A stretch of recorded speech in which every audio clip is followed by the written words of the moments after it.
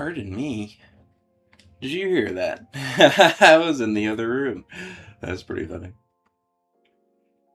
Hello, good morning. I can't believe you heard that.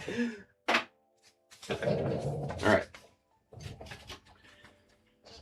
Let's see.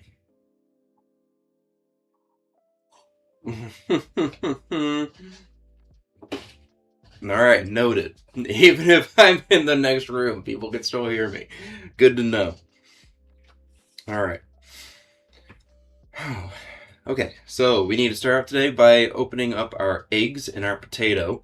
I forgot to do that yesterday before I ended the stream. So we can crack those open, see how they did. And then we'll get right back into glazing. I got the first coat on everything yesterday, so now we can jump right in with getting the second coat on the stuff. So, let's go ahead and get started.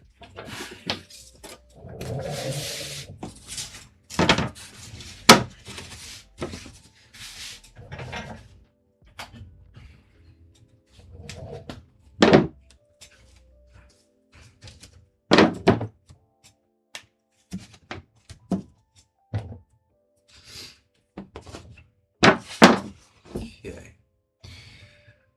We got our eggs here. Let's crack them open.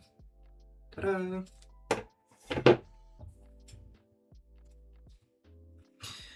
One egg, two egg, three egg.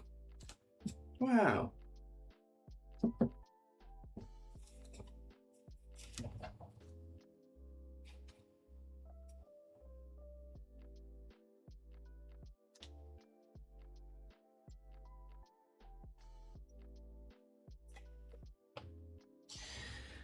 Okay, just cleaning the molds up a little bit, then we'll grab our potate.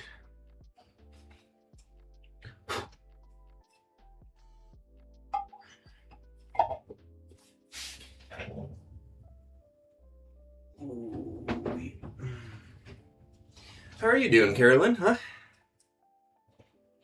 How was work yesterday?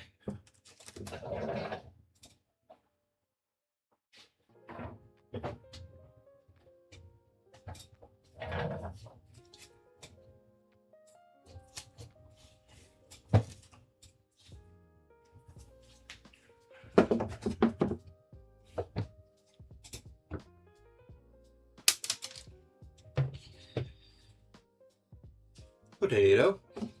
Potato.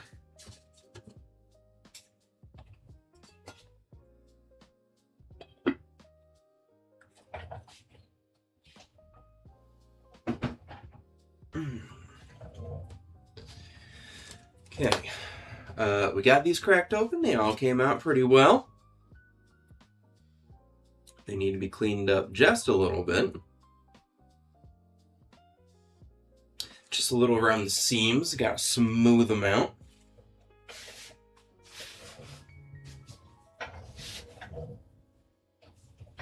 It's always a bit of a struggle remembering where my tools are at.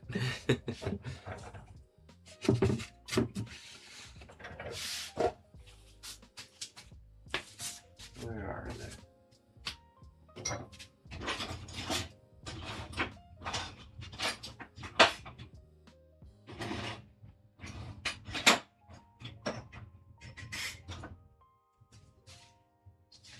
There we go.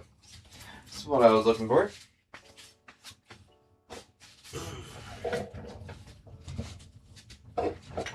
Work was busy, and it's even more so today. Oh no, that's stinky. But you were working at home, so at least you can do things in your own time. Hey, that's at least a good thing, right? That maybe helps to take a little bit of it off of you. Makes it a little bit easier, even if it's busy.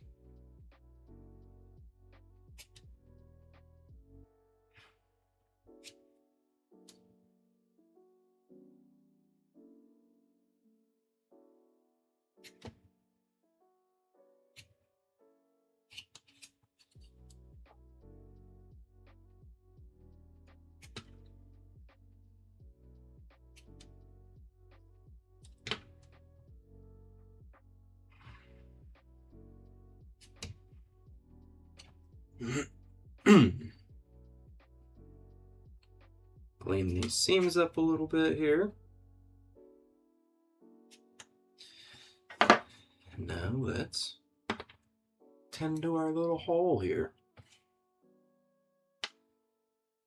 It's always nice getting to work from home, though.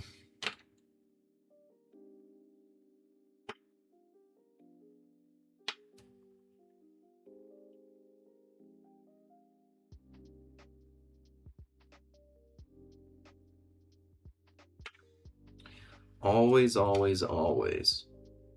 It's just so convenient. It's so convenient to be able to do a little something extra on the side while you're doing your work.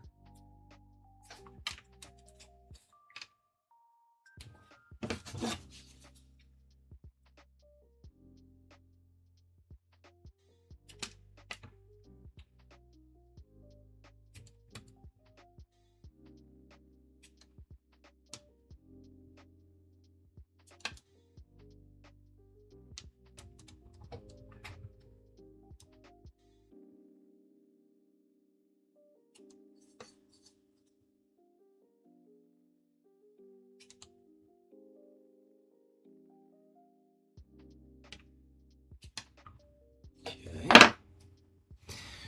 Seam cleaned up good. If you could work from home full time, you would like that. Oh yeah. Hey, maybe someday, you know, maybe your workplace will change their policies or just decide to let people do that. My mentality has always been if the job is able to be done completely in its entirety from home, then why not?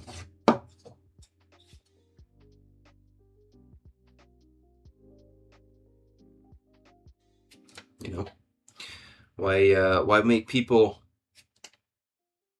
expend their income on like gas and stuff and put wear and tear in the car when they could just stay home and get the same job done, do it just as well, and call it a day.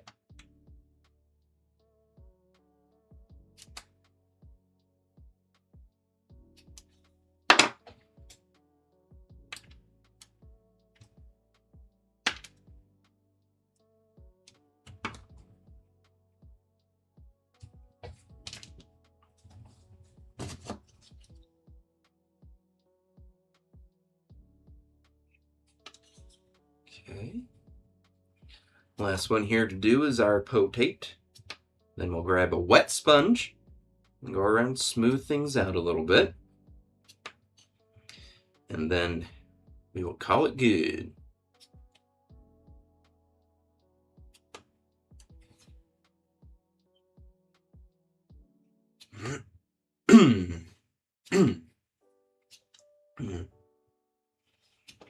My throat is still gummed up from being sick last week. No bueno.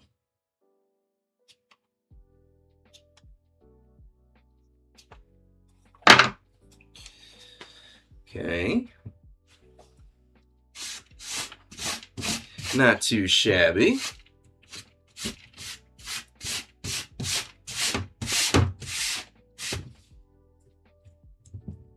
Let's grab our sponge.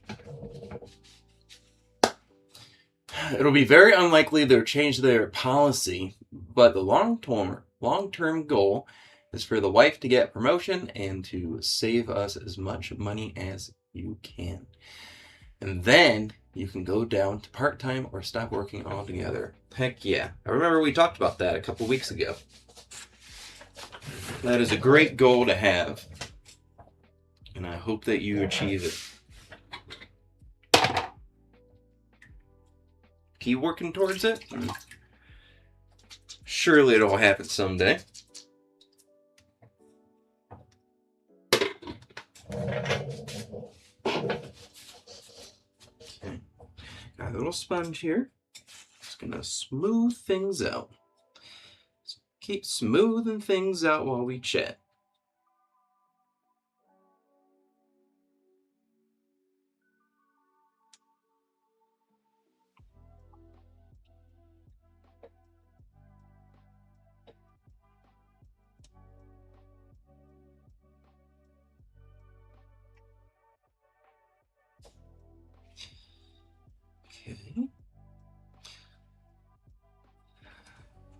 Seam's looking good on that. Let's work on the little pour hole a little bit, huh?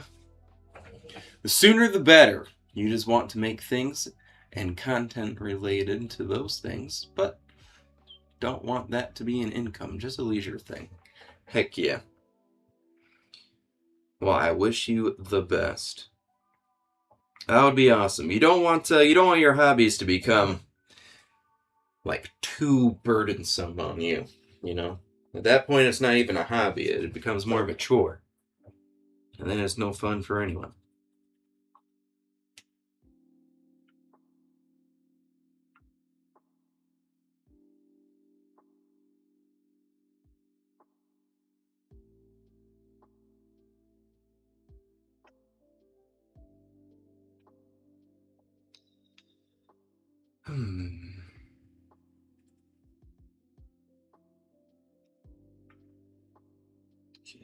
Okay. My wife is hopefully hearing back today on whether or not she's got a new job. They said that they should be calling either last night or today, and they didn't call last night, so that only leaves today. We'll see. Fingers crossed.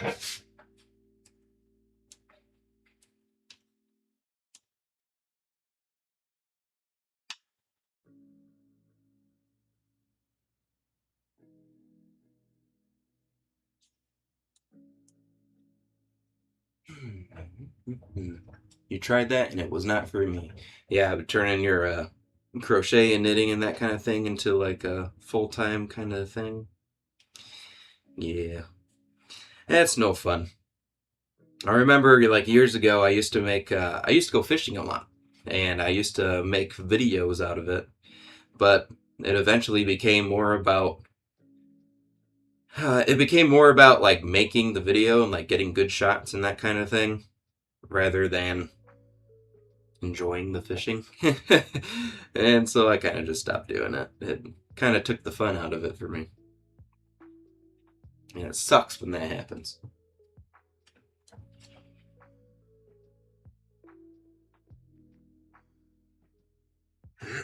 Because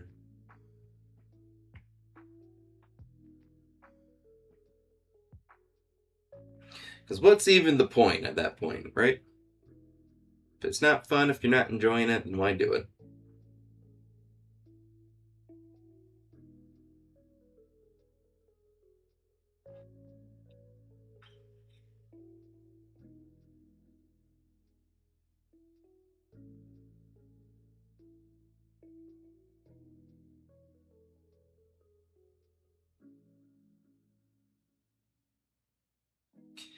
Okay, just cleaning up the little inlet hole, the little pour hole here. And then we'll be done with these, straight into glazing. Amaze and excite. Summers Pyro, oh my goodness, hello, it's been a while. How are you? Okay. Got our eggs and our potato all cleaned up. So we're gonna call them good.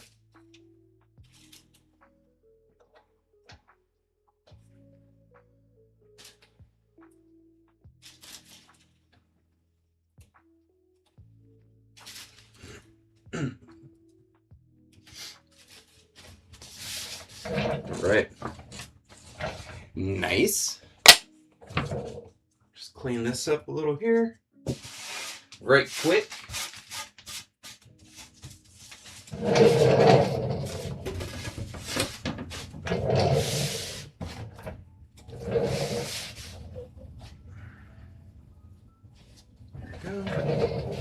Drink a little bit of our coffee. And Tiny Pixie, oh my goodness, hello. Good morning. How are you? Oh, I just put my coffee all over myself. Carolyn, you tried making videos of making things, and it's just so much extra bother. So when you do things, it's more vlog style. Yeah, that's really how it ended up with me and the fishing thing, you know? It just became so much more, like, so much extra work that I just stopped having fun doing it. And why even bother at that point? Is it Easter eggs and Easter potatoes? Absolutely. I'm gonna try to get the Easter. I'm gonna try to get the eggs done by Easter. That way, I can give them like one to each of the my family members at our like Easter get together or whatever. I'm not necessarily religious, but I still go to Easter and like Christmas and all that thing. It'll be fun. Oh, you got wet. I know. My wife makes fun of me all the time. I like to swirl my coffee and my like drinks around like this, but then I always end up spilling them on myself because I get like too into it. It's silly.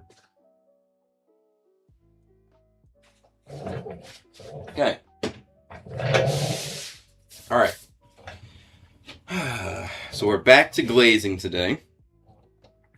We will jump into that just in a moment.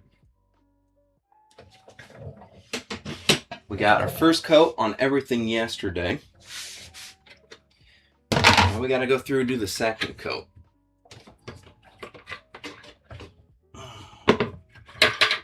Just gonna clean our sponges out. Get them ready. That's cute. Hell yeah. You need to make a mug with a lip going inwards to keep your drinks inside the mug. I've seen things like that where it's got like the little like mustache guard, I think is what they call it. It's kind of like a just a little thing that goes over the top, but it has like a little hole so that you can still drink out of it. I've seen those. One of my friends sent me a little video the other day of somebody making something like that. I have thought about it. I just haven't, I guess I haven't been adventurous enough to try it. Okay. Dry my hands, and we'll get glazing. So Pixie and Summer, how have you been? It's been, I think, a couple weeks since the last time we talked. I'm sorry that I was gone for so long. My wife and I, we went on a little trip, a little vacay, down to New Orleans. That was fun. But now I'm back. Okay, I got my little chart here. Got my little chart with all of my combinations on it. That way I know what I'm doing. Okay. This first mug is 14, which means the second coat is Misty Forest, which is a nice green. Just going to go through and check, make sure there's no big spots of ingredients built up or anything like that. One of my ingredients, I'm not sure which one it is that I use to mix up all of my glazes. One of them just doesn't break down very well, even though I use an immersion blender to mix them. And so I get like little tiny chunkies in it. It just doesn't break apart for some reason, but if I don't catch it, I don't rub it off, then it ends up causing like a little sharp spot in the glaze afterwards. New Orleans, that's really cool. Is it as swampy as it is pictured in the movies? In the city, not so much, but if you go a little bit outside of the city, then it is swampy, and it's very bayou-esque. It was really cool. We went on a little swamp tour on a boat out in the bayous, the marshes, and it was really cool. We saw a bunch of alligators, a bunch of turtles. We saw some raccoons. They came right up to the boat to get fed. That was cool. Lots of birds. Some fishes. Snakes. All the animals. It was really cool. Really fun. I wasn't expecting it to be as cool as it was. So I was pleasantly surprised.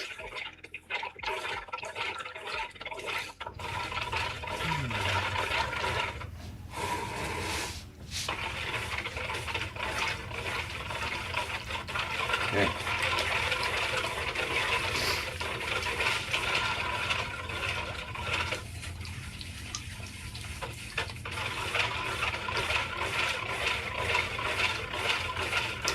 It's been sitting overnight, so I'm just going to give them a quick extra mix the first time that I use each one.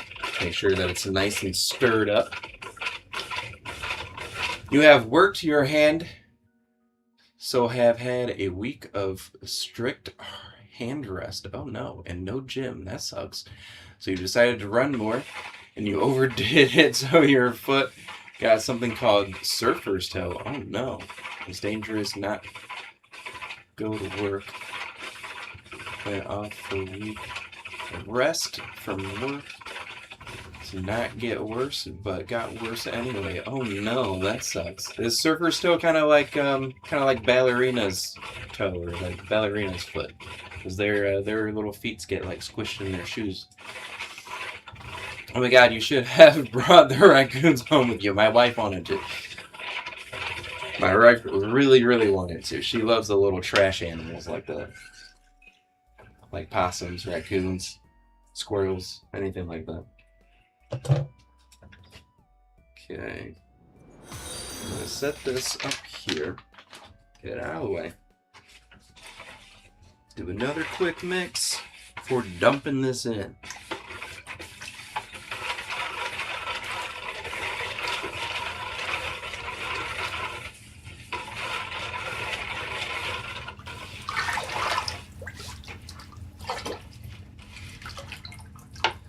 With glazes, they have so many hard and dense materials in them that make up the like final mixture for your glaze that you really need to spend a good amount of time mixing them up, or else the color won't come through properly.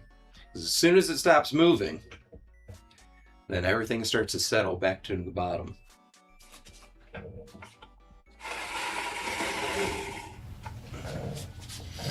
Okay. That one has a lot of little air pockets in it, but it's nothing that we can't smooth out later. So let's set that one off, call it good.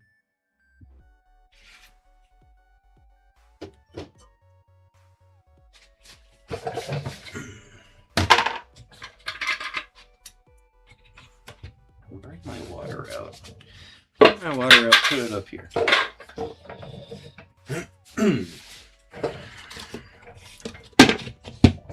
Okay, let's see. You like my wife?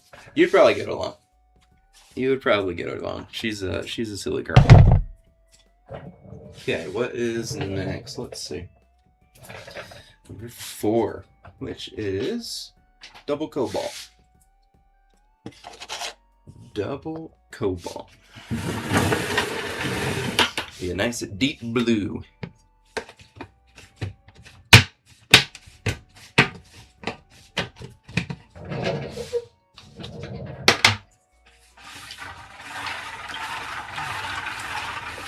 You guess it's like overworked? That sucks. Did we try out repo yet? We have not. We haven't had a whole lot of time since we got back from our trip. This past weekend we spent a lot of time outside working in the yard. My wife, she actually just got a Switch 2. She got it exclusively just to play Pokepia, the new Pokemon game. It's a little silly, but I'm glad that she's having fun playing it. It's really cute. It's a really cute game if you haven't seen it yet.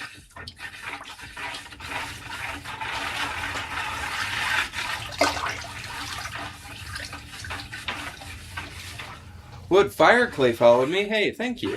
I'm sorry I missed it. It was a couple minutes ago. I appreciate it. How are you doing? You having a good day?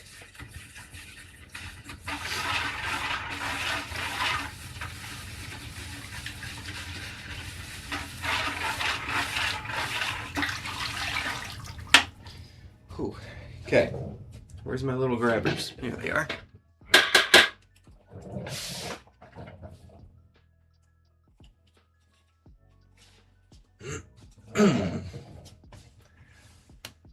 Tell her that it's a cute. That there's a cute duck in the game that she can pet.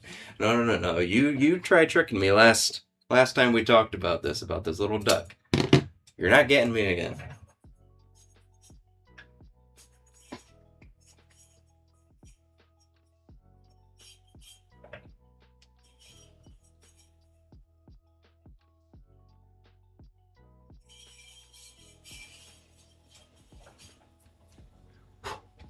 Okay.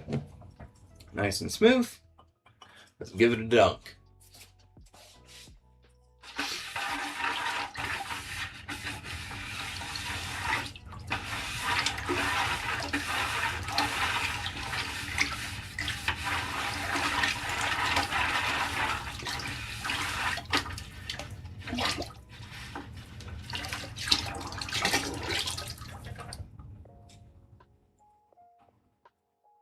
Okay.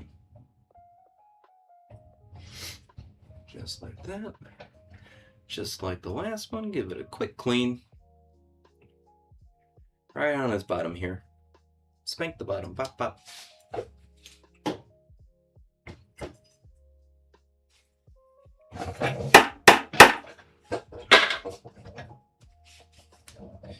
Okay. On to the next one. What do we got? Number 8. Number 8 is Misty Forest into the Misty Morning. Second coat, Misty Morning. This will be a nice deep blue. Kind of a greenish blue. Mix between green and blue. It's one of my favorite combos. Will the bits the tongs touch fill in on their own with glaze? Yes, a little bit. Not like fully. Usually before I get everything in the kiln, I'll go through and just kind of like rub my hands over things and smooth things out. And that helps to fill it in because the glaze, as it is now, when it dries, it's very like dusty. And so just rubbing over a spot is enough to like push the dried glaze into place. It really depends on the glaze and like how much it flows. If it flows a lot, if it flows easily, then there's not really any need to do that. It'll fill in on its own just fine. If it doesn't, if it's not very flowy, then it won't. It really just depends, but I like to always err on the side of caution.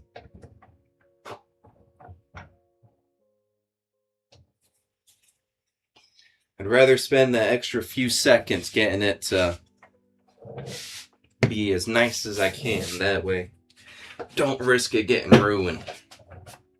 Because at that point, it would be a total waste of time and effort. We can't have that.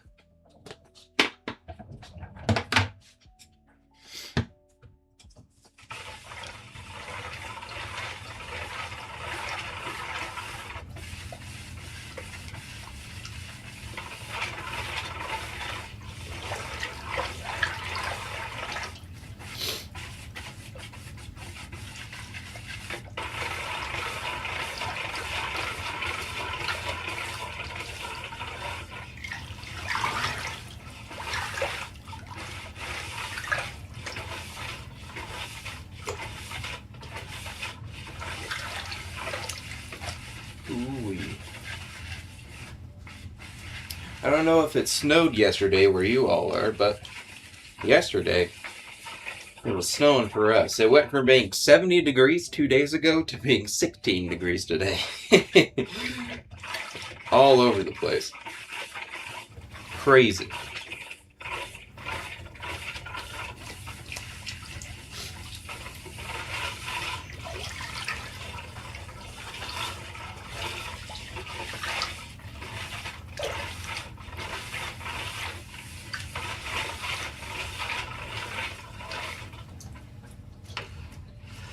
Okay. Tongs.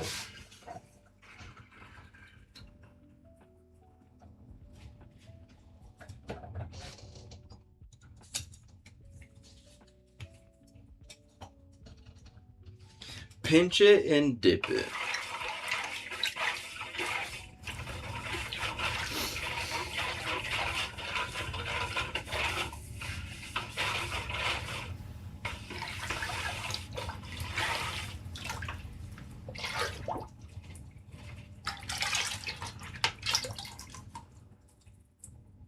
There we go. Looks pretty good. It is very sunny where you are. Man, I am jealous. I wish it was sunny here. Yesterday you had rain, 16 degrees Celsius, about 60 Fahrenheit. Man, you want to trade? My wife and I, we really need to get a lot of work done outside, getting ready for the garden and chickens and everything, and it makes it a little tough when it's freezing cold.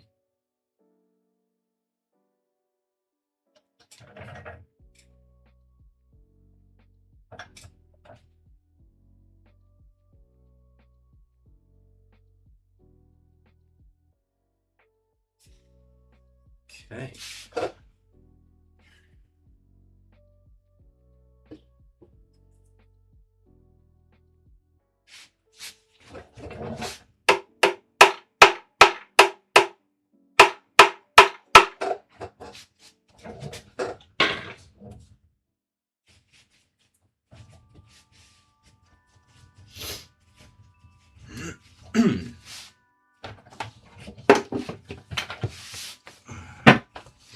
On to the next one.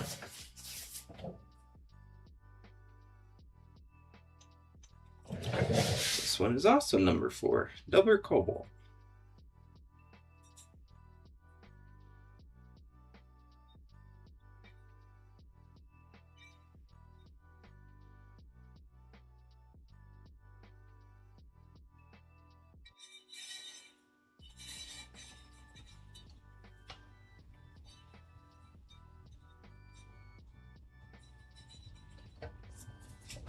Okay.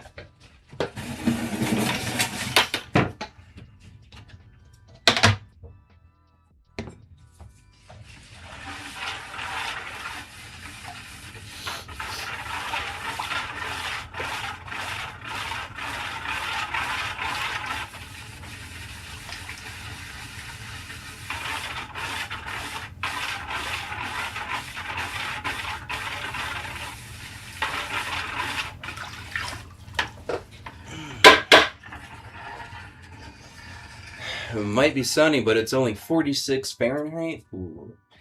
See, that's a little tough. At least the sun's out, though. It always at least like feels a little bit nicer when the sun's out, you know?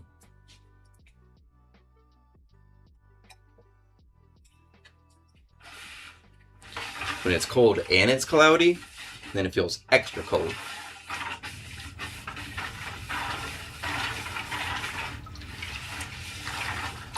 Alright. Second coat, go, boom. Pour it out.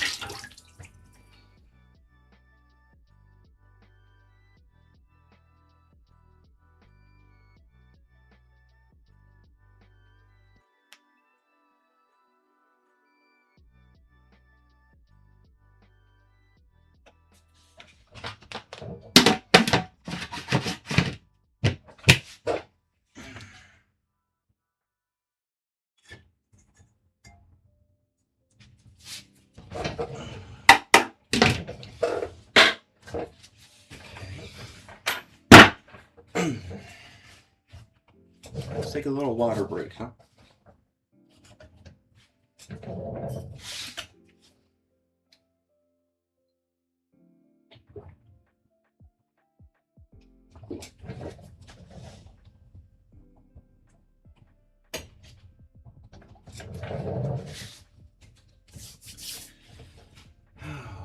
Okay.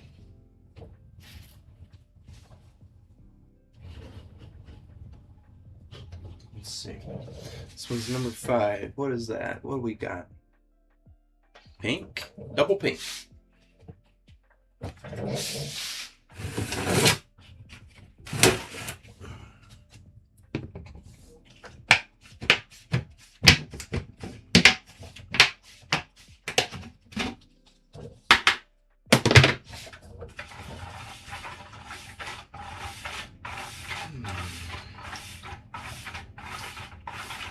Don't spill on yourself. I didn't. Not this time. Not this time. It is a rare occurrence. But I managed to pull it off.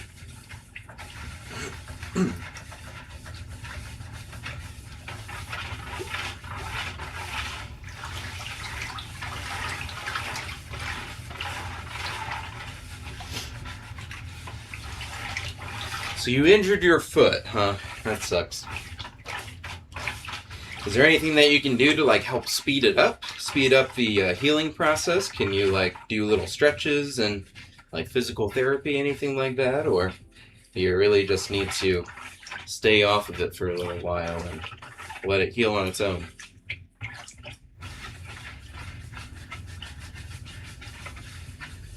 Can you maybe like wear a boot or something like that to protect it while you go to the gym and do other stuff?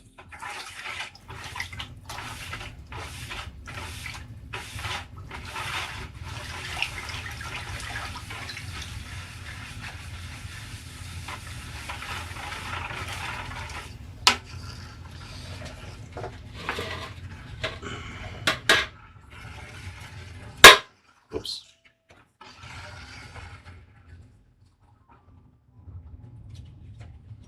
Proud of me. Hey, thanks. Rest and walk as good as you can and see if it gets worse or better by itself. That is unfortunate. It sucks leaving things up to just leaving things up to fate like that. Hopefully it gets better.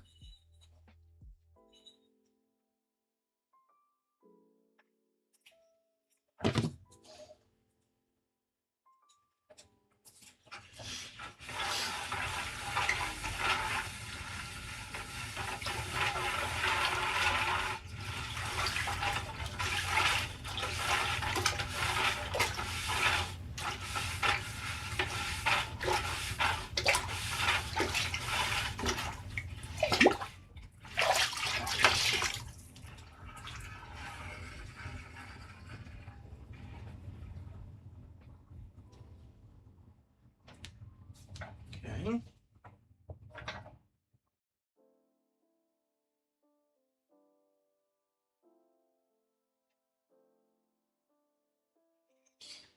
We'll clean the foot off after each one.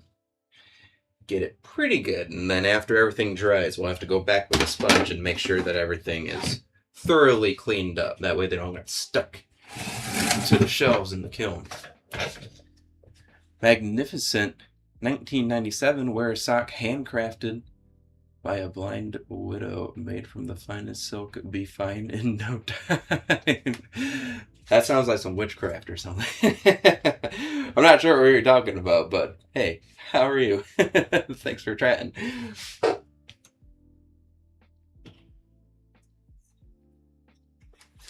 It's like an old wives' tale.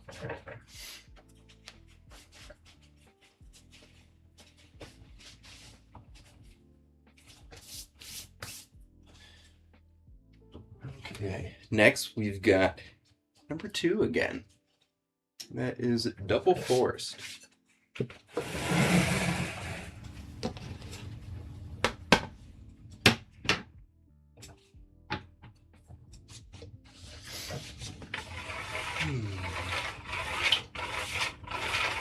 What other remedies do you have, Magnificent? I've been sick for like the last week. Just like a common cold or whatever, but it is especially annoying. It's becoming progressively annoying. Because it's not going away. What can I do?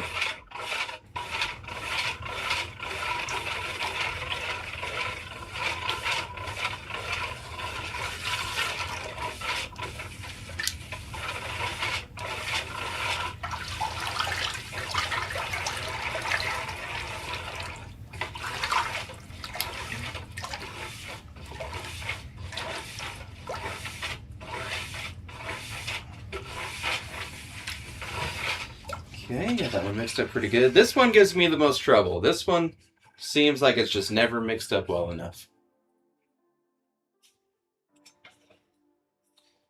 Number 2, is that going to be brown? Get your head out of the gutter. No, it's not going to be brown. It's going to be green.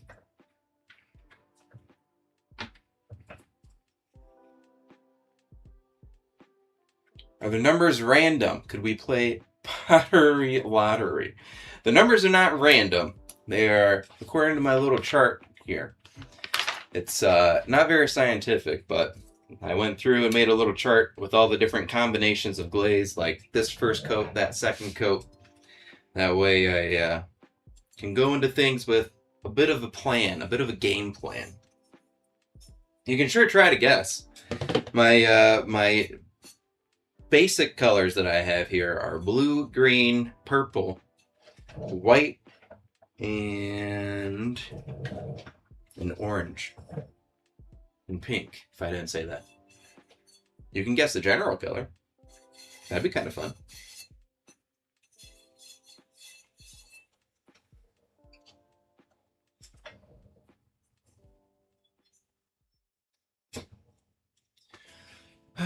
Okay.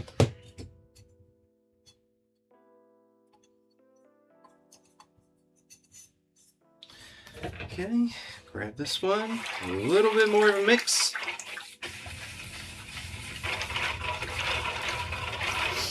Make sure it's mixed real good.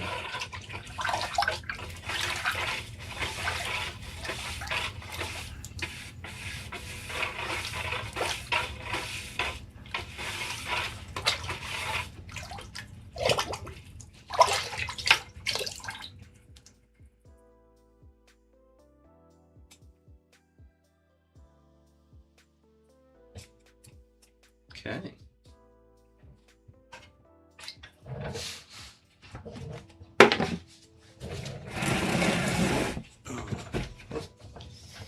Nice. Clean up the foot here. Always got to keep your feet clean. Our glaze is some kind of suspension in water. That is exactly what they are. They are a mixture of different dry ingredients, mainly like silicon and a chemical that is a material that is similar to clay, just like powdered clay. That is what it is for the most part, and it's suspended in water, so you need to make sure that you mix it up really, really good, because as soon as it stops moving, everything starts settling down to the bottom. And if you let everything settle down to the bottom, then it's not going to come out very well.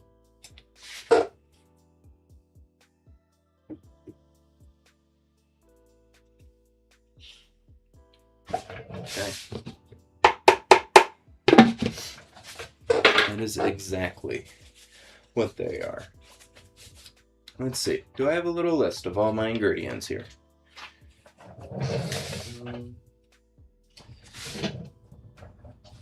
I don't think so. Not at the moment. But it's got like EPK, silicone. It's got. Give me one second.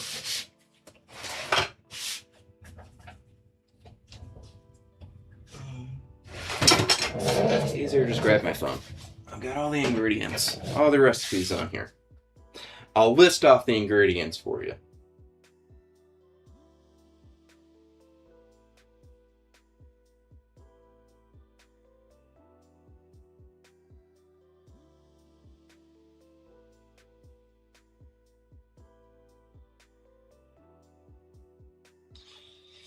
Yeah. What we got? Come on. A lot of silica. It's got a lot of fluxes in it, like sodium. It's got some different stabilizers that help keep things suspended. And there's other things that you can add, like Darvan. Darvan is a chemical that is considered to be a deflocculant, meaning that it would cause the little clay particles in your glaze and in your slips and stuff to push away from one another, and so it keeps it nice and loose so that they don't stick together. Y'all, what do we got? Suspensions lend themselves more to unevenness than a solution would. It's not so much about the unevenness or the evenness of like a good coat or anything like that. It's more so just that the materials that go into it are too dense to be fully suspended like a solution would be, to be like fully dissolved. They don't dissolve in the water. they just float around in it. That's all. They're too dense to be dissolved.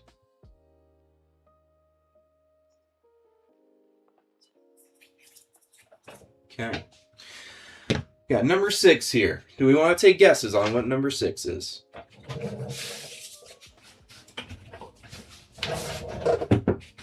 I know what it is, but you don't.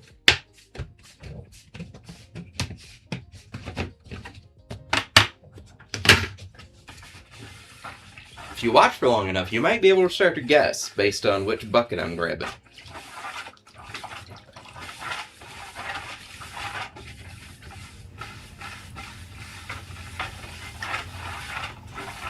Blue, purple, purple. Not quite. It is not purple, it is not blurple. My other colors that I have are green, orange, pink, and white.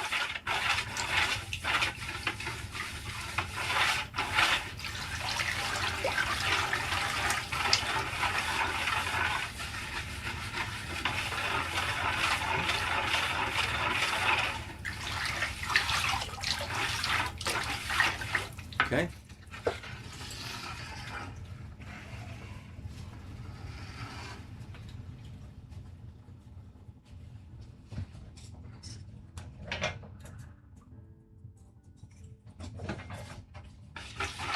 Green.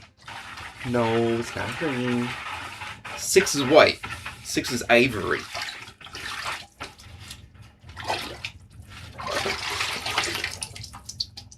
Six is ivory. It's a nice white, and on this this speckled tan clay, it ends up getting little spots, little speckles all throughout it. And it's really pretty. After I fire this all in the kiln, I'll be sure to keep a few on hand. That way I can show examples on stream of what the different glazes look like after they're fired. I have like a bunch of little test tiles, but I don't have any of the different combinations.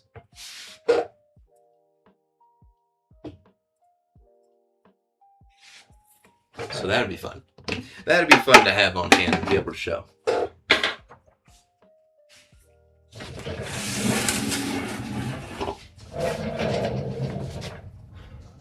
Okay, next is 24.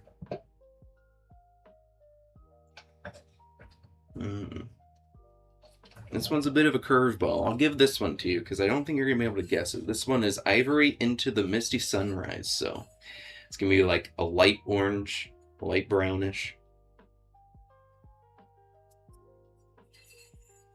The ivory will help to lighten it up a little bit.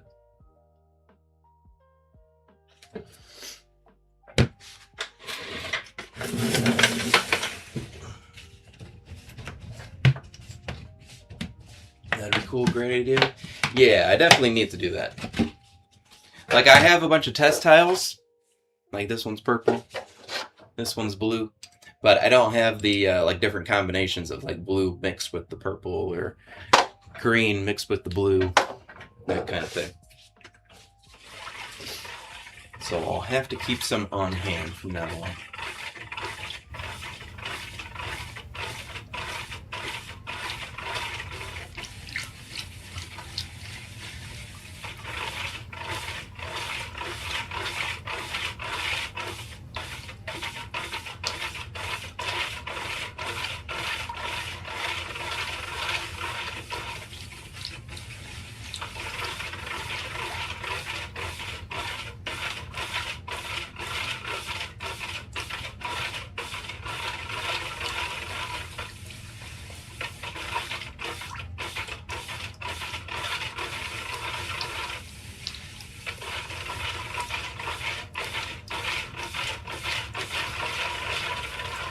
Okay. I'm getting a good forearm workout. I always do when I do glazing.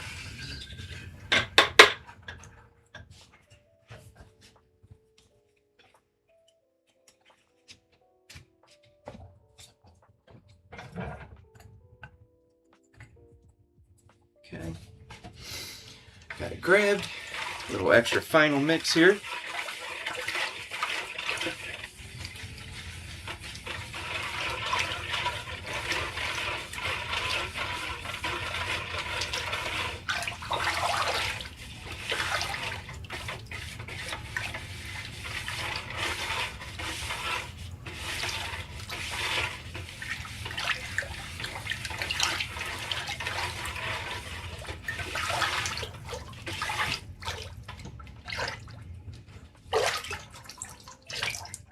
Okay.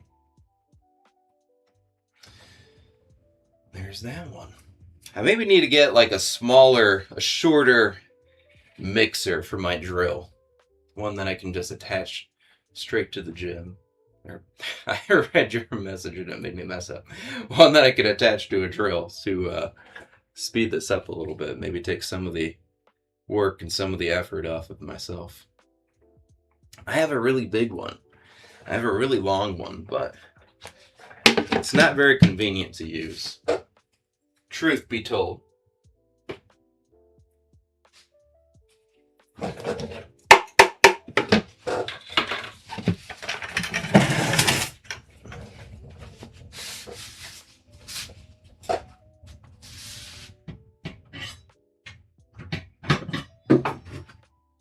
See, I got this one, but it's so long I have to like stand up with it. It'd be nice if it was short, like just a little bit taller than the buckets. I need to get a different one. I don't know why I bought this one. It was a little silly in hindsight. I was like, I guess my thought process was that like the longer, then like the more versatile, the more like things I can use it for, but it's not very convenient to use. It was a little silly.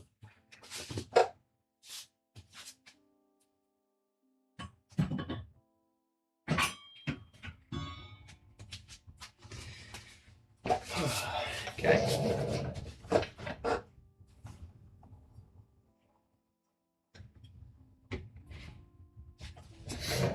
This one is number 6, which we just did a little bit ago. What was it? We just did it. Do you remember? Do you remember?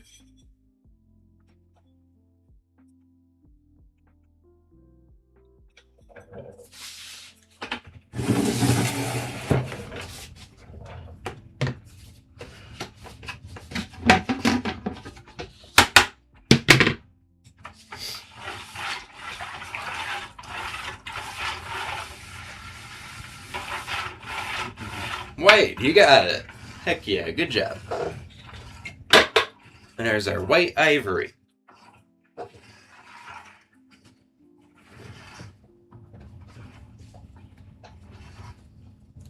You were paying attention. You get a gold star for today.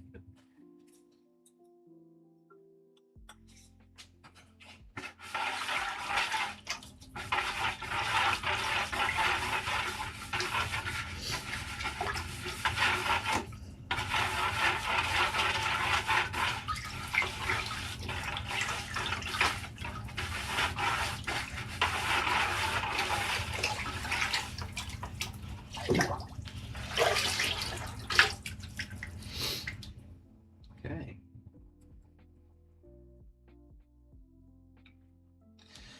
That one seems good now. Set that back off to the side. Yay, gold star. Hell yeah. There's your good student reward.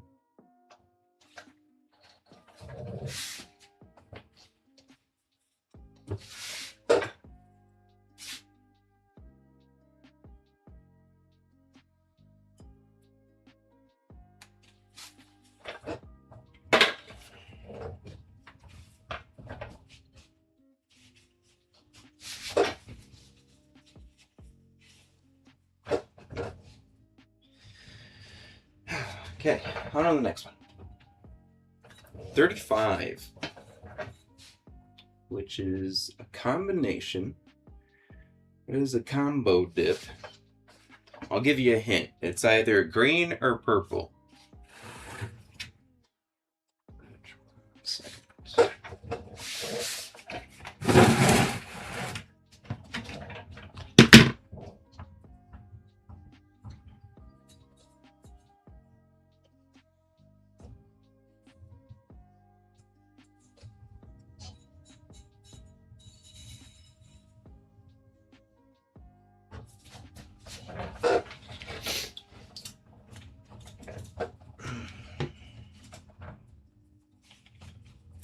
Purple. Heck yeah. You get a gold star too. Oh, silly.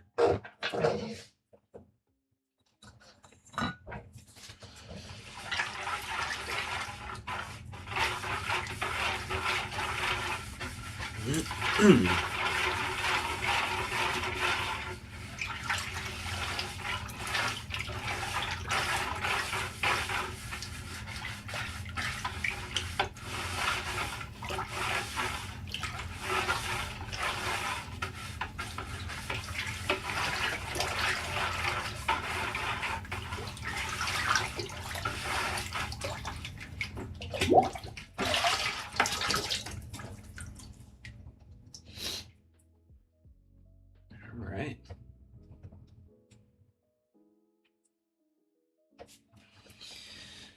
All right. We are flying through these. Absolutely flying. My goodness.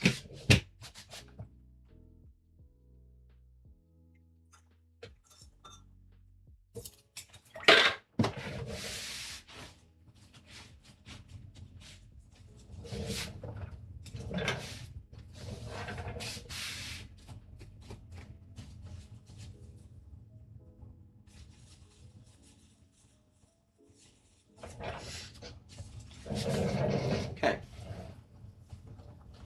Let's see. Next is another number 2. What we got?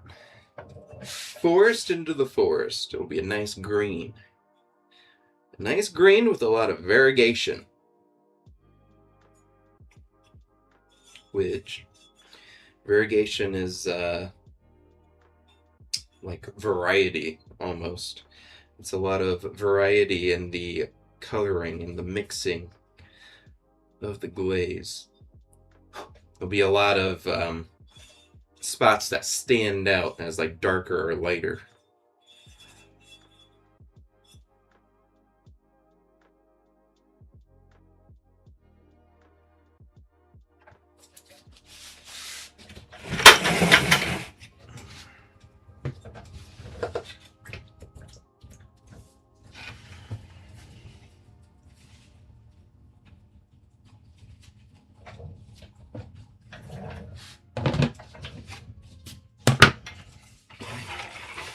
Get her all mixed up.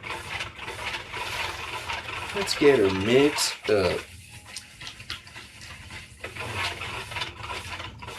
Let's see. Been going for about an hour now, and I would say that we're about a fifth, maybe a sixth of the way through all of our stuff, so definitely be able to get it all done today, which feels good.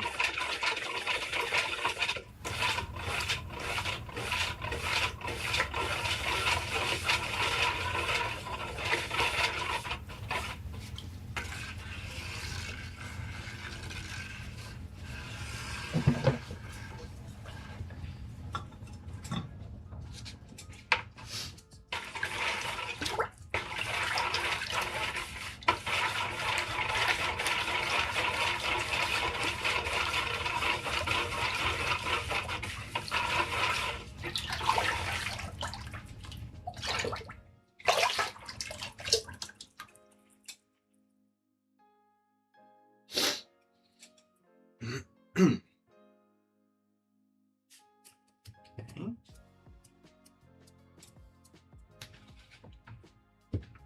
Nice.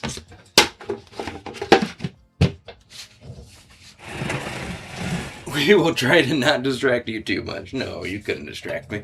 I'm pretty good at working and talking at the same time.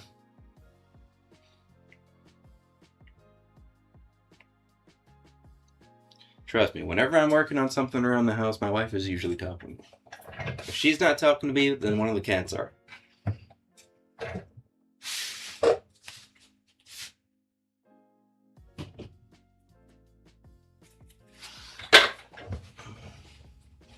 So I'm kind of used to it.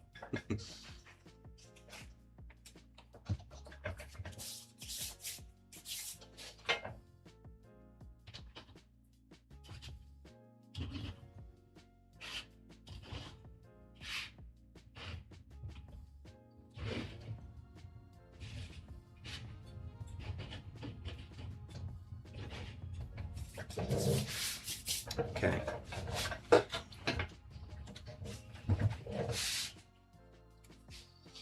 Next up, we have two number 4s.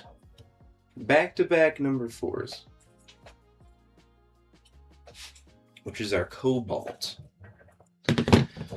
Does anyone remember what color cobalt makes when you add it to a glaze?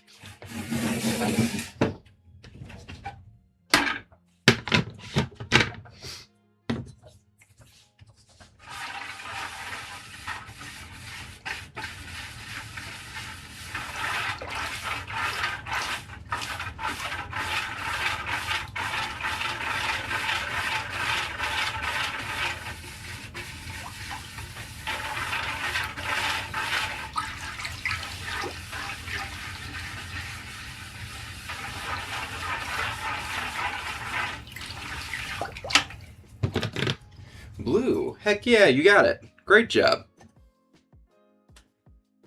Cobalt turns blue when it gets fired in the kiln.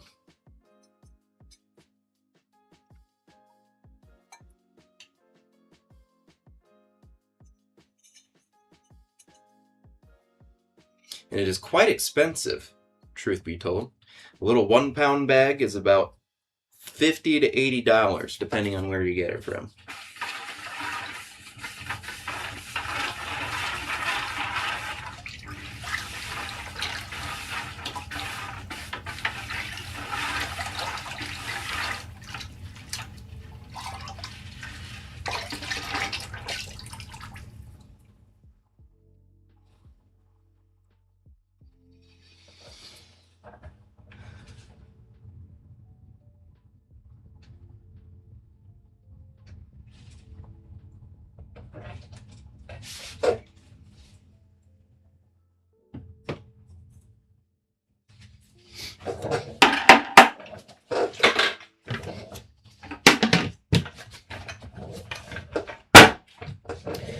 Cobalt is what we would call a colorant when it comes to mixing up glazes.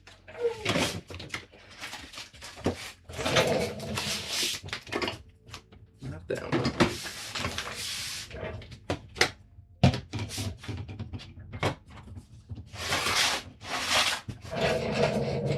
Colorants get added to your glazes in very small amounts. A little bit goes a long way. This purple one here, this is the cobalt right here, cobalt carbonate. It goes in blue, or it goes in purple and comes out blue. Should make more things with that, maybe. I suppose we probably could. This one is copper carbonate. It is a really dark, kind of almost like a tealy color. Let's see, what else do I have here? I have some iron. There's some iron oxide. It's a nice red. And I also have some manganese dioxide. This is what goes into making our gold glaze. You have to add a lot of this. And it's a really dark brown, almost a black, but it comes out gold. It's pretty cool how the heat of the kiln transforms everything. It's all about chemical reactions.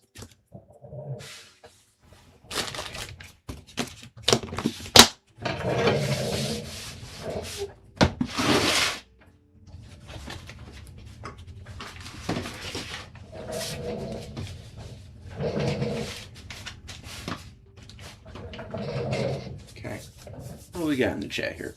It's just expensive because it's made from the biode of the royal, the blood of the royals. That's silly. Therefore hard to come by. That's silly. We should make more things with that. I see why you said that now. Silly. Do these get sprinkled on or mixed in the glaze liquid? These get mixed into the glaze liquid in very small amounts. Usually colorants are only added in ratios that would be about like 1% to like 5% of the entire mixture. So for like the entire bucket, when it comes to coloring, it would be a very, very small amount that gets added. But like I said before, a little bit goes a long way, which is kind of why they're always typically so expensive, because you don't really use a lot of it, and so they jack up the price. It's very cool.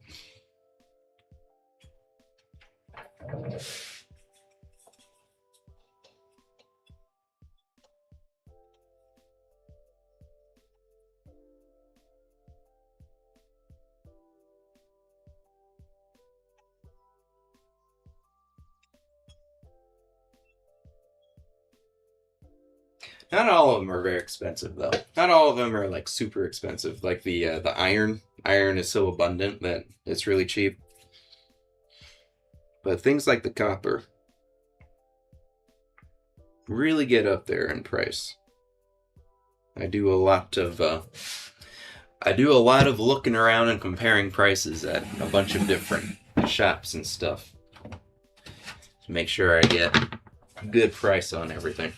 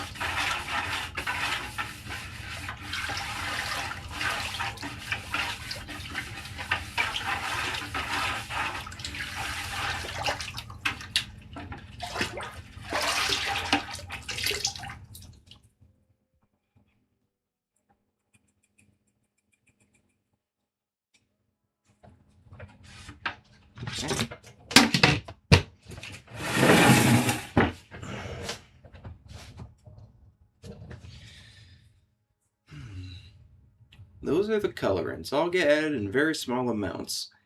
Whereas things like the silica and the EPK, which is short for, I don't remember what the EP stands for, but the K is for kaolin, which is a different mineral.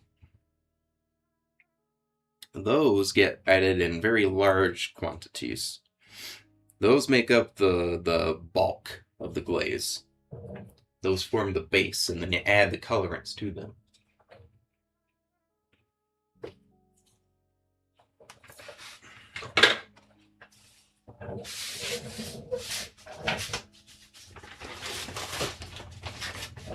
Those come in big, like 50-pound bags like this one, because you need a lot of it.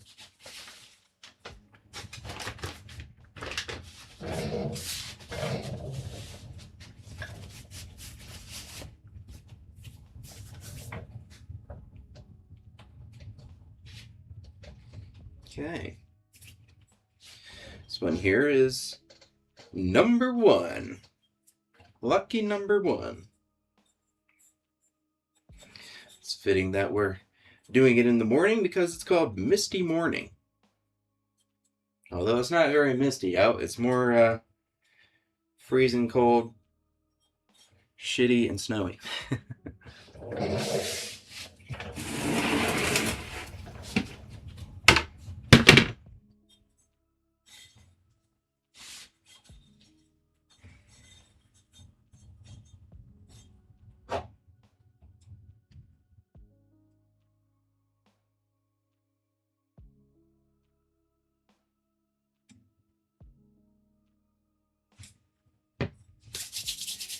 Okay.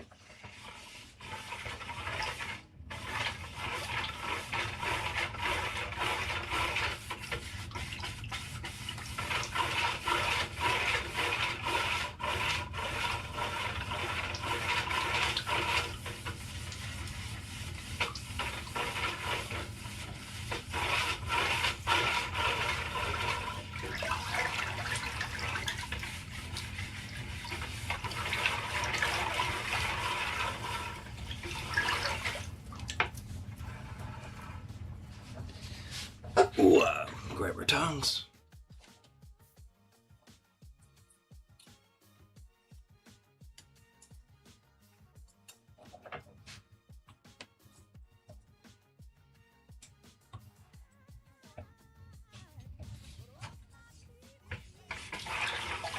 It's always a bit worrisome that I'm not like grabbing it hard enough with the tongs.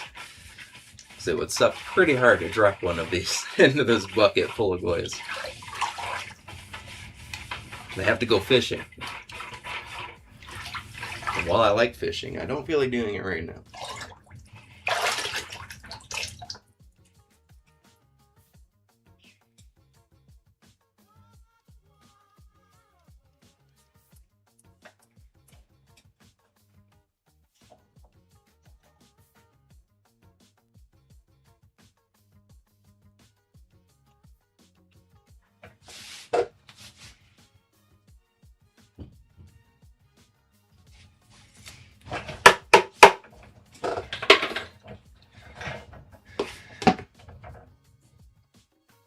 So we'll keep this out because our next one is the same.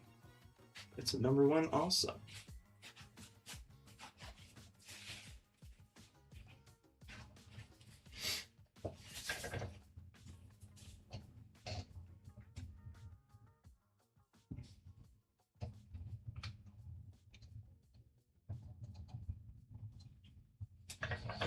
I actually got 3 in a row that are all number 1. Back to back to back.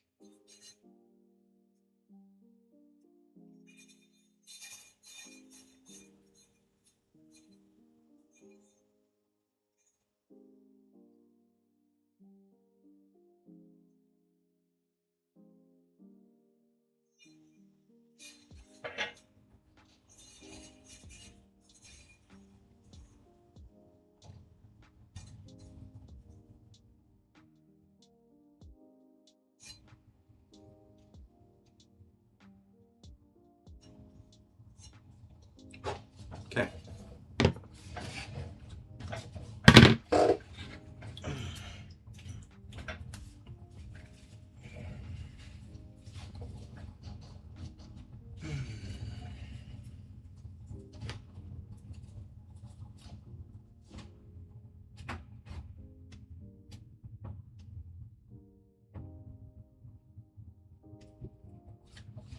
Nice. Okay. Grab it, get it mixed up, dip it in.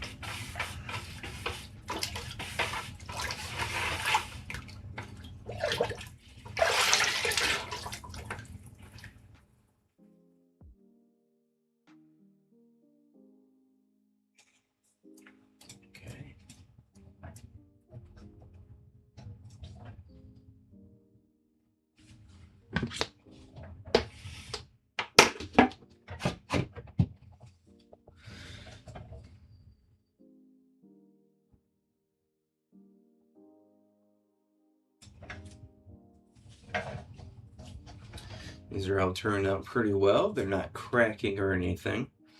Sometimes when the glaze has too much water content into it, or it has too much water in it, or it dries out too quickly on the surface, and the glaze underneath is still wet, it'll cause cracking in the glaze. I see one here that has a little bit of that, so I can show you what I'm talking about after I set this one down.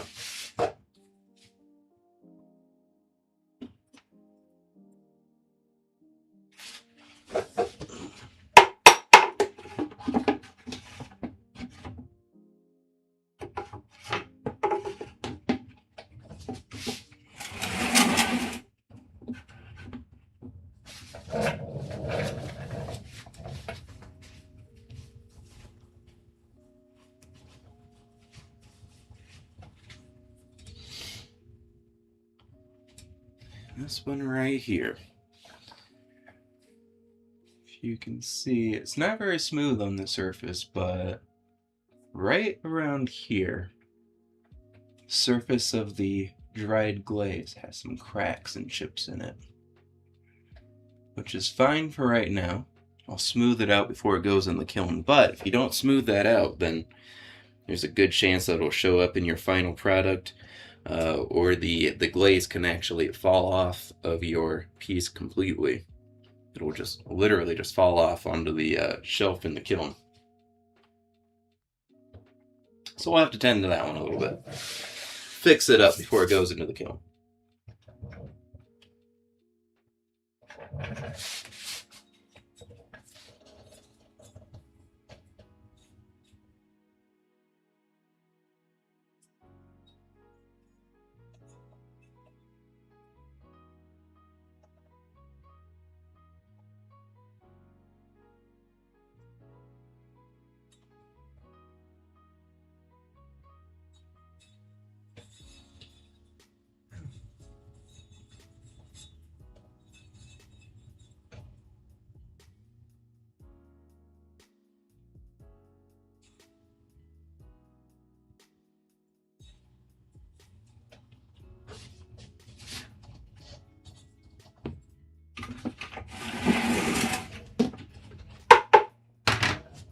Okay.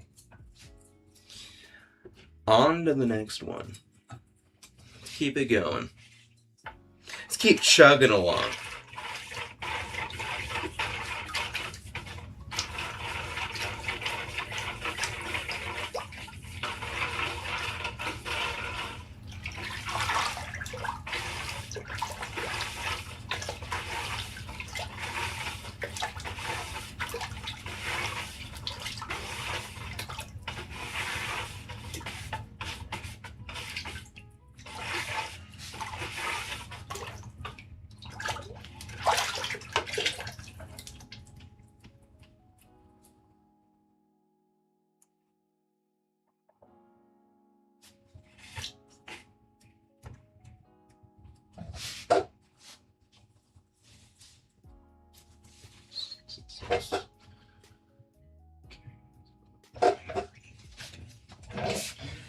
Okay.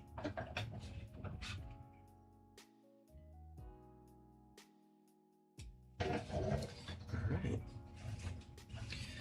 All three of those turned out pretty well.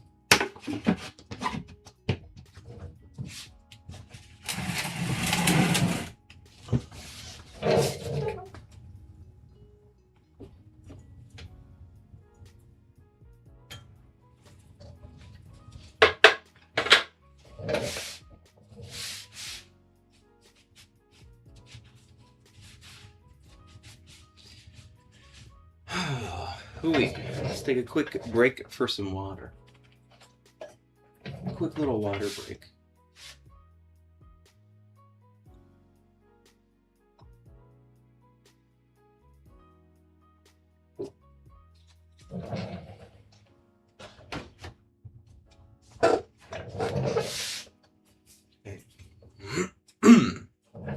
Next two that we have are back-to-back ivory.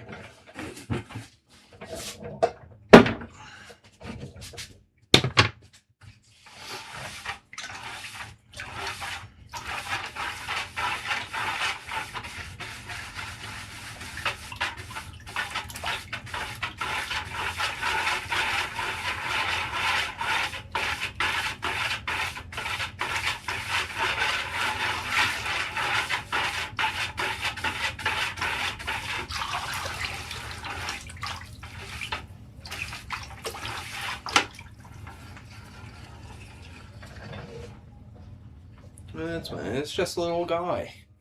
He's just a little guy. We had a cute little teacup. Okay.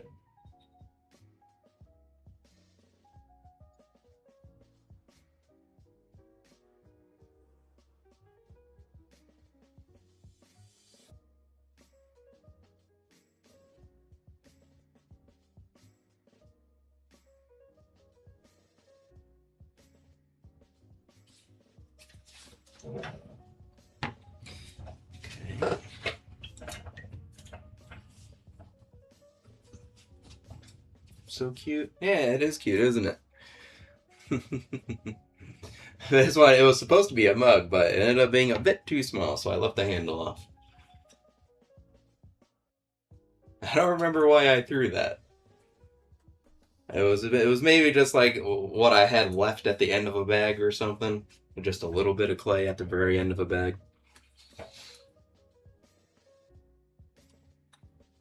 It's pretty cute though.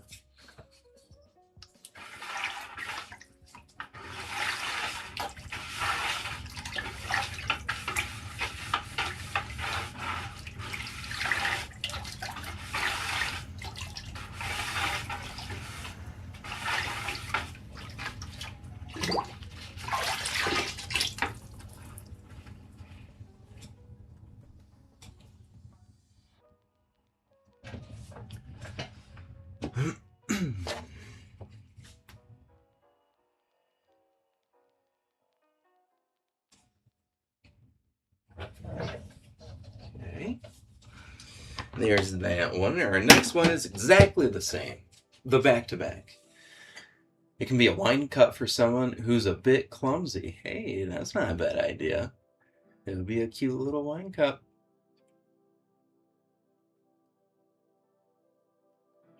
You're saying it's for someone who's a bit clumsy because it doesn't have the stem coming off of it. Less likely to spill. I guess that's an important thing if you're drinking lots of wine.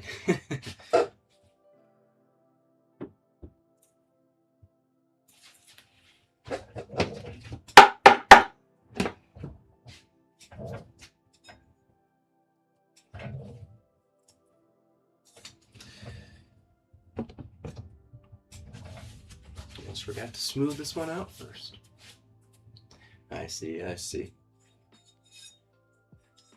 That would be handy. If you're drinking lots of wine, that could come in handy.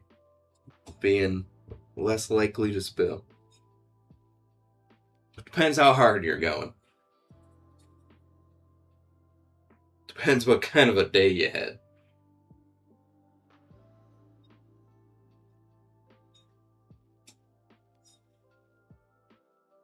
Okay.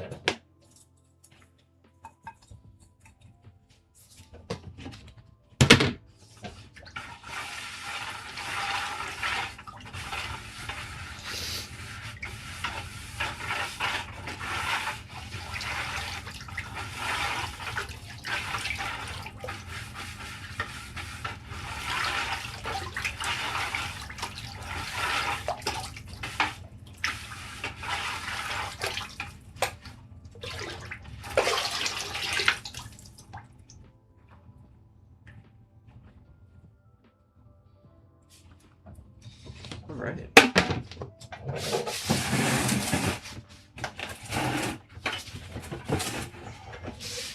The back-to-backs are nice. Helps to speed things up a little bit.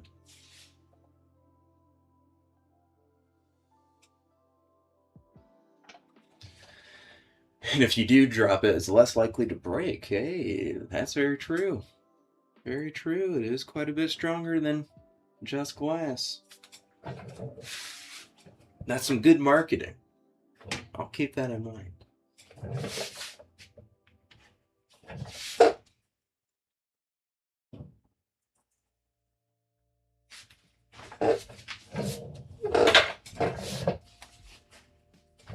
Forgot to turn my lights on. It's always an oversight on my part, it seems. Ta-da! Sparkle, sparkle.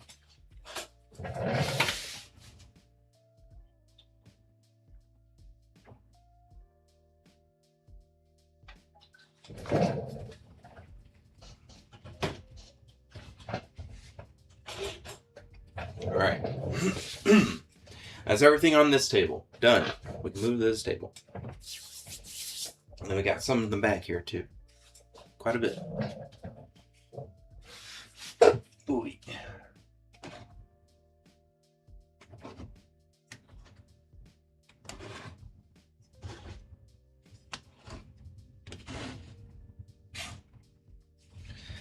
Just trying to move everything over a little bit real quick.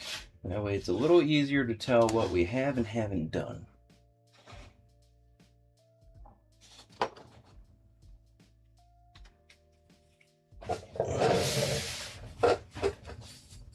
This one's 35. It's going to be nice and purple again.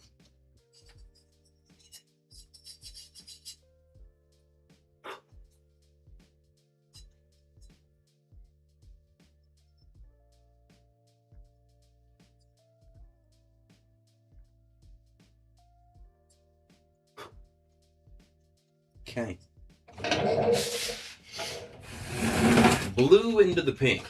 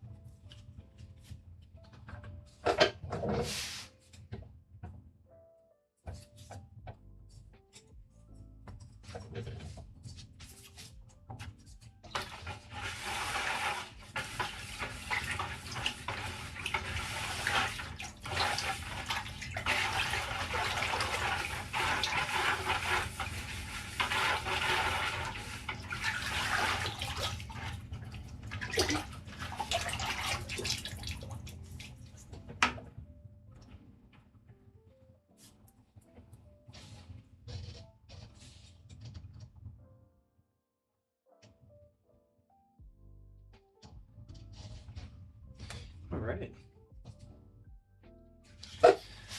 There's that one. I think we've got it back to back again. Heck yeah. Feels good.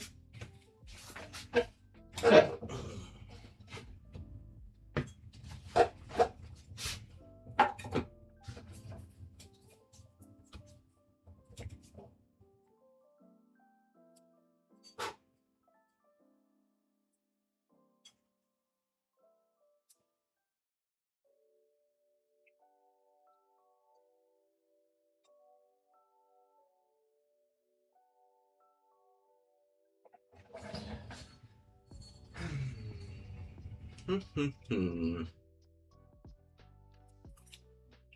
look pretty good. These both look pretty good. So that's good.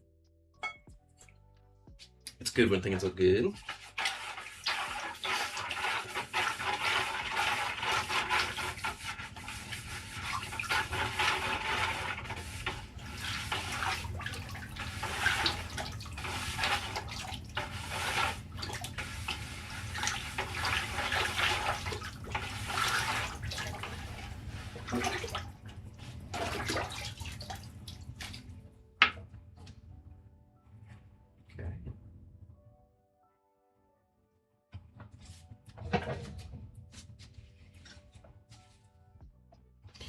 Sometimes when you're dipping stuff, when you're dipping things and you're trying to make sure that you get a nice even coat, you bring it up and you kind of twist it around. That's why I'm doing that. And sometimes when you do that, you get little stray streaks where the glaze runs, where it's still like really liquidy. So it causes some really nice variance in the final coat. You'll have a really neat like little streak here or there, or a spot where the glaze is thicker and the color's maybe a bit darker, more vibrant. It's always fun. Mixes it up a little bit. That way everything doesn't look the same.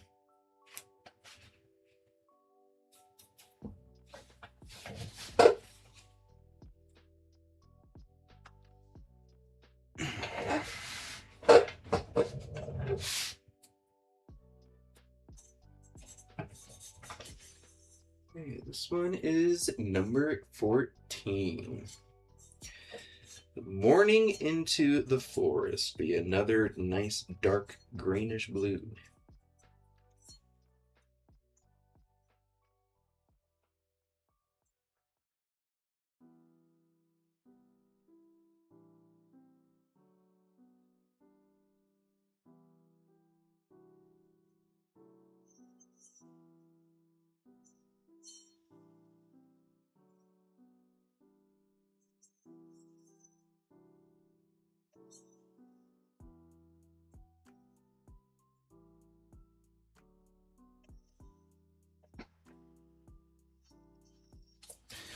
Okay.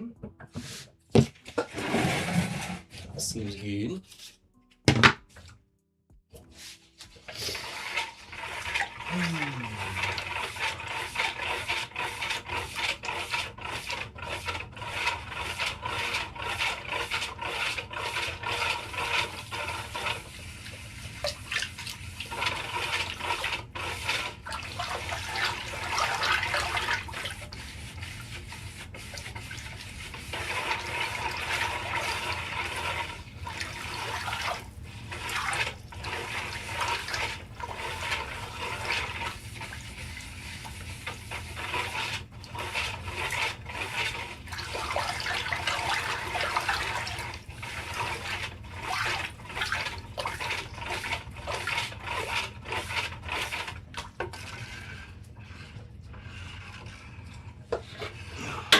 Okay.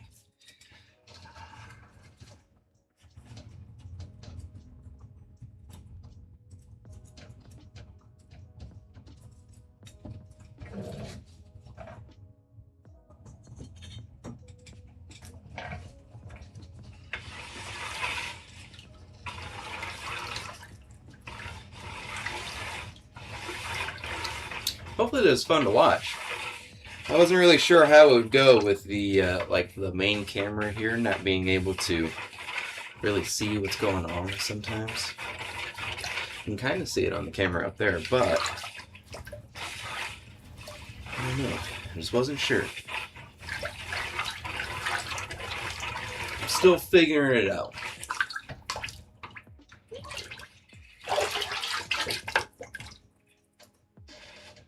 Even a year from now, I will still be figuring it out.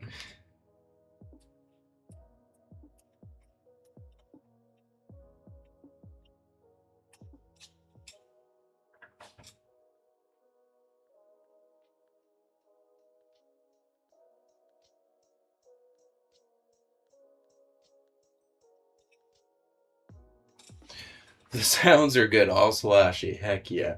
Some good ASMR.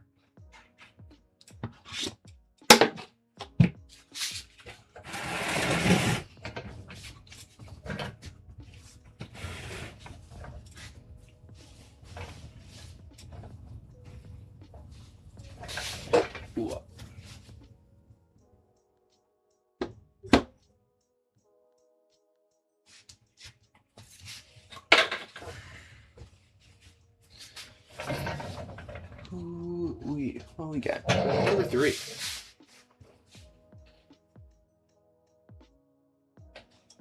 Sunrise again. I've had a lot of troubles with sunrise. I have had a lot of trouble with it. Just not being able to get the color to come through properly. Not being able to get it to be food safe because of the glazes. The glaze crazes so hard.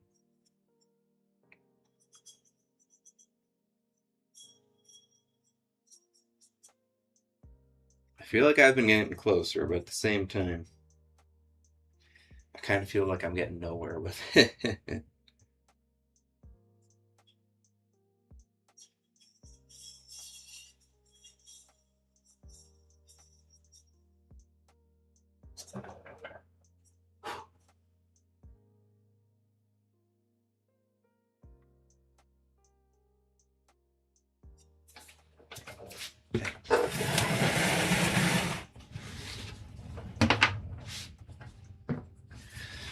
We'll give it an extra good mix.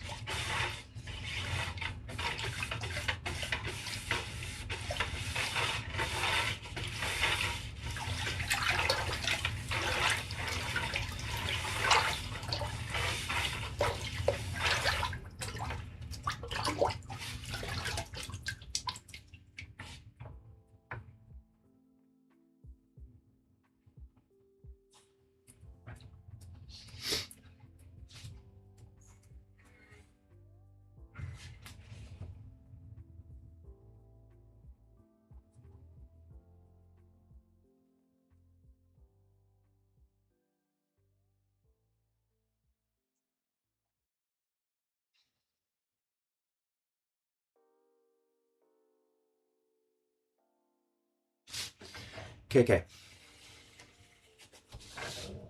KK. That one is done.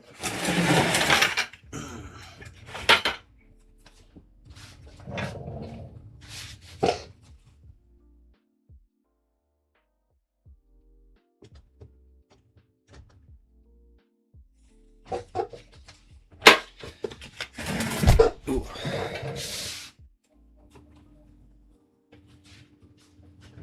Let's see, what time is it? 11:15. Not bad.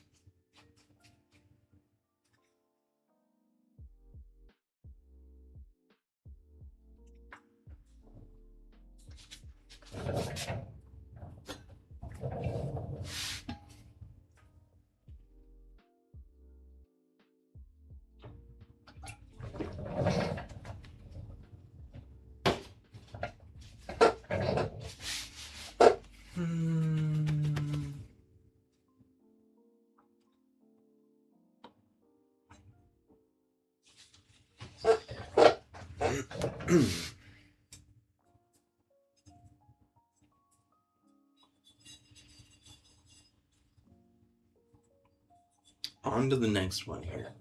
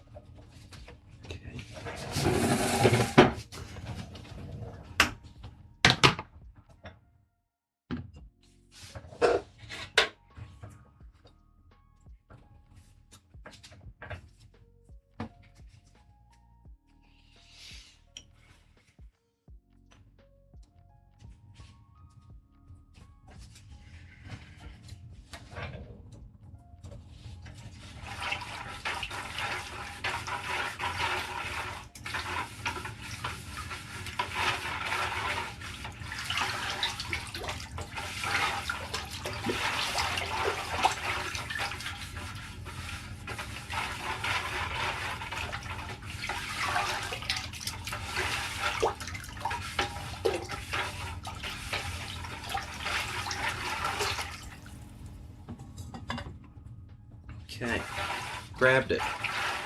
Firmly grasped it. Give it a good dunk.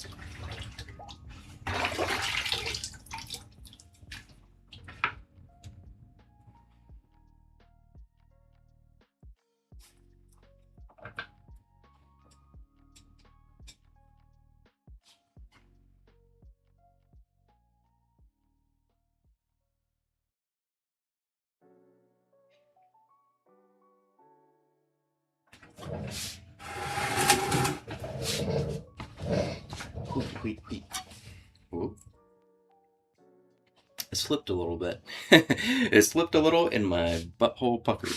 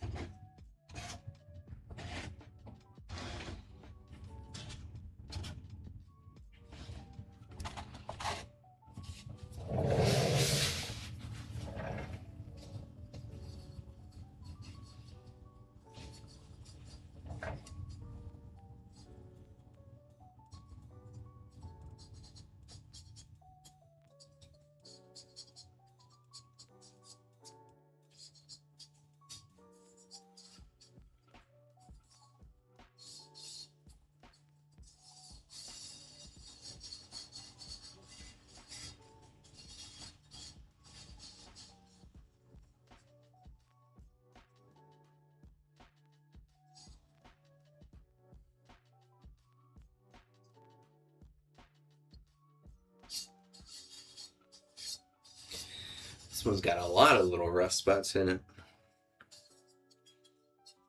Lots of little rust spots. Maybe I need to break out the immersion blender again and give everything a good mixing.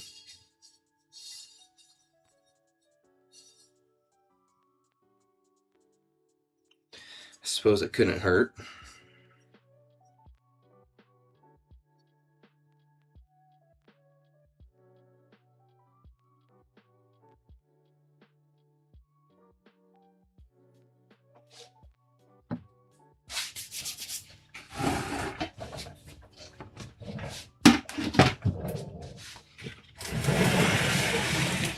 But we'll have to save that for another day. I am on a mission right now. I am on a mission. We've got a lot to finish getting glazed. The sooner it gets glazed, the sooner it can start drying. The sooner it dries, the sooner we get in the kiln. Which is very exciting.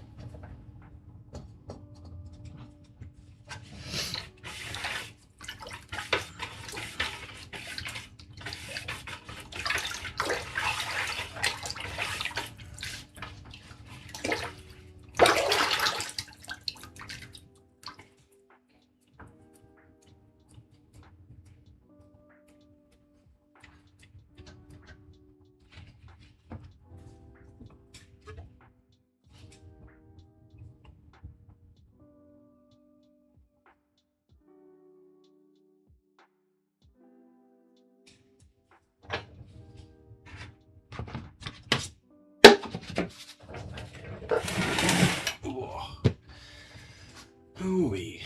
How are we doing, huh? Chat's gone a bit silent. How are we doing? Still doing okay?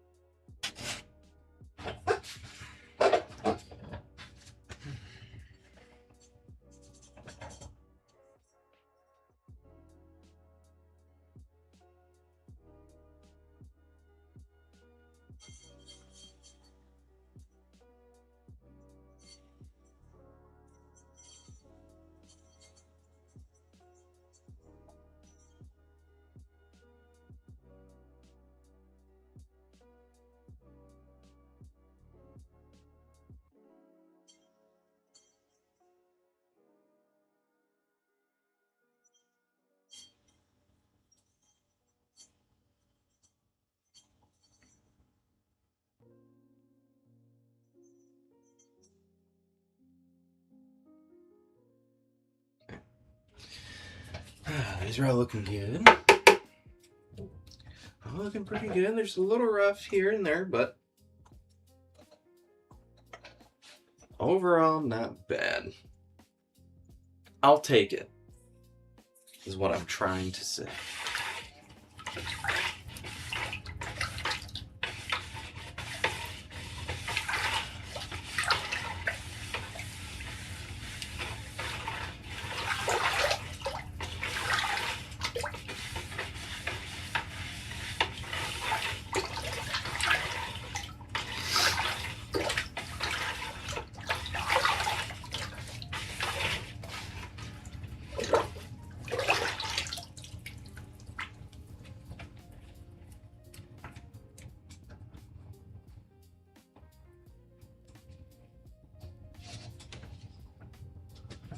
Work is getting in the way of you being able to chat. Oh, no worries. I was just making sure you're still out there. Making sure you're okay. Making sure you didn't pass out at the computer.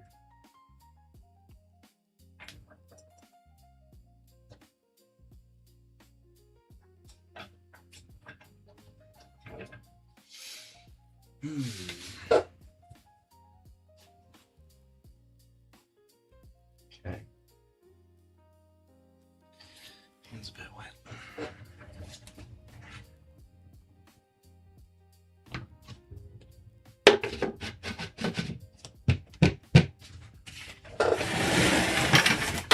Oh.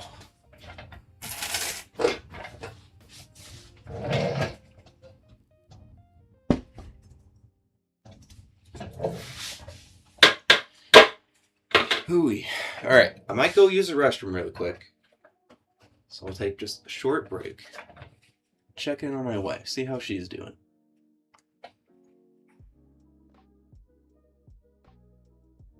Let's see. Boom. I'll be right back.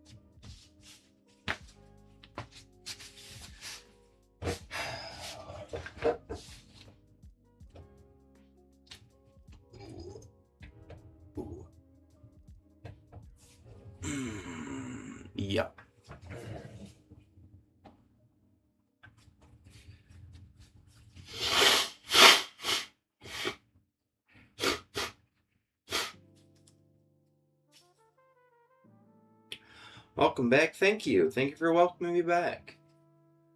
Feels good to be back.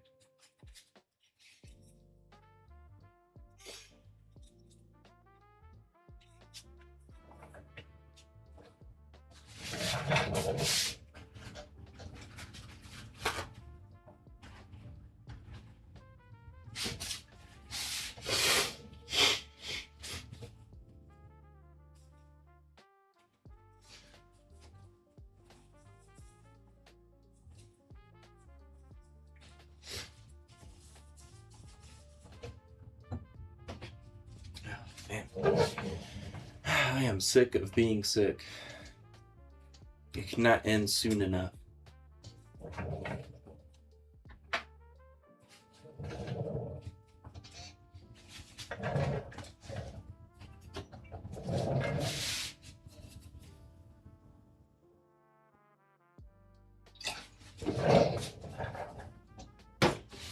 Alright. Keep going for about another hour, and then we will break for lunch.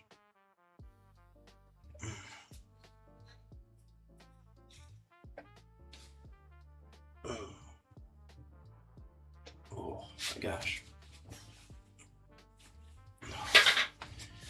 I didn't do my stretches this morning. Really tight.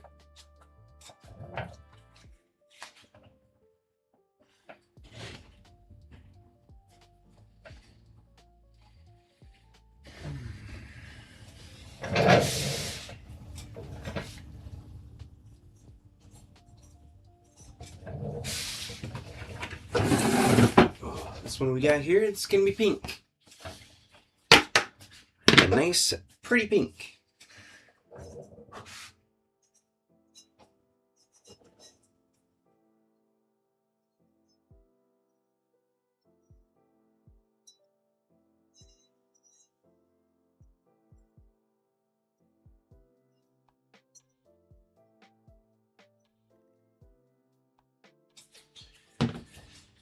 Okay. Okay, all right.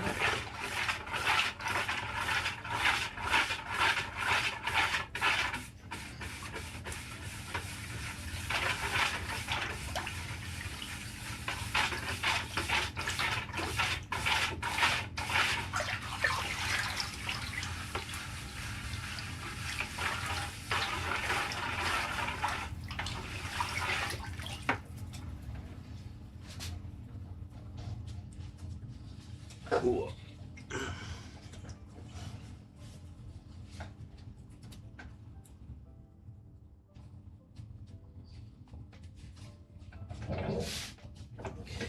Got it nice and mixed up. Let's get it gripped up and get it dipped up.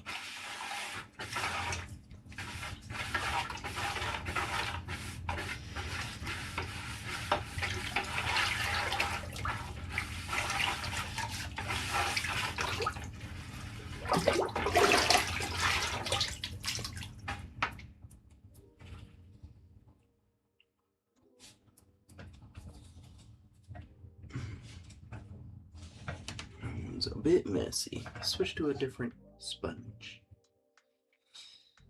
Switch to a nice clean sponge.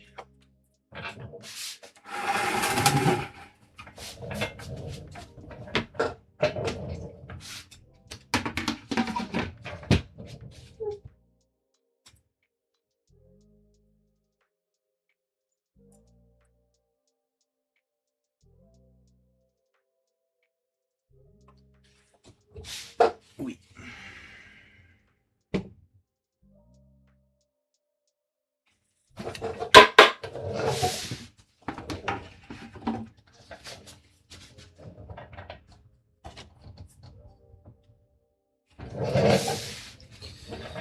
Got another back-to-back. Feels good.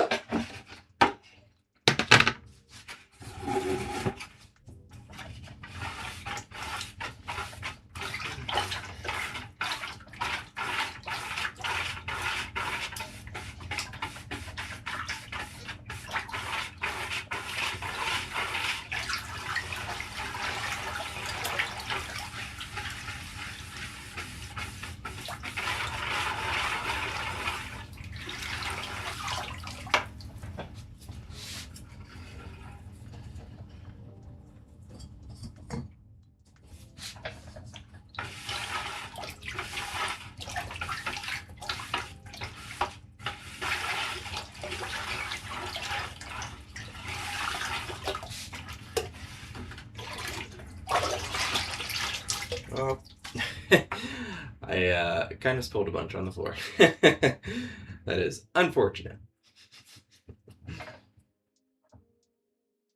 There was still a lot in my bowl, and I lifted it out over the bucket. Great.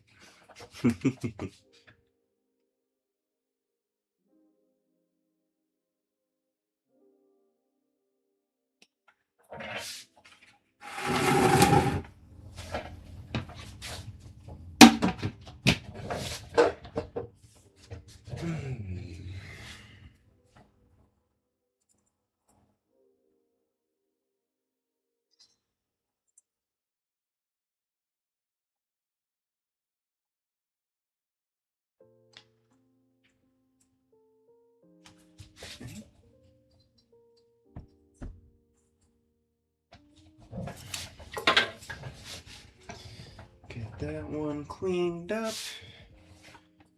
Next we've got Blurple. Blurple. Ooh, I haven't used this one at all yet today. It's a bit surprising. It's a bit surprising with how much we've glazed already.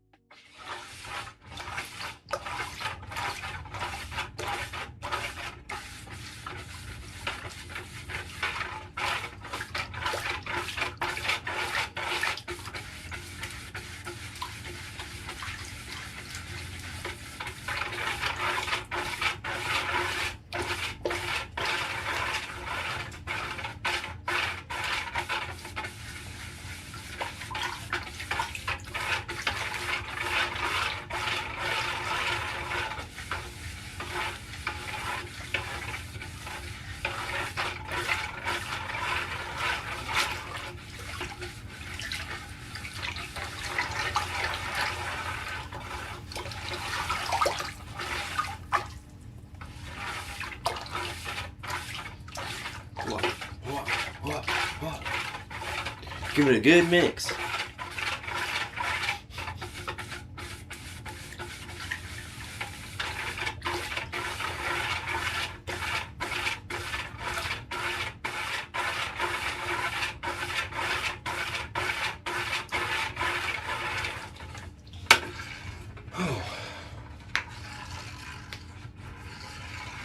Hopefully that's good enough, because my arm is about to catch on fire.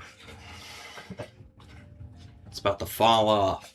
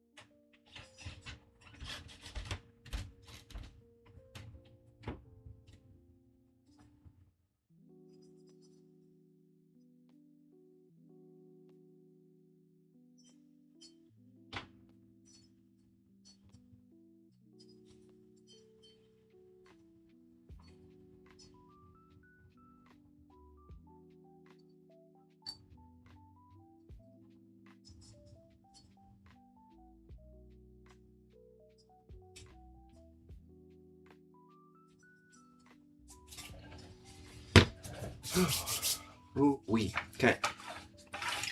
Extra quick mix here before we dip it in. Since this one hasn't even been touched at all day. So it is in desperate need of a good mix.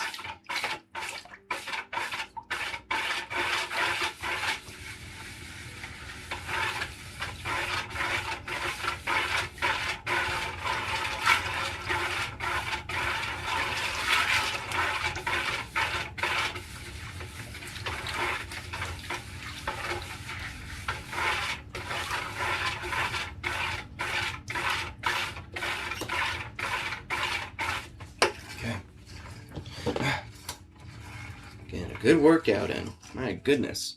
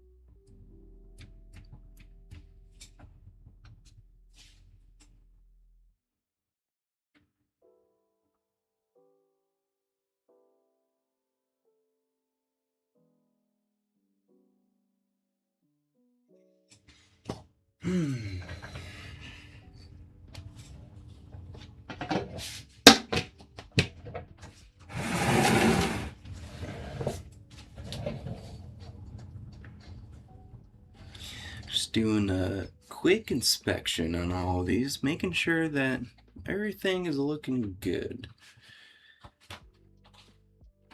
Making sure the glaze is going on well. Every spot has been covered. No bald spots, no bald patches, because we don't want that. It only takes a few moments, and I think it's worth it.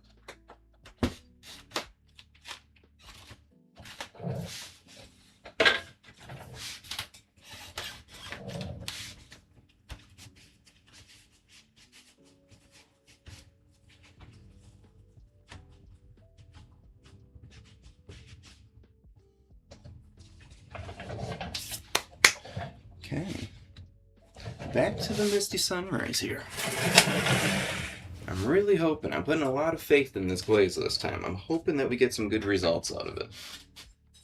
Some good coloring and nice food safe pieces. I'm hoping that they don't craze a whole lot. I'm hoping that we get some really nice colors to come through.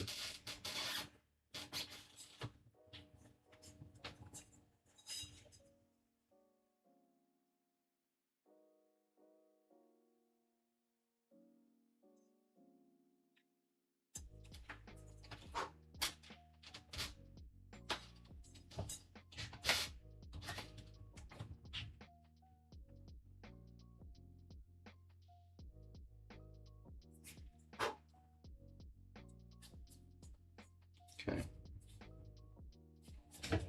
Seems good.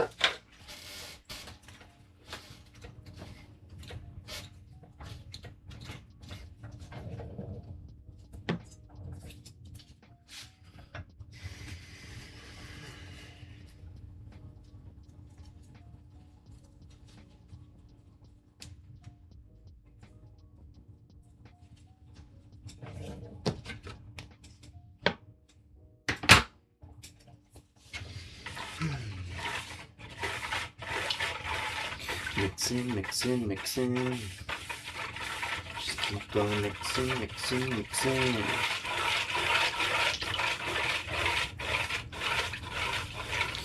Gotta ignore the burn, ignore the pain, fight through it.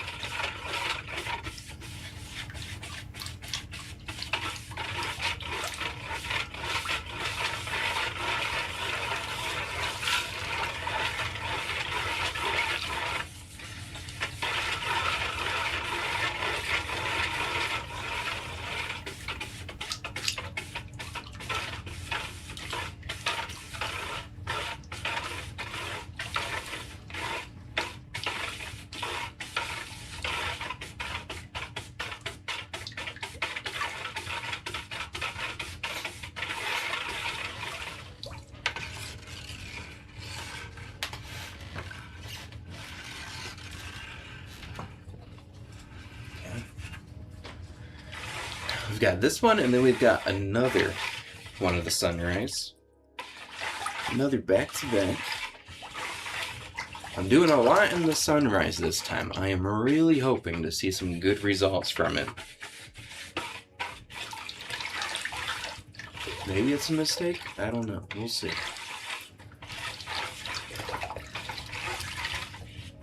At least, all but one of them. All but one of the misty sunrises that I'm doing are all bowls, which I'm a little more willing to experiment with the bowls, because they don't take quite as much effort as the mugs do.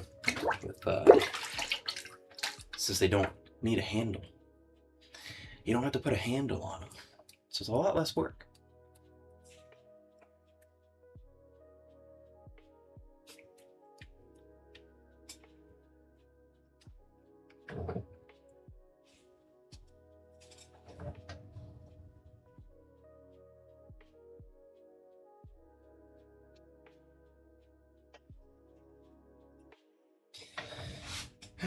Ooh-wee.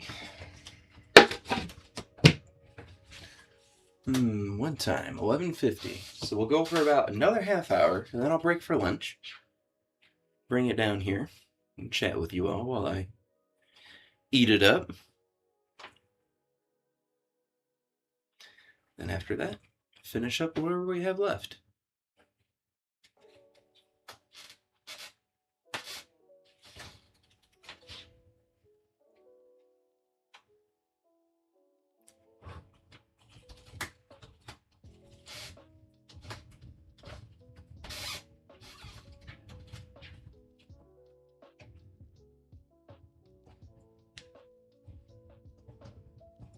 Okay.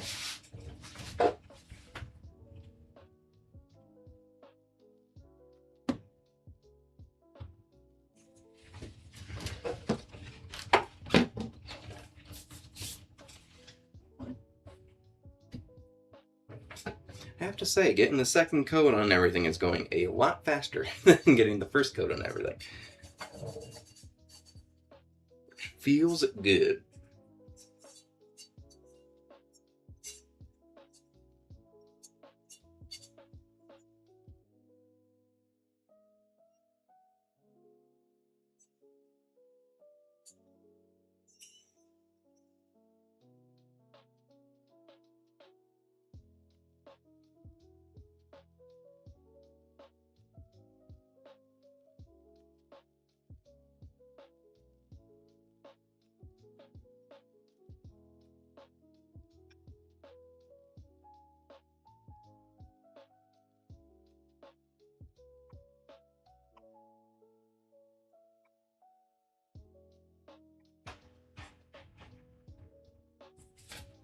Okay. That one looks good. Let's get it dipped.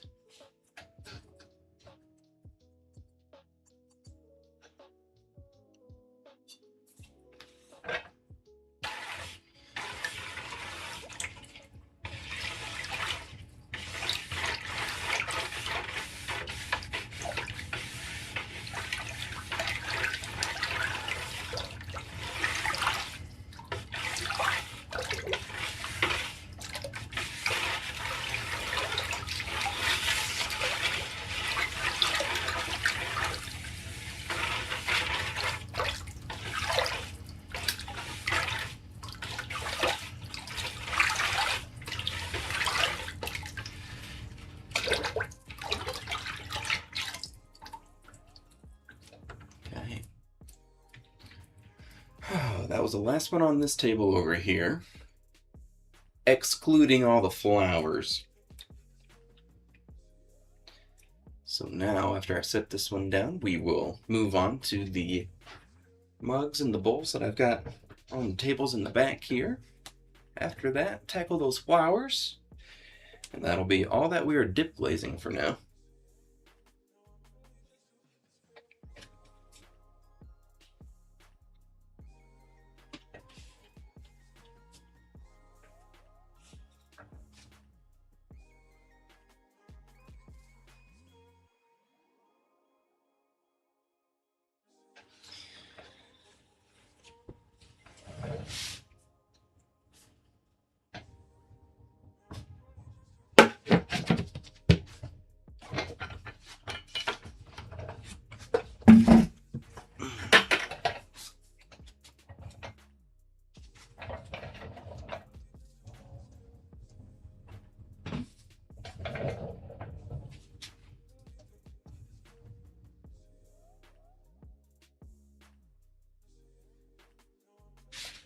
Okay, seems pretty good.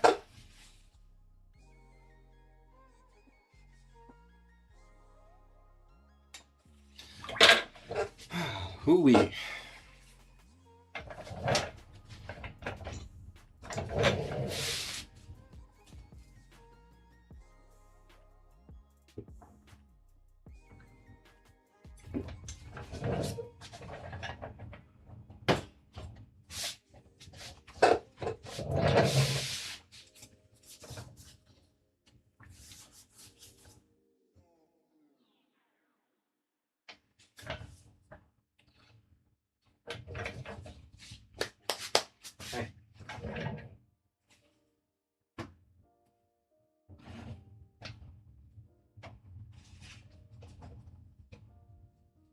1,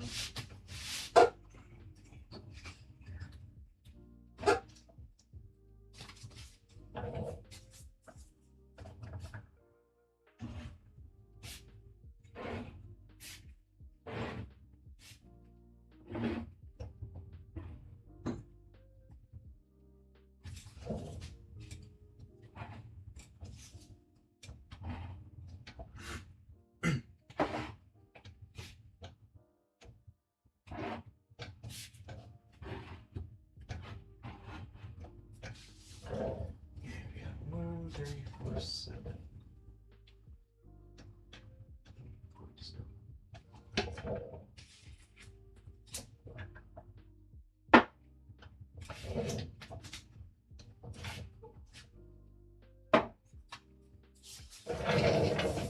Checking the chat, seems good. Back at it.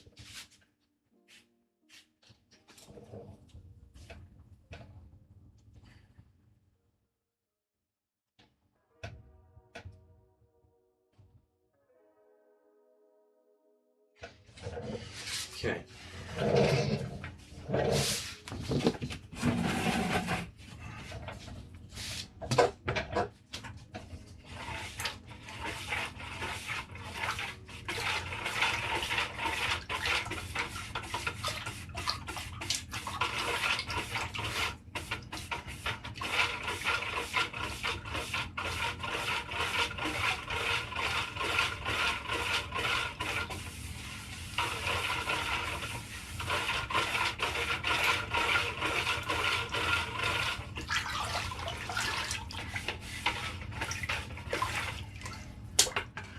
Ow. I went like this to flick the glaze off my fingers and I smacked it right into the top of this. Ow. That hurt. I've been betrayed by my own equipment.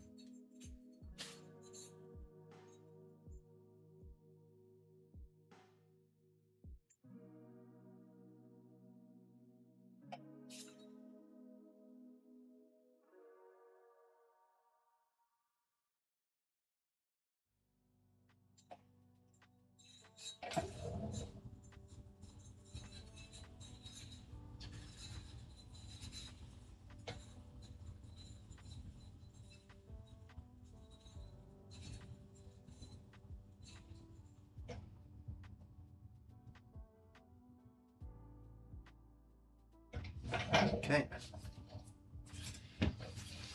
Oh, it has passed inspection, which means we can dip it.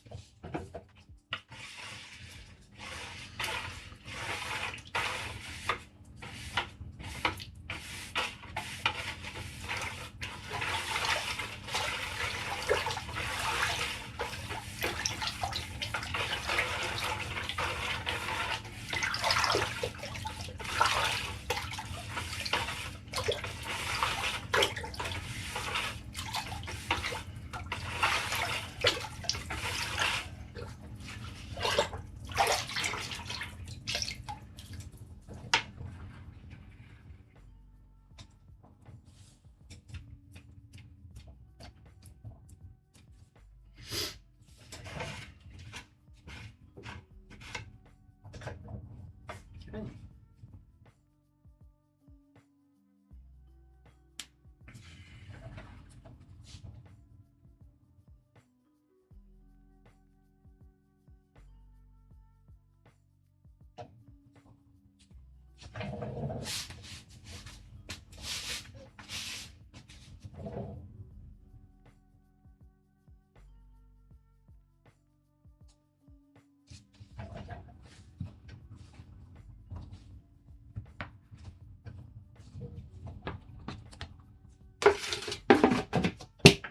Leave this one out because we've got another that is using the same glaze right behind it.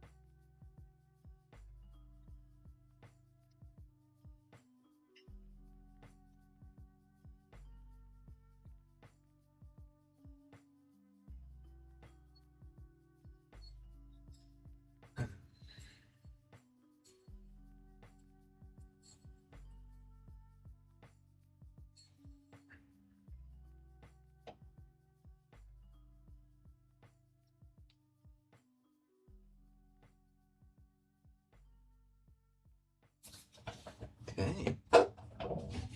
Say, all right.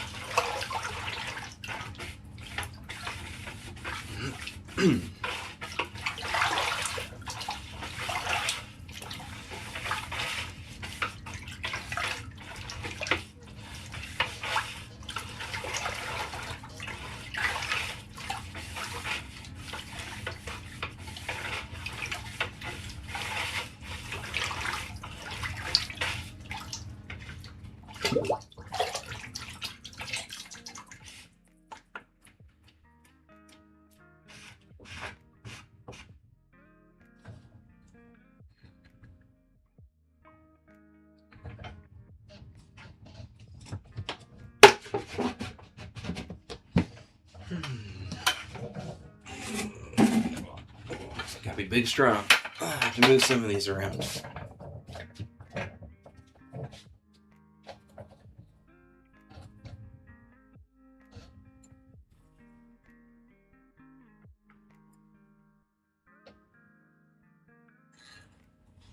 Okay.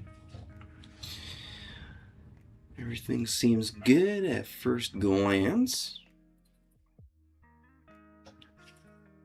Set it down, let it dry. Tend to it later.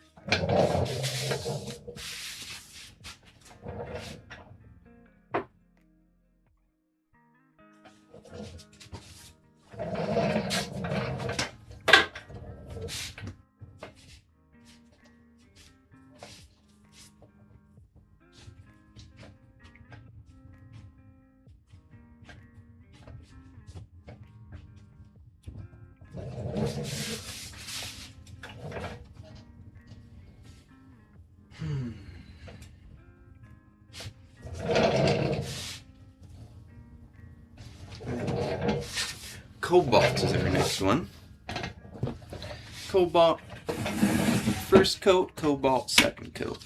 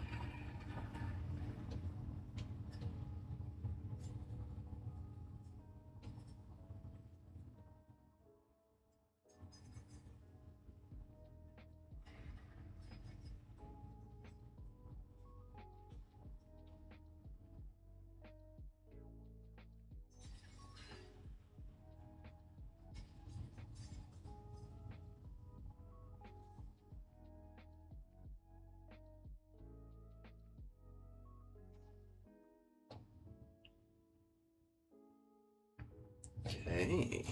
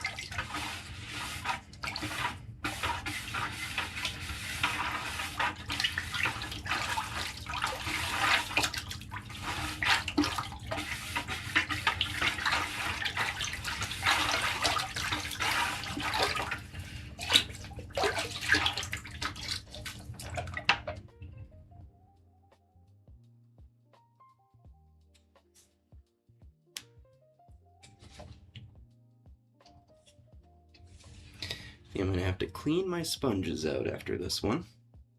They're getting a bit saturated. NBD, no big deal.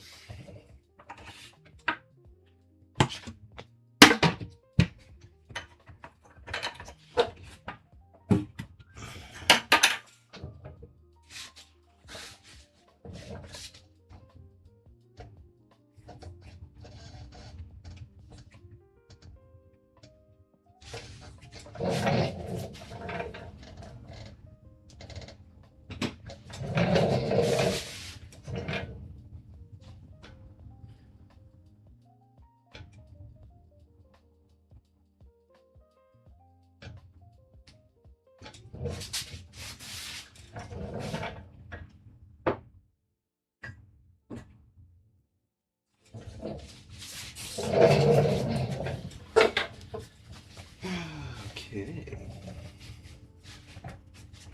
Let's clean these out, yeah?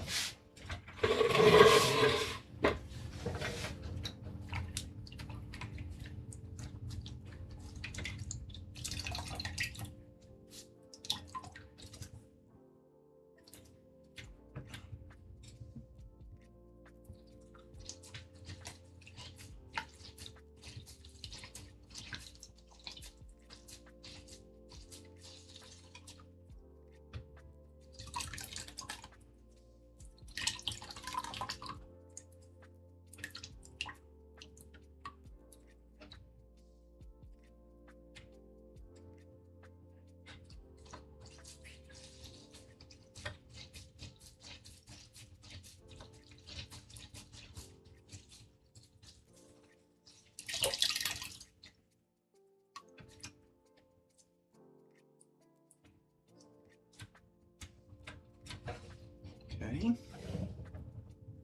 Okay, all right. I heard my wife talking on the phone up there, so I might break for lunch just a little bit early and go see what's going on up there. She's been expecting a phone call. So I'm gonna go check in on her. Grab my lunch, and I'll be right back.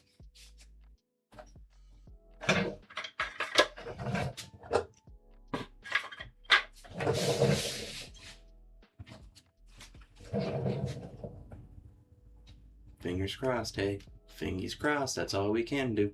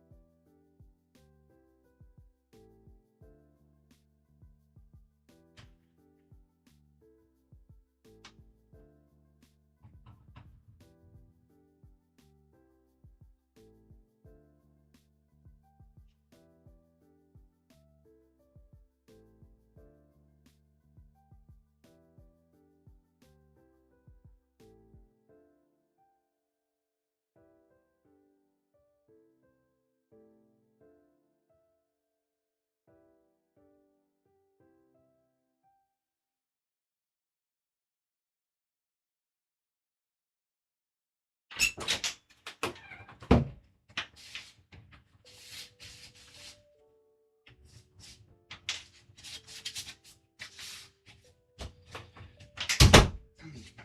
I'm back. Ooh. Oh man, I forgot my towels upstairs. I'm not back. I'll be right back.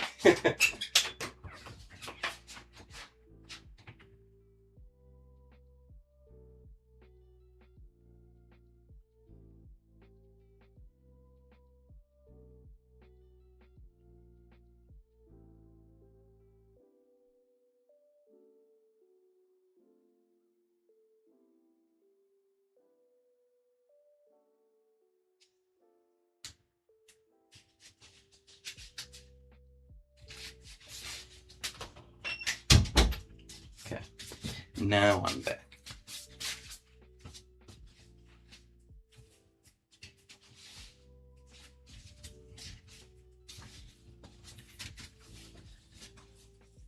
Ooh, man.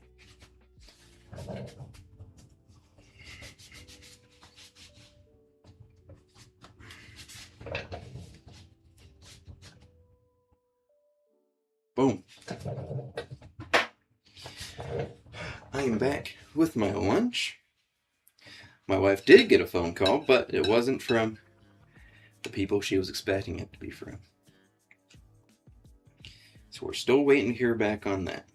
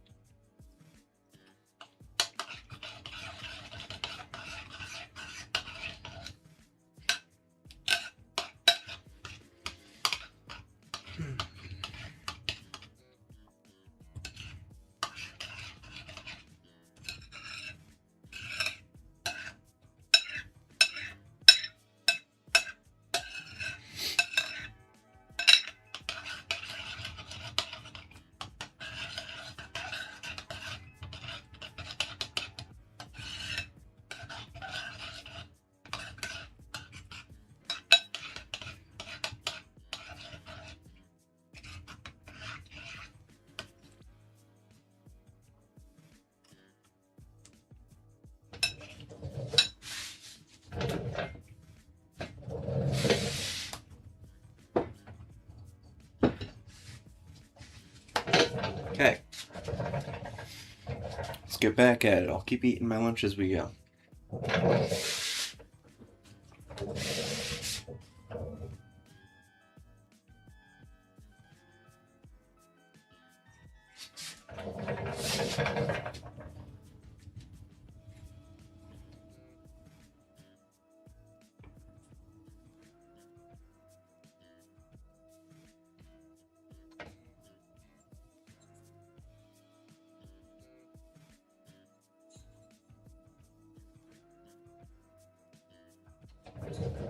Okay, this one is marked with number 7, which is our blurple. Oh my goodness. I have not been using this one very much. Not this time, at least.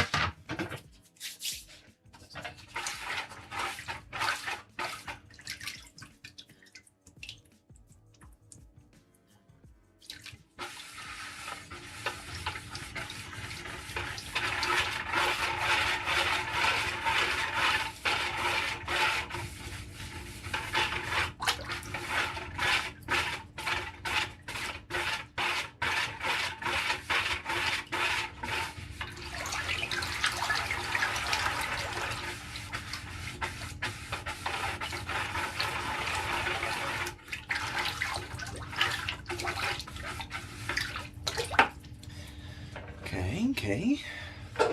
Let's grab our towels, dry them off a little.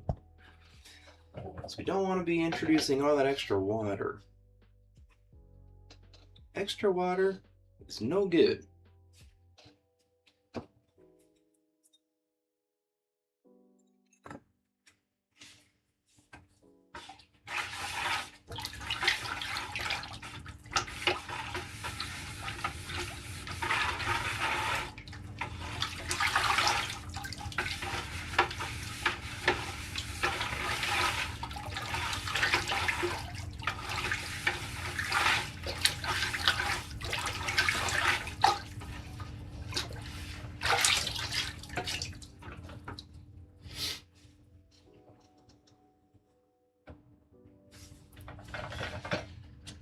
Okay.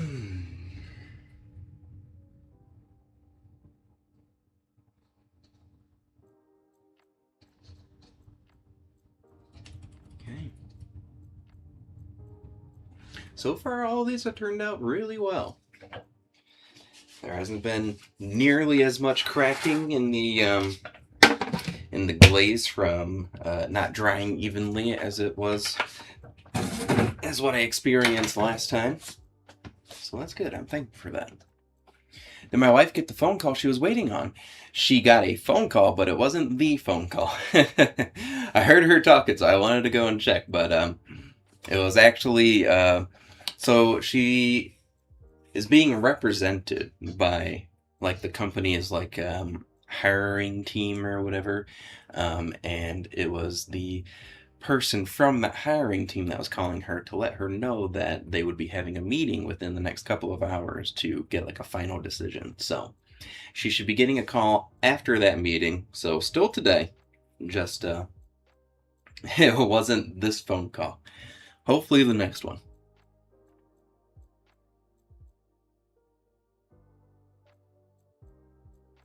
She said her little heart was thumping when she saw the phone go off. All for nothing.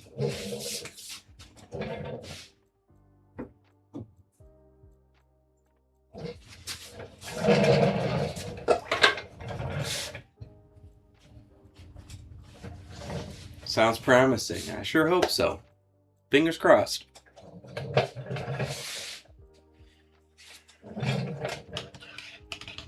And if not this one, then she's already done a second interview with a different company and is going to be going in to a third interview later this week too if she doesn't get this one. So there's still hope.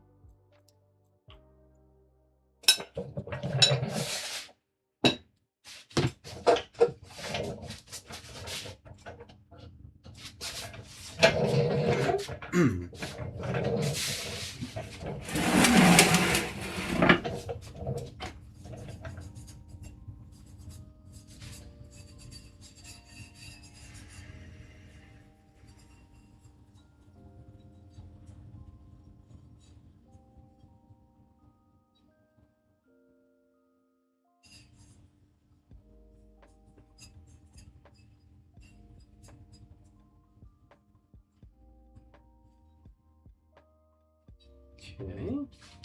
This one seems alright. You can imagine she was. Oh, yeah. She has been waiting very patiently, and she is not a patient person. When she wants something, she wants it now.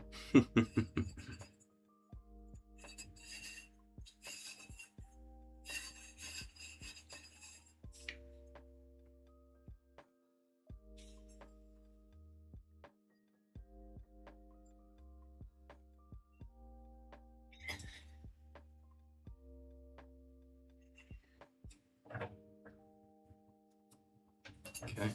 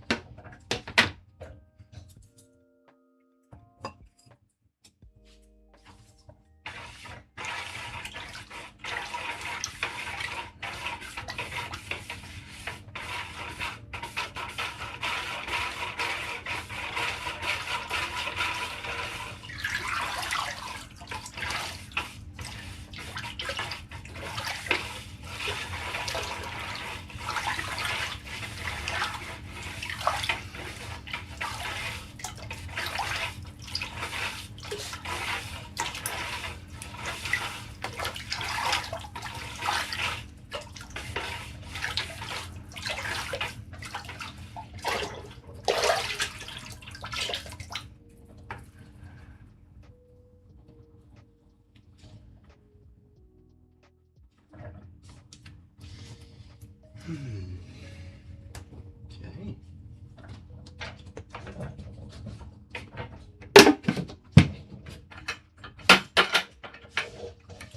Let's see, we've got 5 mugs left after this one here. That It's on to all of our flowers.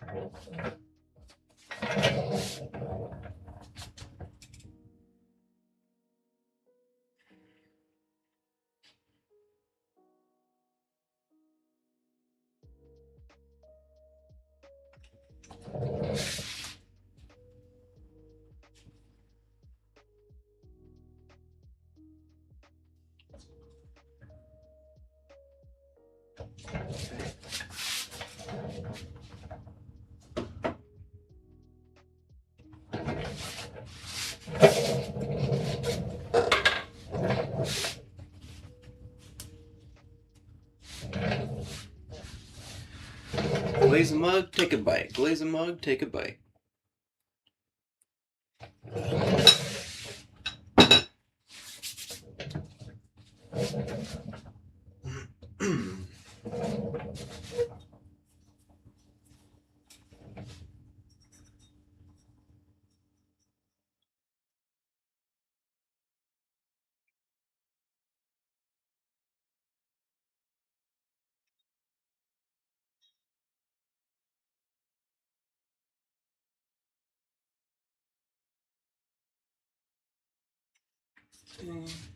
Outside seems pretty good. Let's make sure the inside is looking good. Nice and smooth.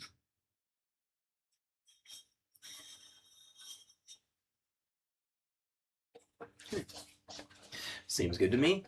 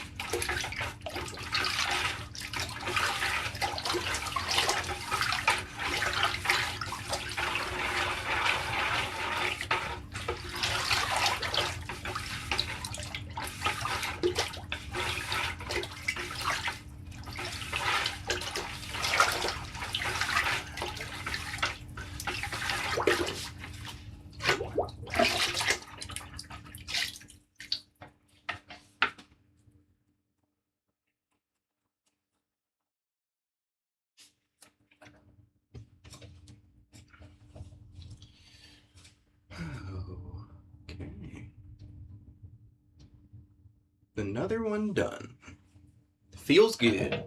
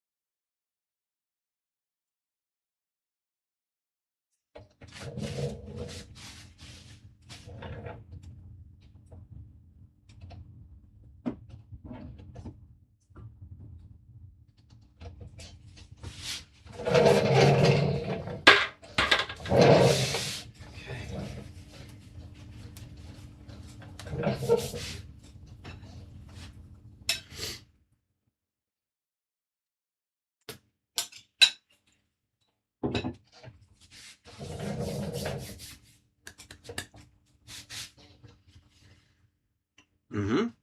Mm-hmm. Yep.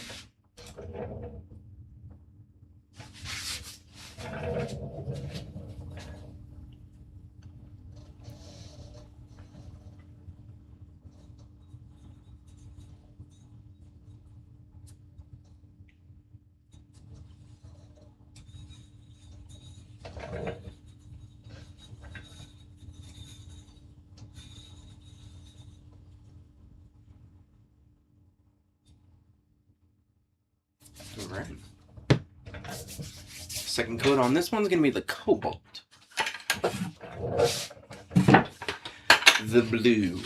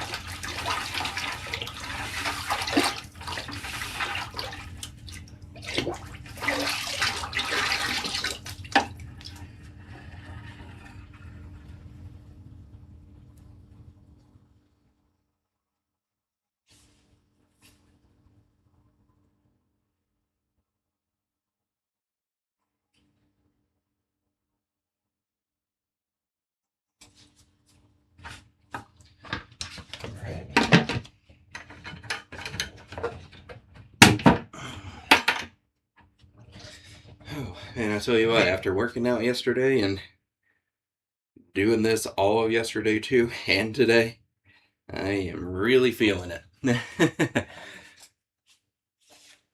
I'll have to do a big stretch later. Make sure I'm not tight and sore later on.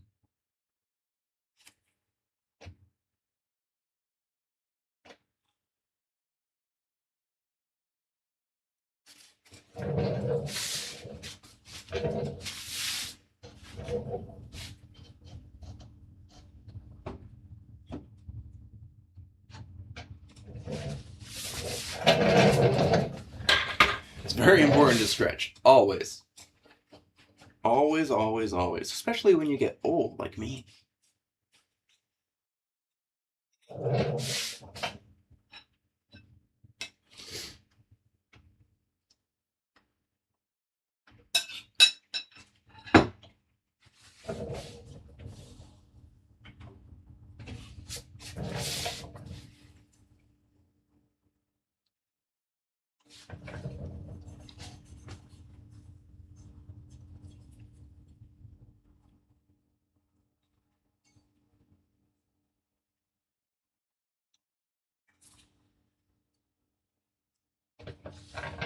You say old, but I doubt you're that old. I'm 31, but it feels like I'm 65.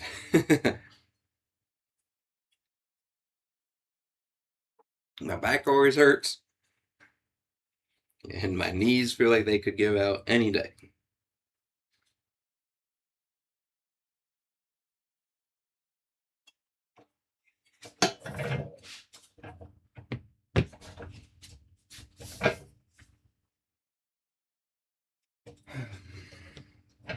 I blame it all on running in high school.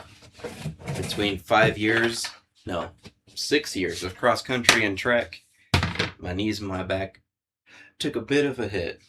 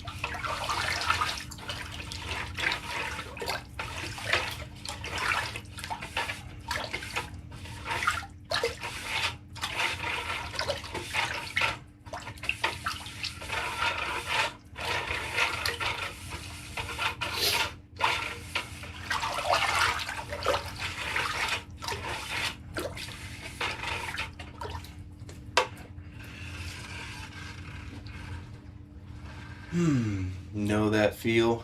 You're 37 with arthritis? Oh no. That is no good. That is one thing that I am a bit worried about because a lot of time my hands, my fingers, and everything hurt without seemingly having done anything. And they're kind of important when it comes to pottery.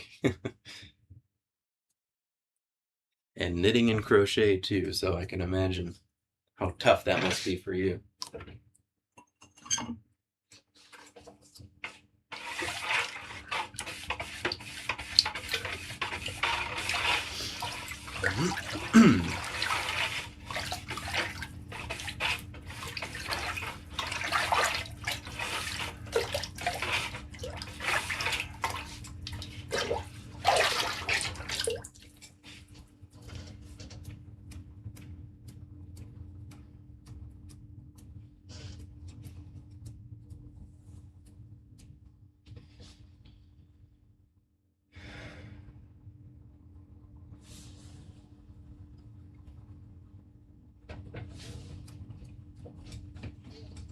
Okay.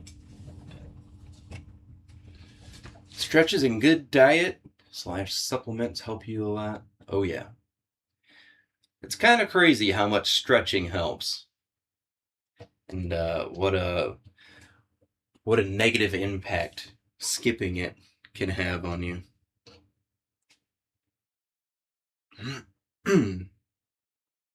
A lot of people sleep on stretching, but I do it every day, both morning and night.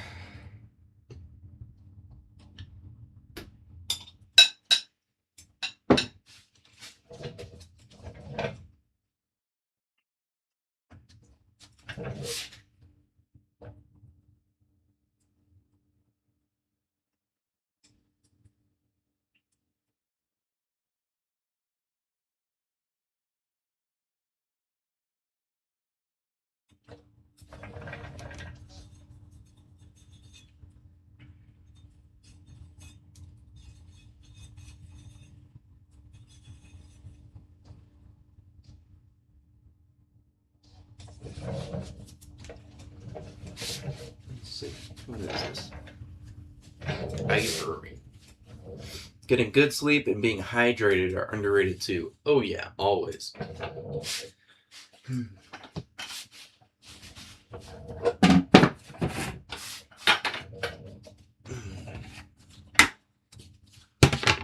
It's always kind of crazy to me, like when I find out that someone doesn't drink water. Like, I've known too many people who don't drink any water. They only drink like soda or whatever else, like energy drinks, stuff like that. And it's like, how are you alive?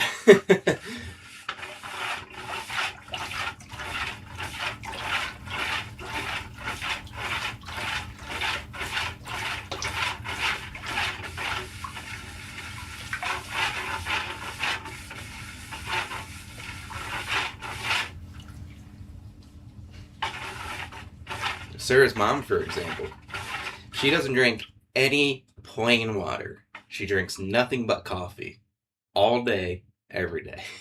From the time she wakes up to the time she goes to bed, nothing but coffee.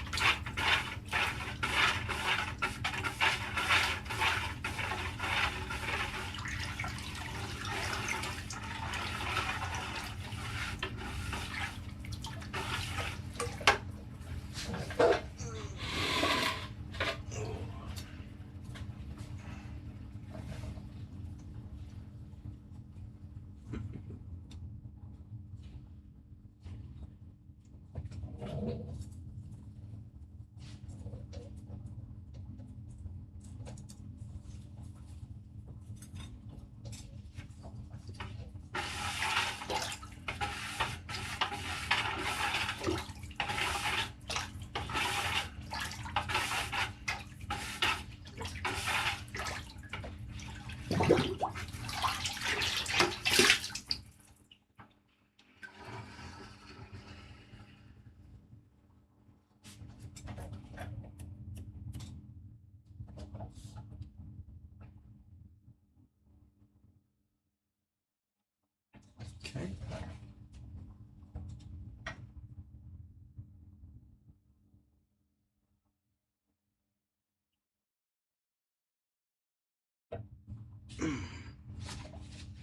So many people that you work with don't drink water. They don't like the taste. That's what I've always heard. And it's like, what are you talking about? It doesn't taste like anything. It's water. It's like the most neutral thing on the planet.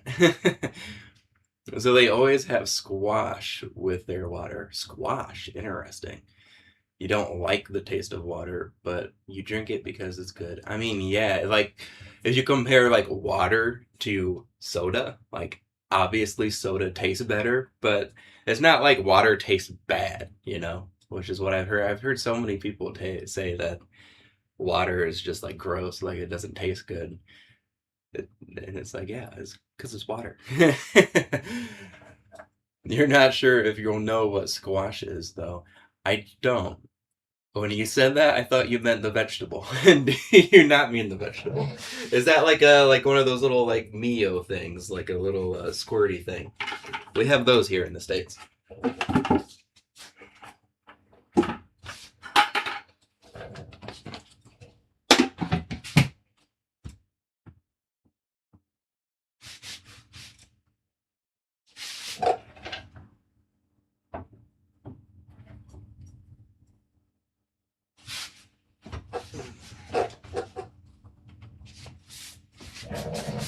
Our last mug. And then it's on to the flowers.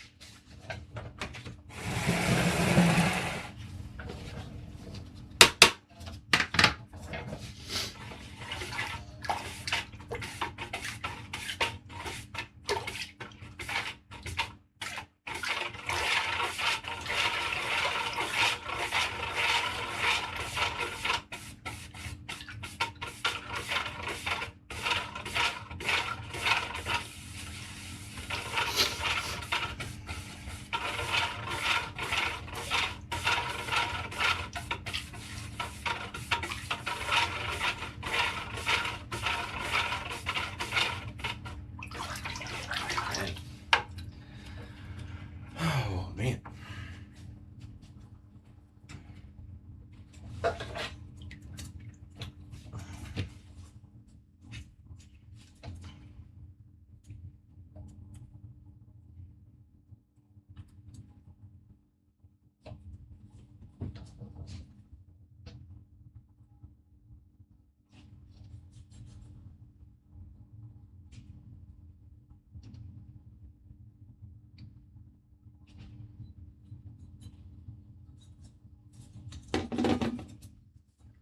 Real quick, let's try to smooth this out a little bit. Let's see. It's fruity drink concentrate. Okay, yeah, that's kind of like what the Mio is. We have a lot of different things like that here, but I think the main one that most people think of is Mio. It's like the squirty thing, but less concentrated than that. Okay, they have really nice ones in the Netherlands, but you couldn't bring any back last time you went because you didn't have hold luggage, and the bottles are too big to take on the plane. Hand luggage, I see. That is always tough trying to bring stuff back from where you've traveled, especially if you're going on a plane. They just have a lot stricter rules on that kind of stuff. Understandably so, but it can be difficult. It can be a little annoying sometimes.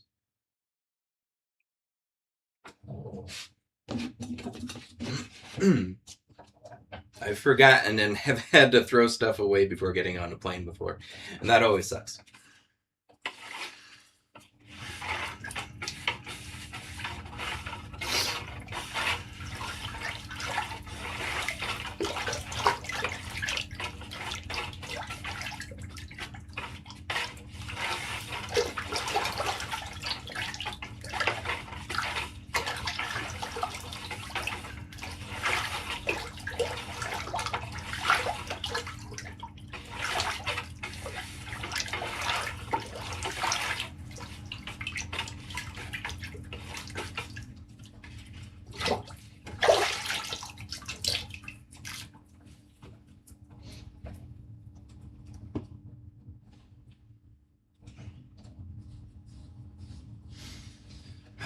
All right, that was our last mug.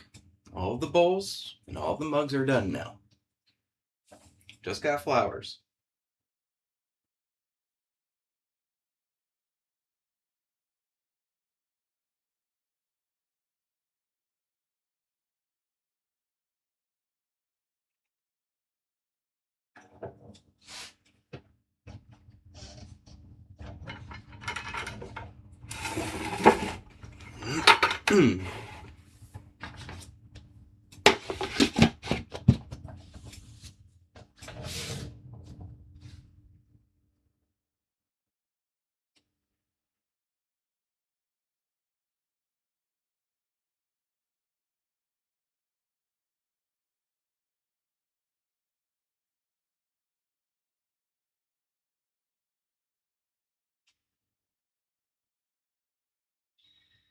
All right.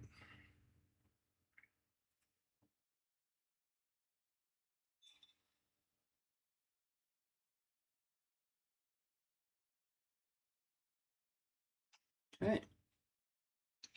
Seems pretty good. Let's set it off. The next time you go, you want to go via car on the ferry so you can bring back lots of cheese and drinks. Heck yeah. Bring back lots of treats.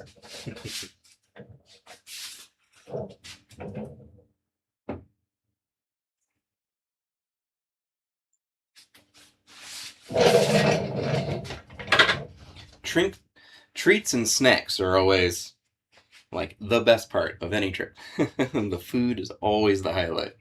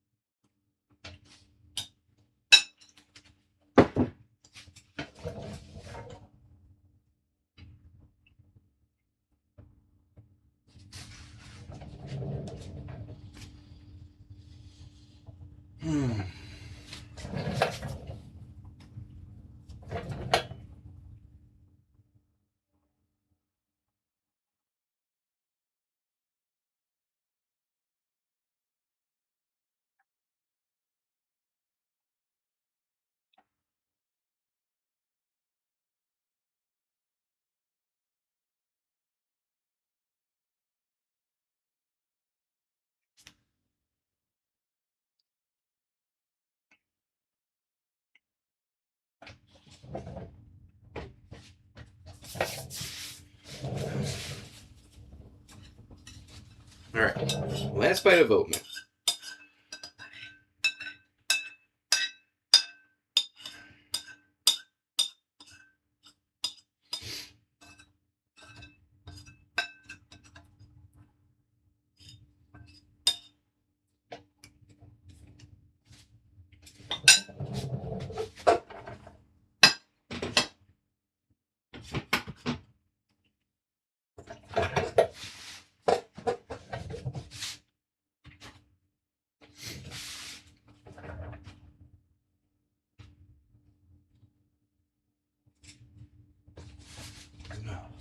Hooey.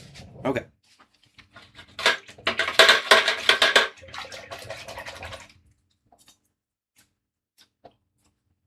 We are done with the tongues now. We can wipe these down and set them off to the side, get this water out of here.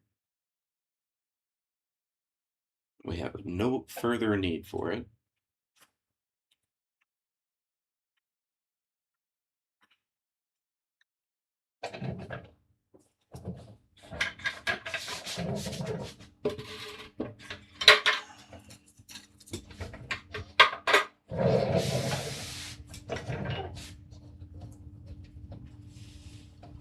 Okay.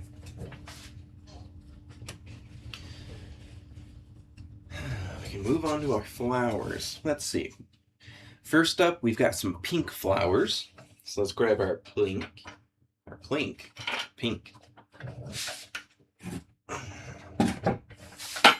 I guess I must be tired.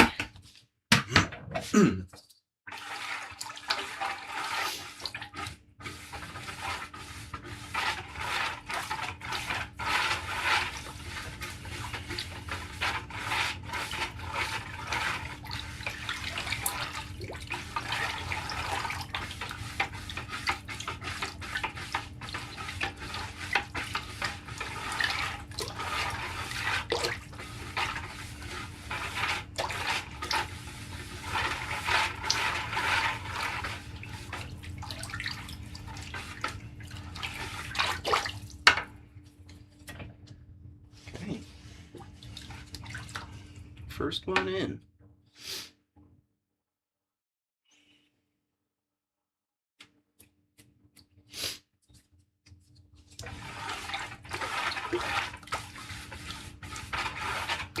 Doing the flowers are nice because you can hold the one after dunking it and let it dry a little bit before setting it down.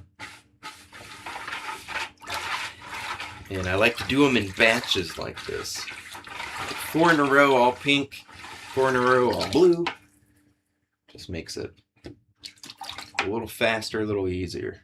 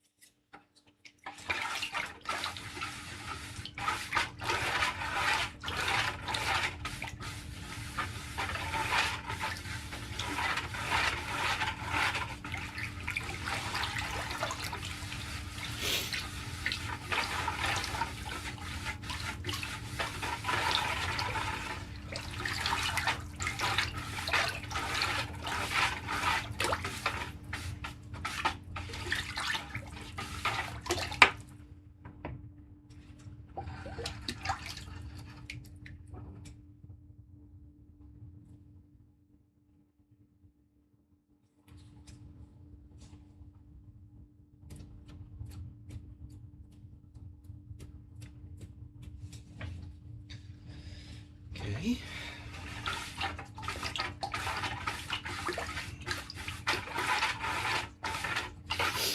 Gotta keep mixing, keep it moving.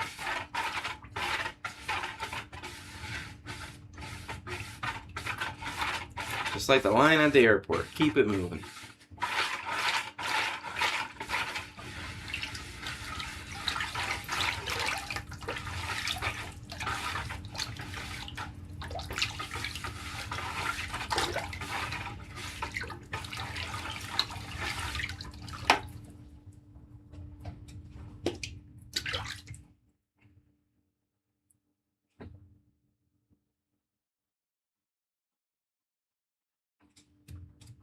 Okay.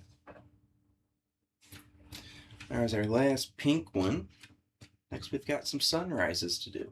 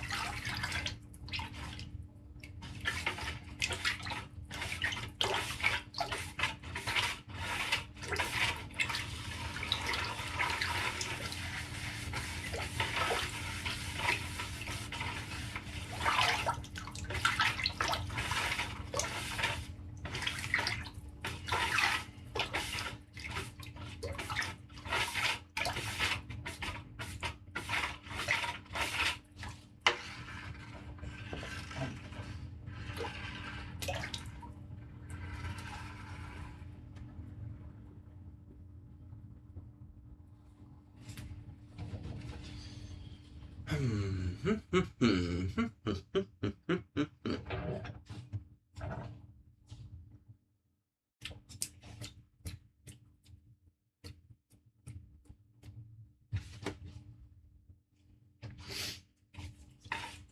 think I mentioned it yesterday, but one of the days this week, I need to go through and check the specific gravity on all of these. Make sure that they are still within my my tolerance ranges.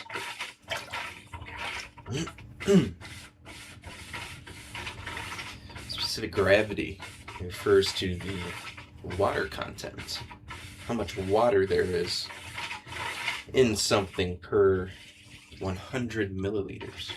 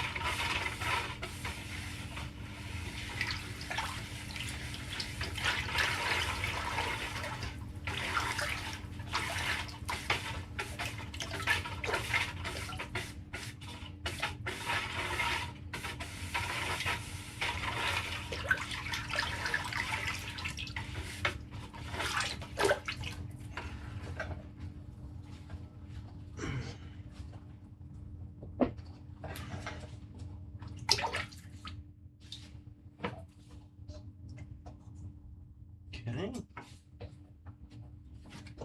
Oops. I dropped my towel. No!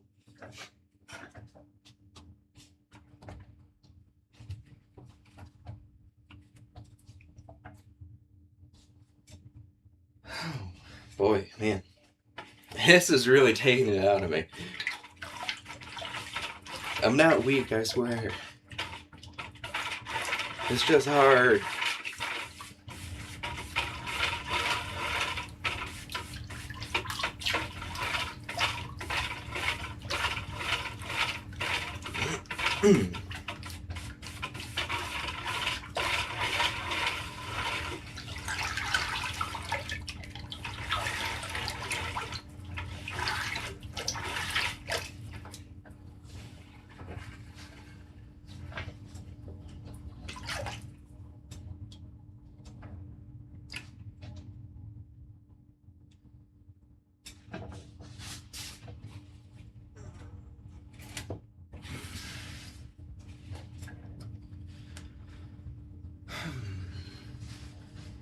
Okay.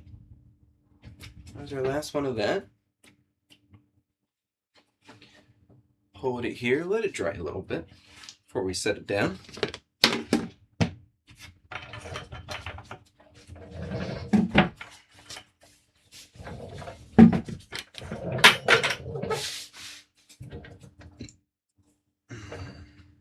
Okay. Next, we're doing a lot of ivory. The white flowers.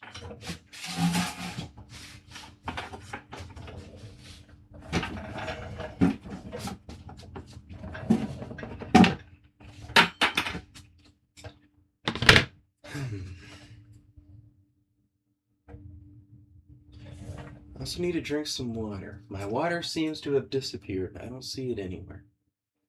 I might have to go look for that.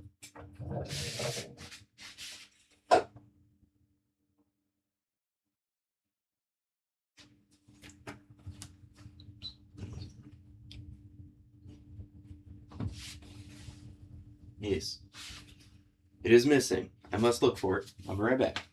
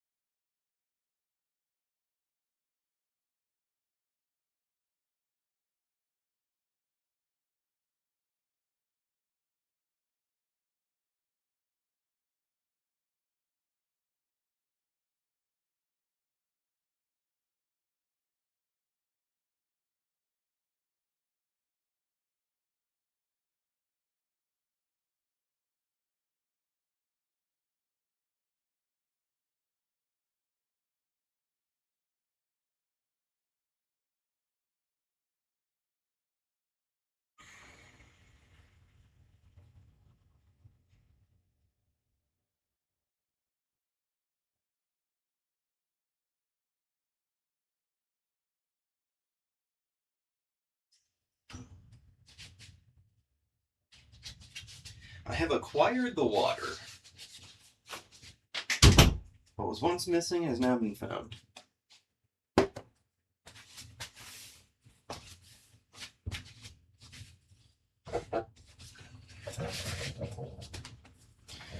You need a shelf like they have in ice cream parlors to stand the cones in so you can put the flowers down to dry a bit.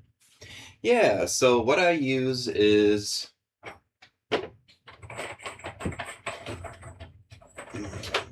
I got some right here. I have these little pucks that have a little hole cut out in the middle so I can adjust their height. And these are what I use to fire them in the kiln. So I can take it and set it in that. That way it's standing upright as it's getting fired. But as far as glazing them, they don't really need that long to dry because the clay underneath sucks up all the moisture, and so it pulls it out of the glaze. And so just holding it in the hand for a little bit is usually plenty, because now I can pick these up and totally dry, at least to the touch, right? And doesn't leave any glaze behind on my little wooden slats here. So that's kind of what I figured out as far as how to handle them. It's been working pretty well.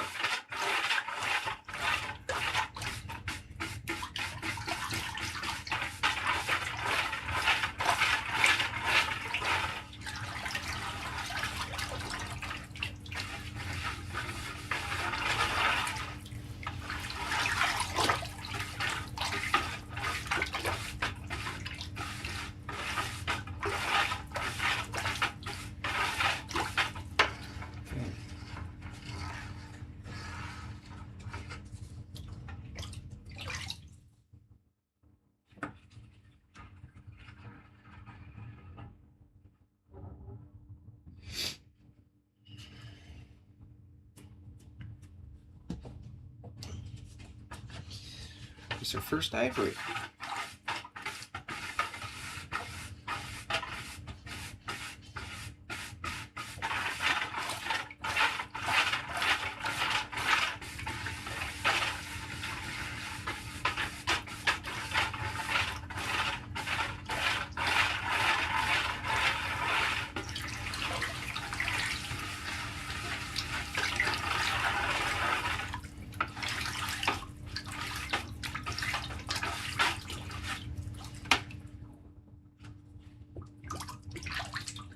It kind of works out because by the time that I've mixed it and I've grabbed the next one and I've dipped it, the first one's ready to dry. Or the first one is already dry, so I can set it down.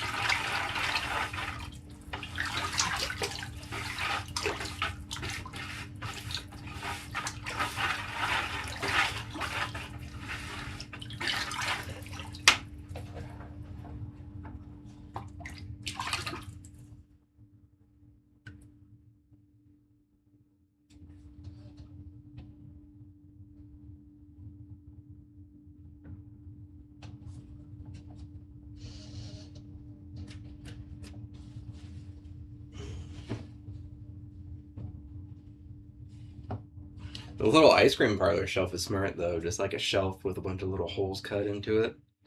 So I can just set them bloop, or like that. That would be really convenient. It'd be nice for moving them around. It would be nice.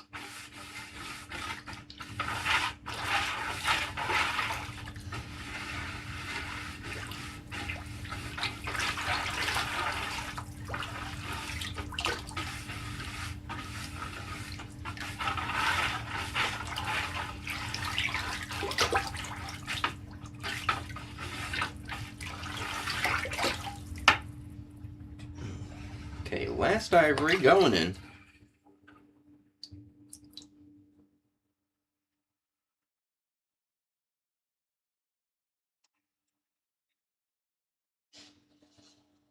And there we are.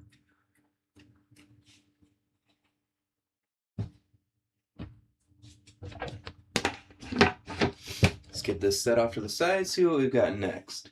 Next is going to be blurple. Some nice purple flowers. Pretty purple.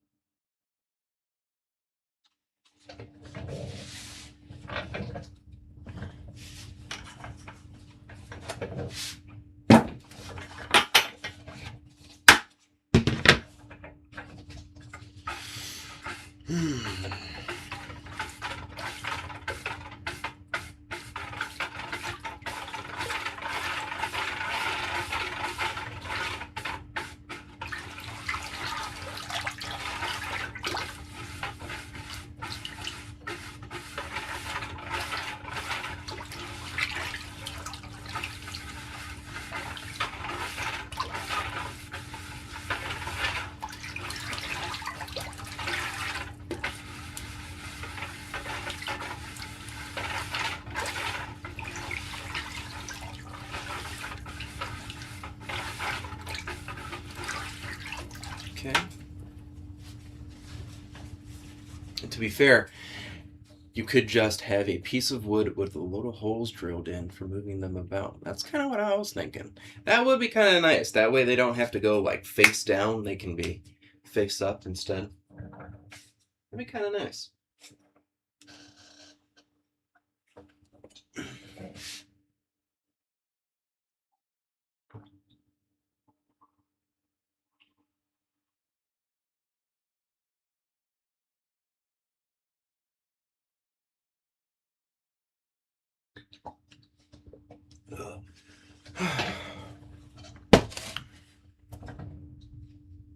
Okay. Seems pretty good.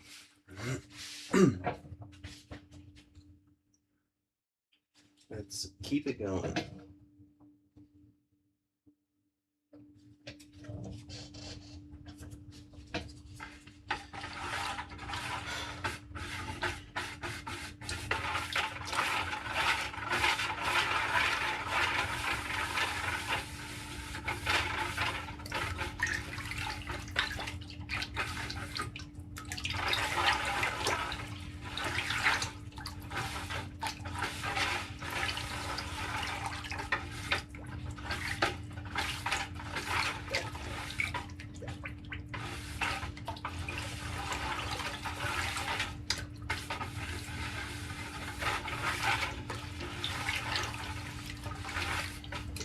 Okay.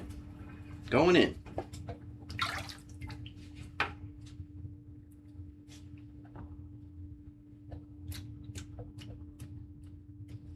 Oh yeah. That's nice.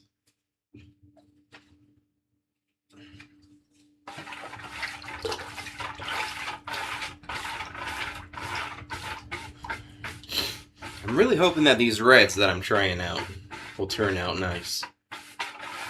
They should turn out really well now that we've got a manual, now that we have an automatic controller on our kiln, instead of it being purely manual.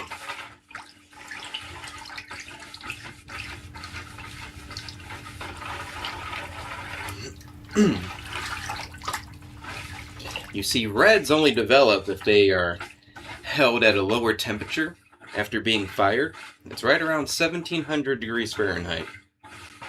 And if you drop the temperature down from your max temp and then you hold it at that 1700 for just like 10 minutes to like 30 minutes, just give them a good bake right around there, then for whatever reason that helps the reds develop.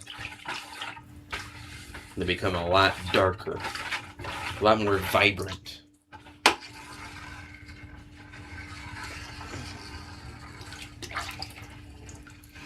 How long do they take to fire? So my glaze fires are usually between 8 to 10 hours. I try to aim for closer to like 8.5, 9-ish hours. Because You want to burn off any like organic material that might still be in the glaze or in the clay. There shouldn't be any in the clay after being bisque fired, but the glaze might introduce some. Um, you really just want to get it done as fast as possible. Go up to max temp as fast as possible. Up to cone 5 is what I do, which is around 2100 degrees Fahrenheit. Usually takes about 8 hours. Bisquing takes a little bit longer. You want it to be a bit lower, a bit slower. That way it really thoroughly burns out any organic material that might still be in the clay. Those are usually between 11 and 12 hours for me. Some people go longer, some people go shorter, but that's what I found works best for me.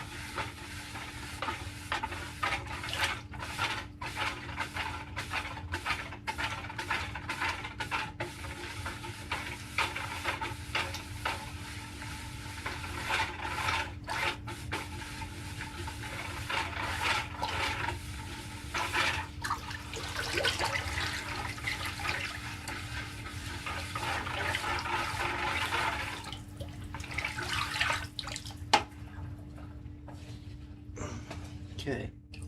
Last blurple flower. Go. Boom.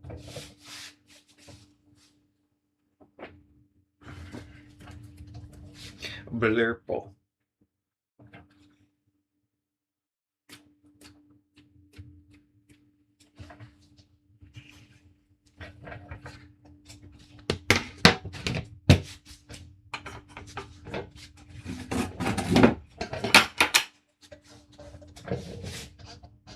Okay.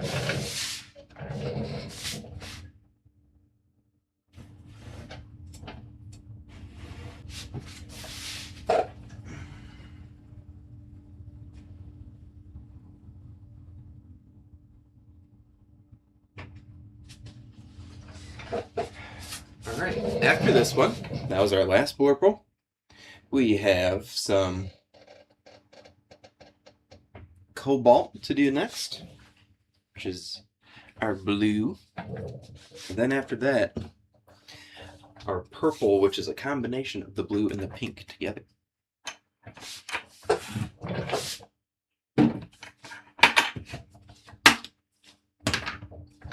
Should make for some really pretty flowers. That's the hope.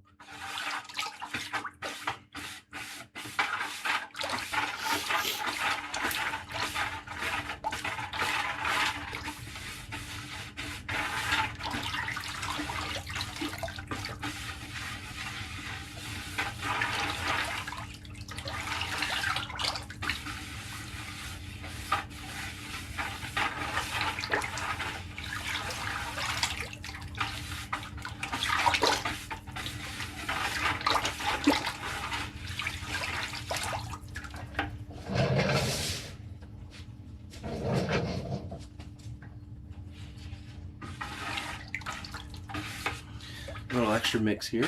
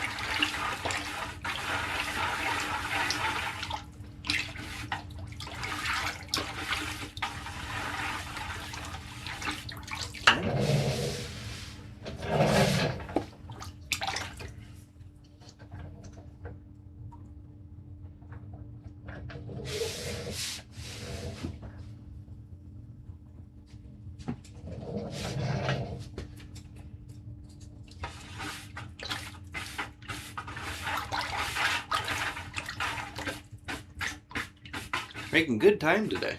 I'm very happy with it. It's not even 2 o'clock and we're nearly done. Nearly done with glazing all of these, and then I'll have to find something else to do after that. Maybe I'll do a little hand brushing and glaze some of these like eggs that I've got, and some of the what else? I got another little mug that kind of looks like an elephant that I could glaze by hand. Paint on some underglazes, that'd be fun.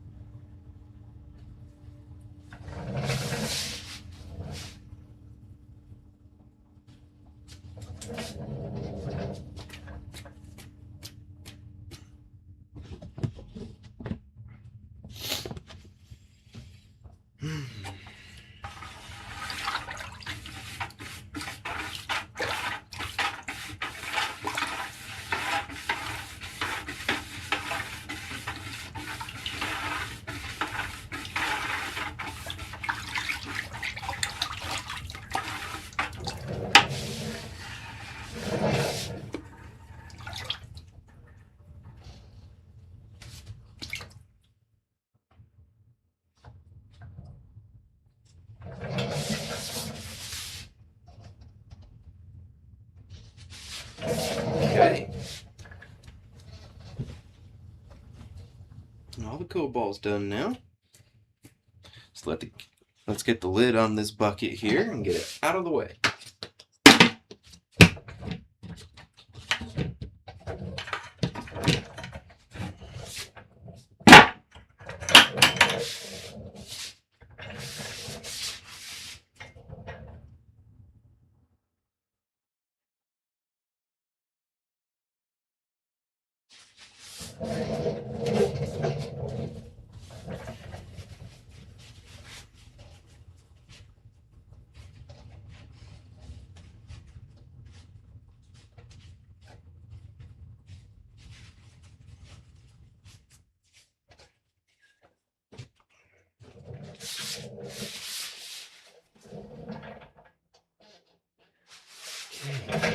Need our pink out again next.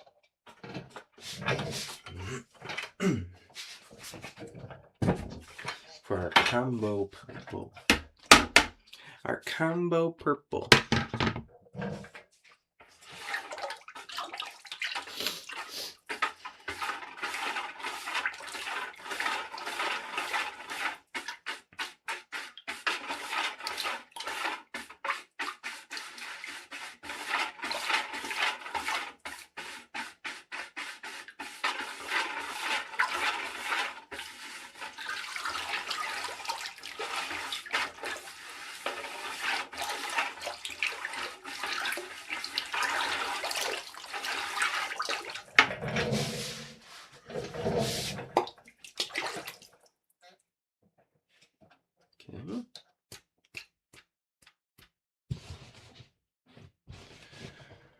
Oh, hooey.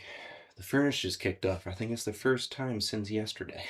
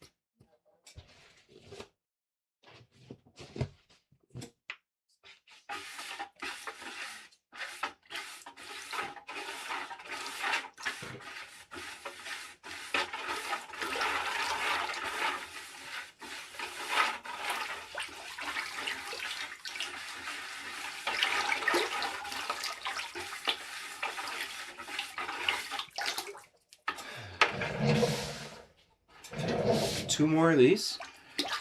There's that one.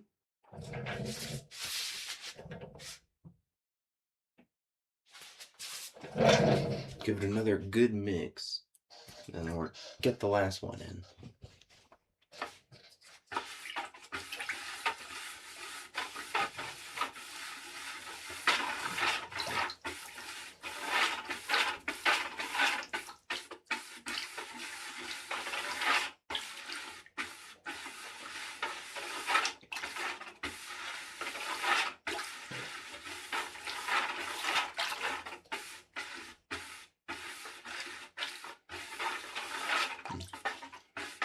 I think all the windy weather that we've been getting has been messing with our internet.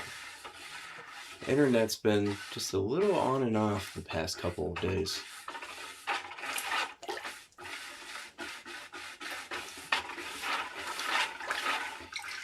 Getting a lot of dropped frames is what I mean.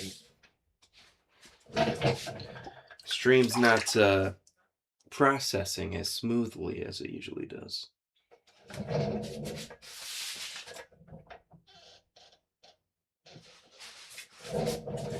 Work is finished. Hell yeah. Now it's party time. Hell yeah. Forget work.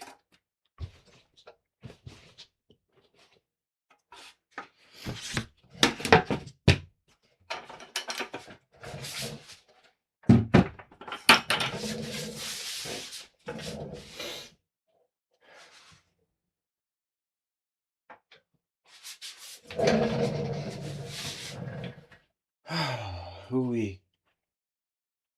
Now it's hand sewing a pair of trousers. Okay. Time to do a little bit of sewing. That sounds cool.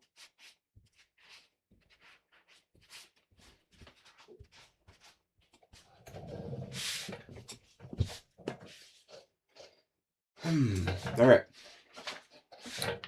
The last flowers I have to do are these red ones here. Which they're going to be a little messy again.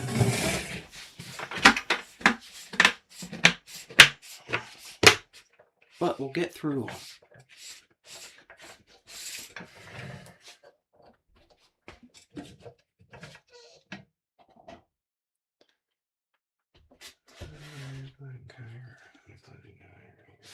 Okay. We'll do the floating iron first. Which should be just a plain old red.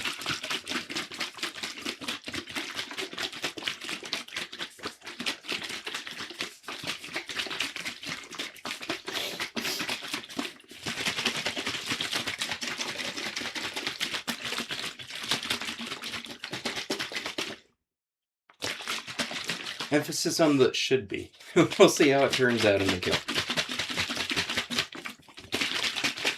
I have had limited success with this so far.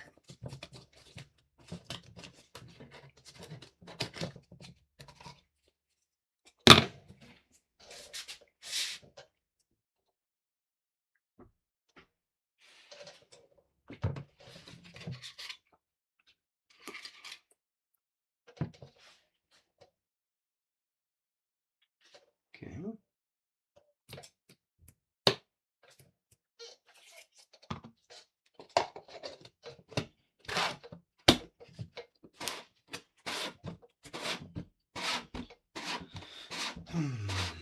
What kind of trousers are you sewing? Are they for a specific person?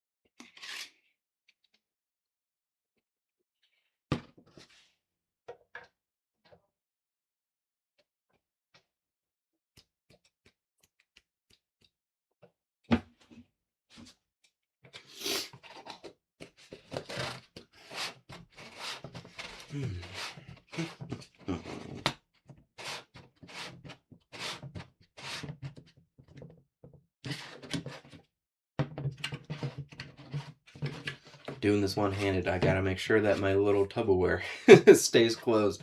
If it's not tightly closed enough, I'm gonna make a huge mess. And for you, you're sewing your own pants? That's pretty cool. Not many people can say that.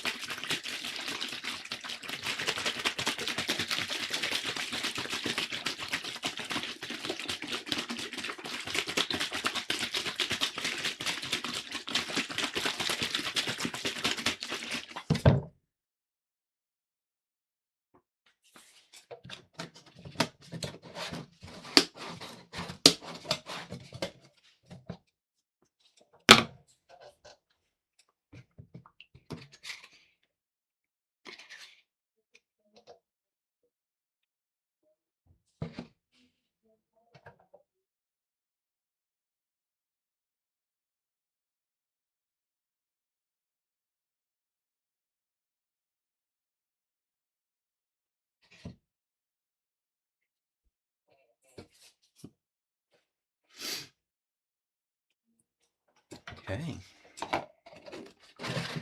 Only one more of these left. If I'm following you on Instagram, I'll see them when they're done. Heck yeah. I can't wait. They're going to be sort of like baggy hippie pants. Okay. I like hippie pants. Like by hippie pants, do you mean like the pants with like the flared base, like the bell bottoms? Those were pretty big back in the 70s.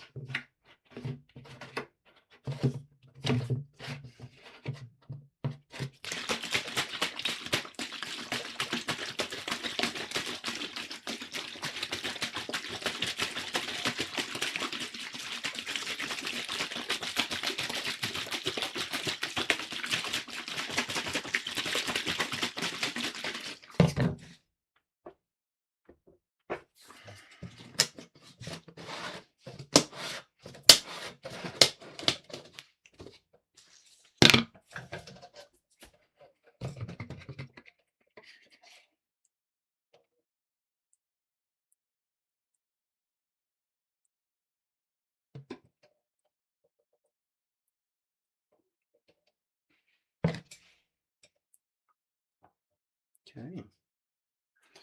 There's our last one of that iron. Now we've got our chrome iron mix coming up, which should, fingers crossed, be like a reddish, bluish mixture. Should be red with some hints of blue here and there, which should look really cool if it turns out well. You mean like the rainbow baggy harem pants? Oh, okay. Very cool.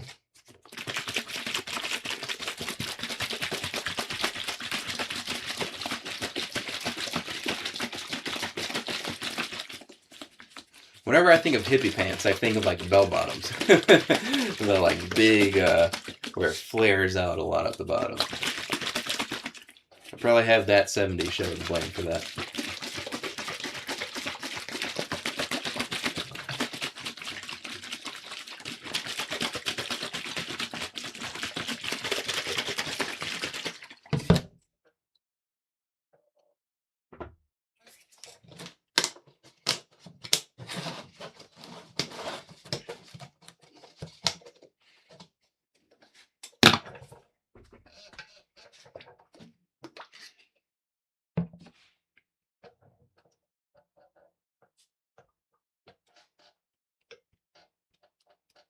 Okay. Two more of this one. Think more of modern hippies. Okay. You mean modern hippies. Advanced hippies.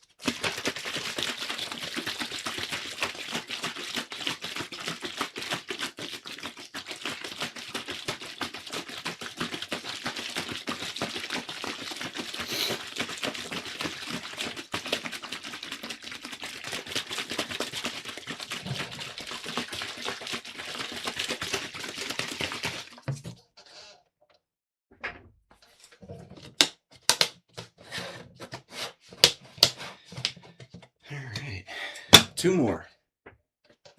Let's get this one in. Do a little scoop. Try to get it in the center. There we go. Dump it out. And just like that, this one's done. One more.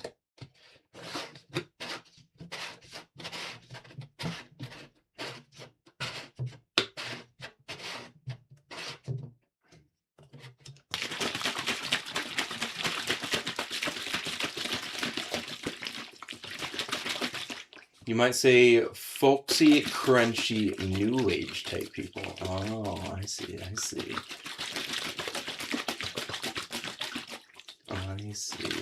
Is it like a hipstery thing? Not hippie, but hipstery.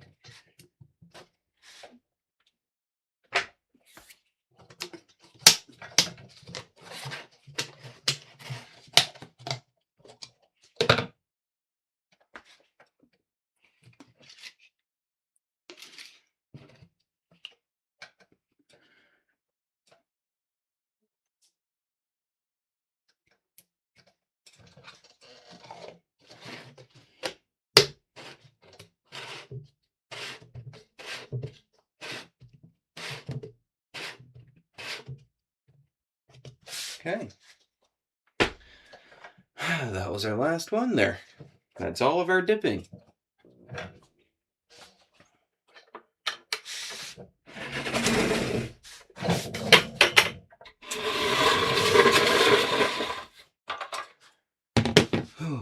Just gonna rinse my hands off now. Might go use the restroom again. I've been drinking lots of water.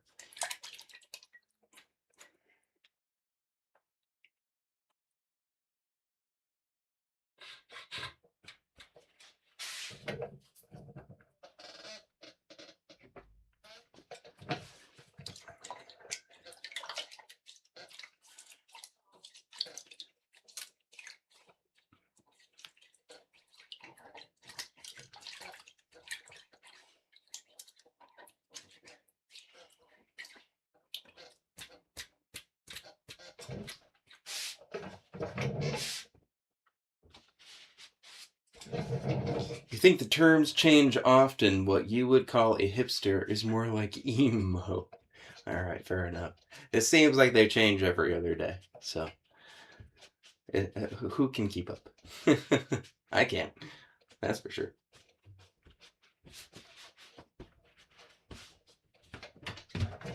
Okay. I'm gonna go use the restroom again. Check in on my wife, see if she's heard anything.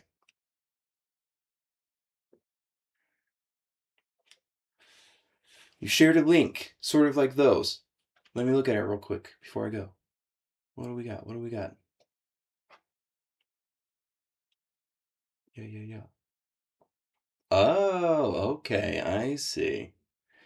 I see. Those are pretty cool looking. Those are really cool. Very colorful. I like it. Thank you for not sending me to some sketchy website. Thank you for not downloading viruses when I clicked on that. All right, I'll be right back.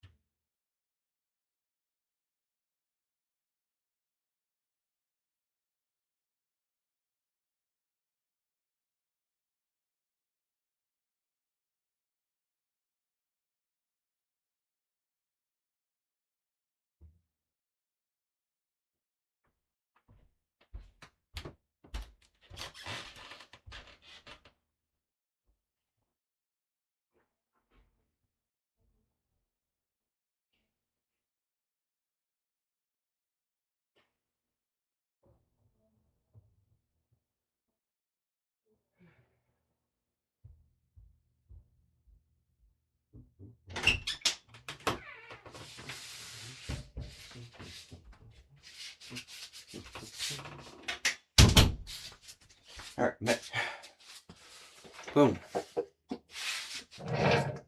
Oh my goodness.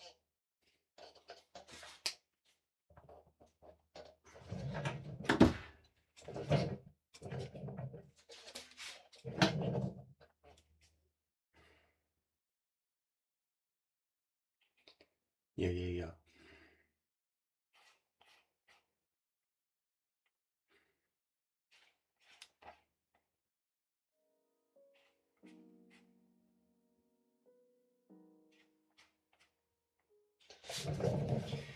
Yeah, yeah, yeah. Okay. So, I have finished all of the glaze dipping that I had.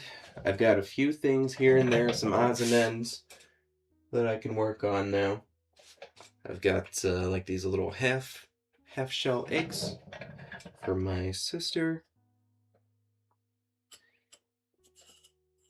Edge is a little sharp though. Should probably knock that down.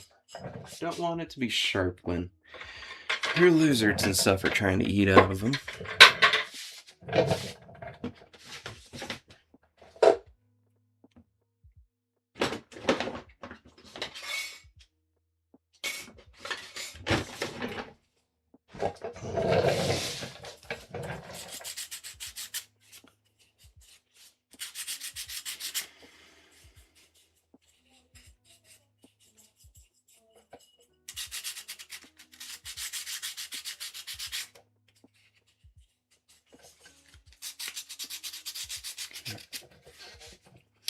Don't normally use sandpaper in pottery, but these edges are going to be way too sharp if I don't do something about them now. So, since they've already been bisqued, I don't really have much of a choice.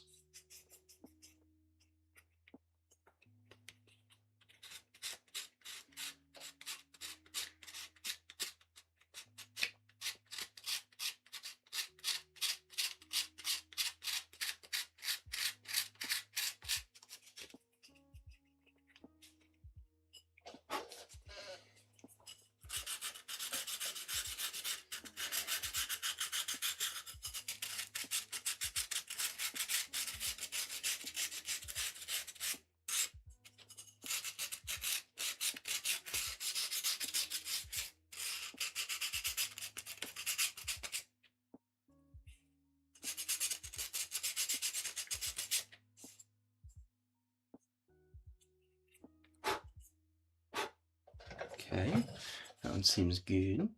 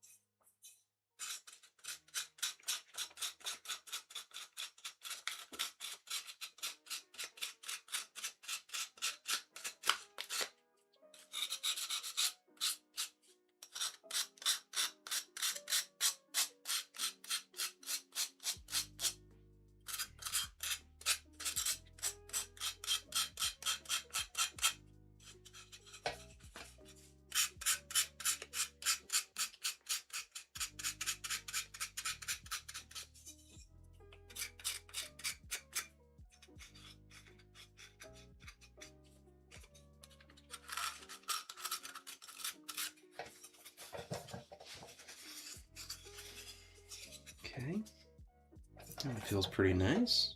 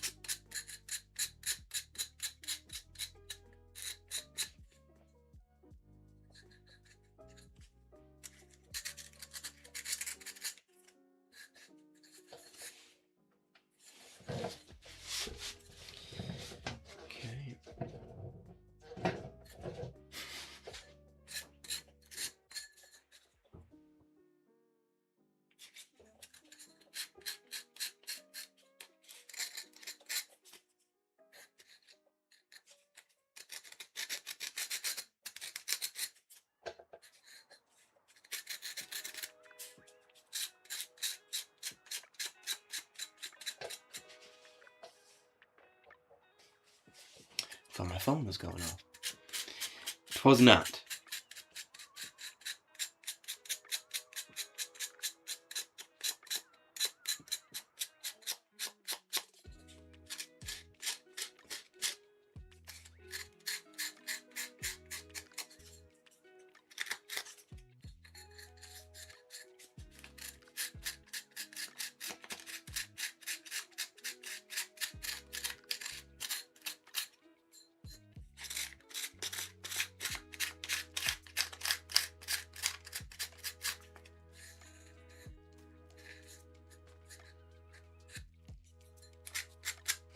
Okay.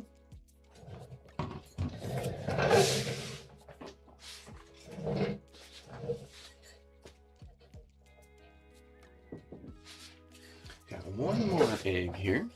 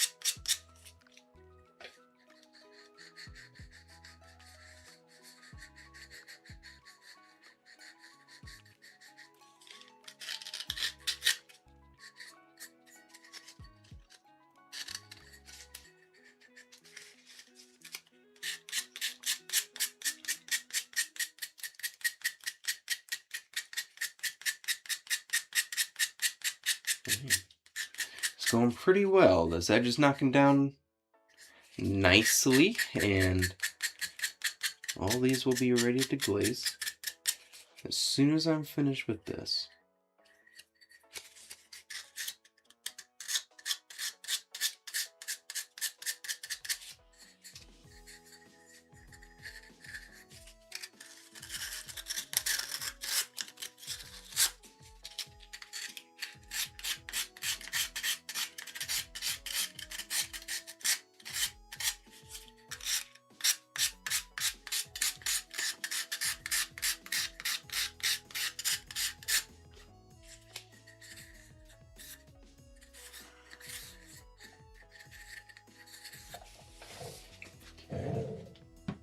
There's those.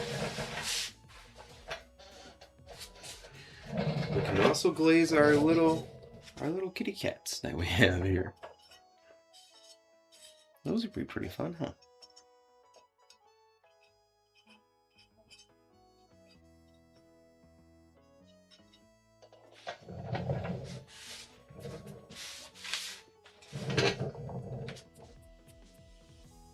Okay, I want to think a little bit about how I'm going to do those. I think I'm going to do them after our cats, our personal cats. And so I need to decide on the colors that I'm going to use.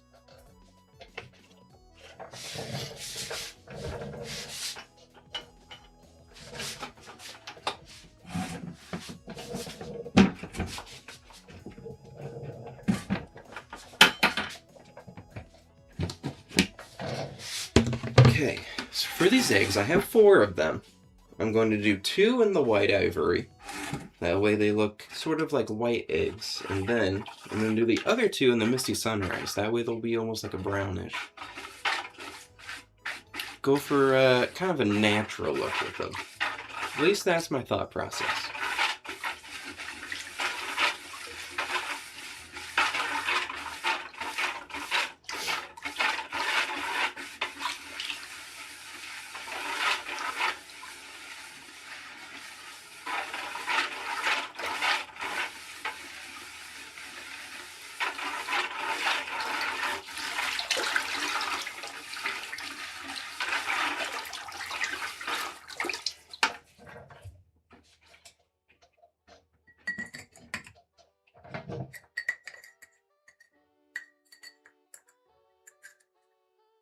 Okay.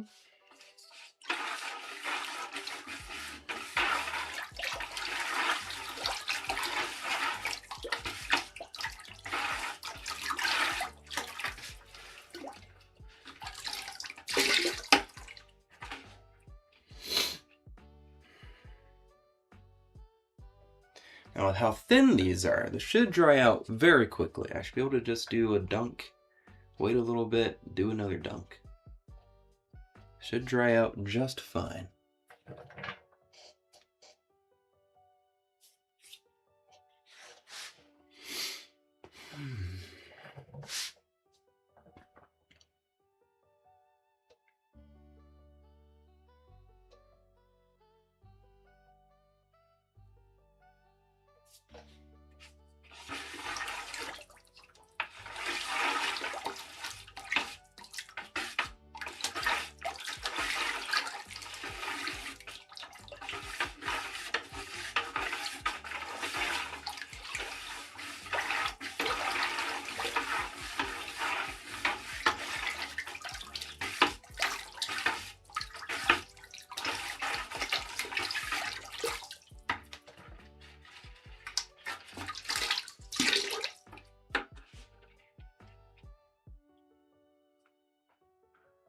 Okay.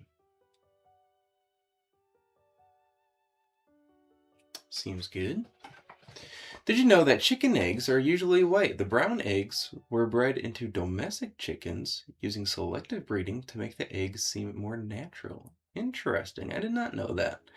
I wonder if my wife knew that, though, with how much she's been reading up and studying about chickens. She might have known that. I'll have to ask her.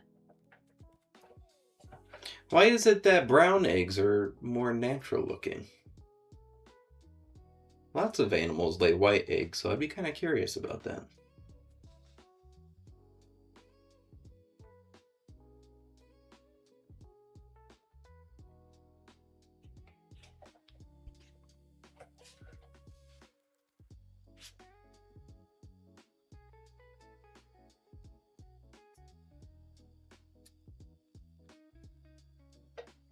Egg.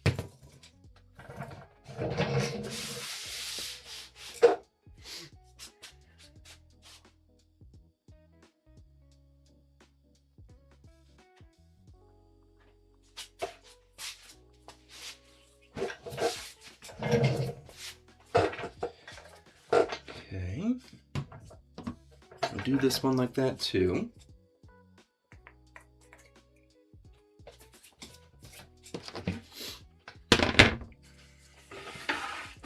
That's really interesting.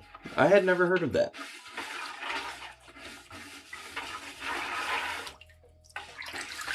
I will have to look into that. I'd be really curious to understand the reasoning for why brown eggs would be considered more natural.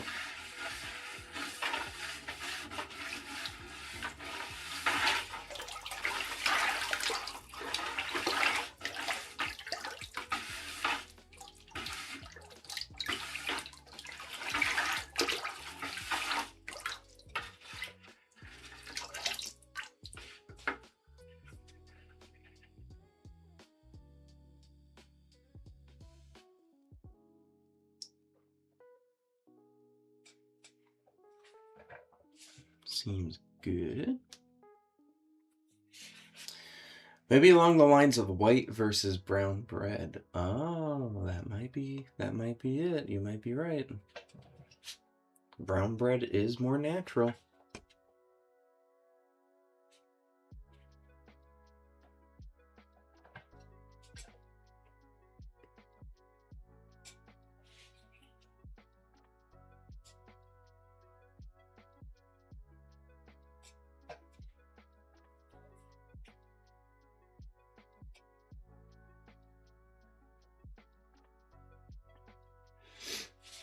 Okay. Give this another good stir. Going for another dunk.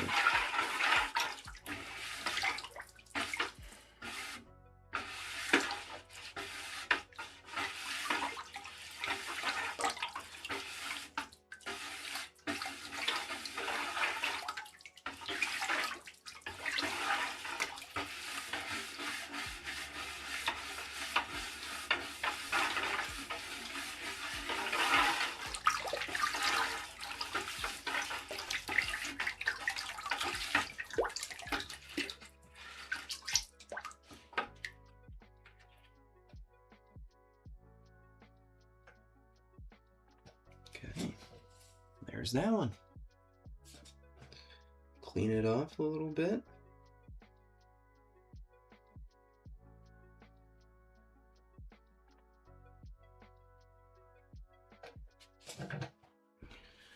All right. Those were the two that I wanted to do in this white ivory. The other two we'll do in the misty sunrise. Make them sort of brown.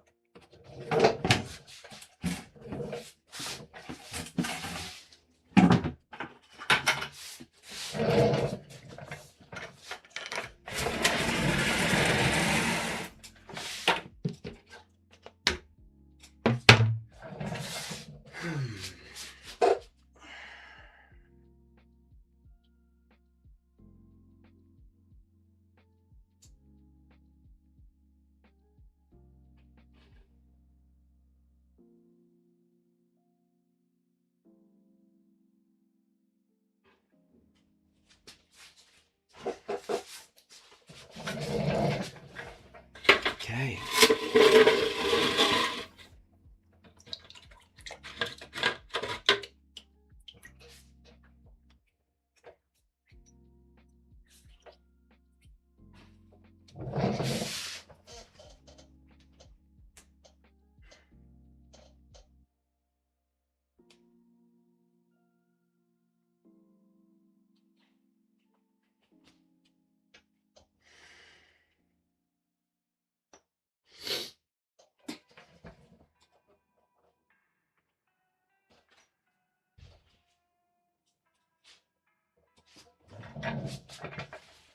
All right.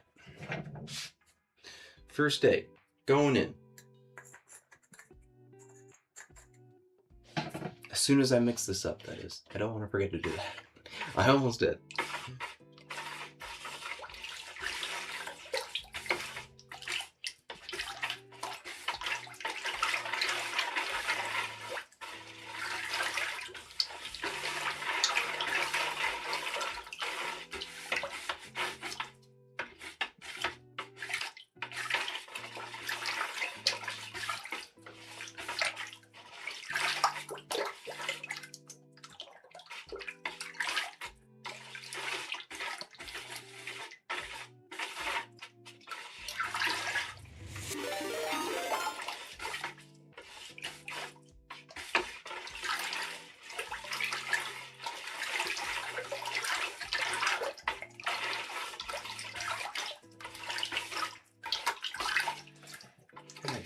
In and out.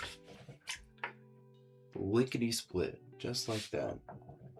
Oh my gosh, Leothora rating again. Hello. We've got Achilles Art 241. Hey, hello. And Leothora, hello. Welcome in. It's been a minute. I haven't seen you in a couple weeks. Nice to have you back. We are dip glazing today. I've gone through and dip glazed everything on these tables here. We've got a bunch of mugs, some bowls. I've got a bunch of my flowers that I glazed. And now we're doing some little odds and ends, like these little half eggs that I've got. So yeah, hopefully all you coming in, enjoy your stay. How are you doing?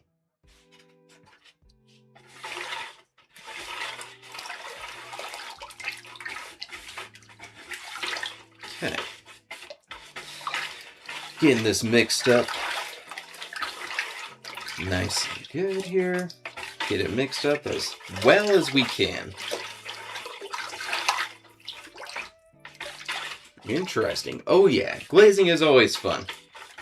Glazing is always fun. It's probably, apart from like throwing stuff on the wheel, it's probably the most fun part of pottery.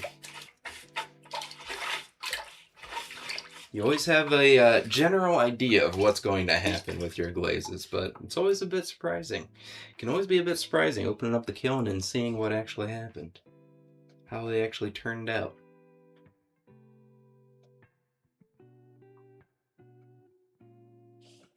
Okay. Yeah, Thora, you're good? How am I? I'm good. Very good. I'm getting over a cold. I hadn't been streaming for a little bit because my wife and we went on a trip to New Orleans, and I was sat next to a coffee sicky kid on one of our boat tours, and I have been sick ever since. So I'm still trying to get over that, but I'm getting back to streaming now at least.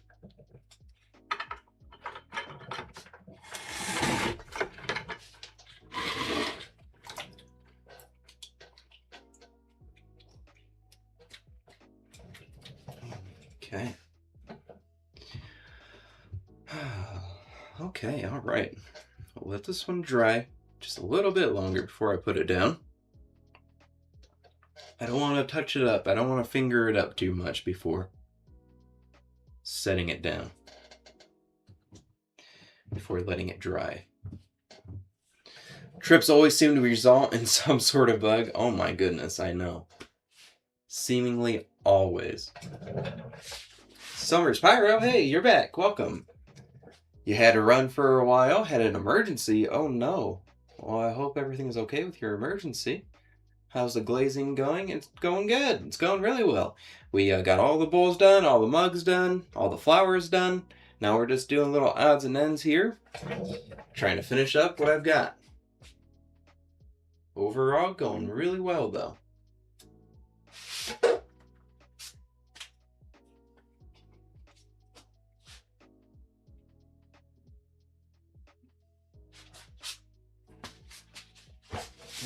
Okay, let's grab our other egg here. It's our last egg. And then I've got some hand glazing to do. Got some hand glazing. We're going to be painting with some underglazes. That'll be fun. Good job. Hey, thank you. I appreciate it.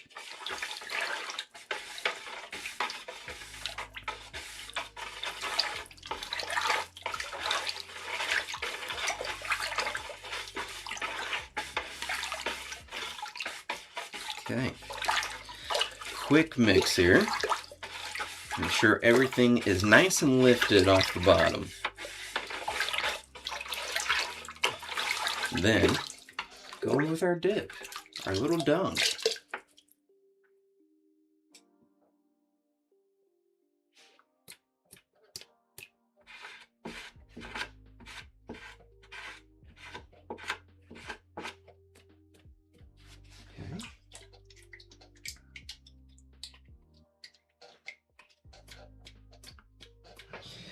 Let that first coat dry for just a little bit before we dunk it again.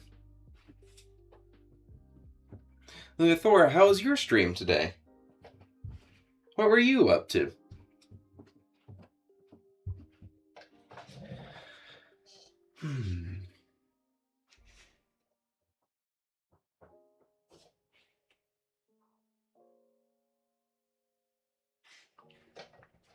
These are turning out pretty well. I'm getting a nice even coat on everything so far.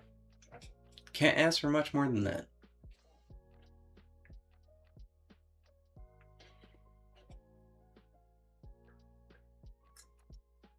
Okay. This one's had just a little bit to dry. So we'll do another quick mix, quick dip, and we'll be done with our dip glazing.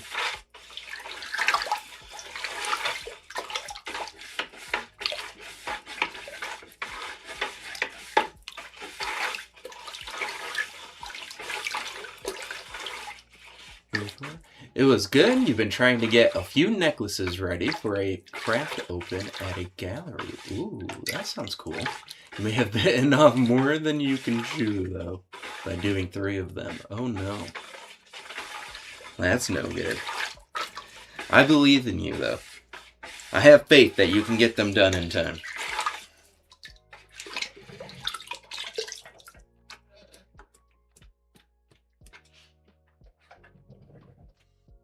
Okay. There's that one. Our last dip. Feels good. Let's hope so. Heck yeah, I believe in you. How much time do you have before this craft show, huh? What's the timeline like here?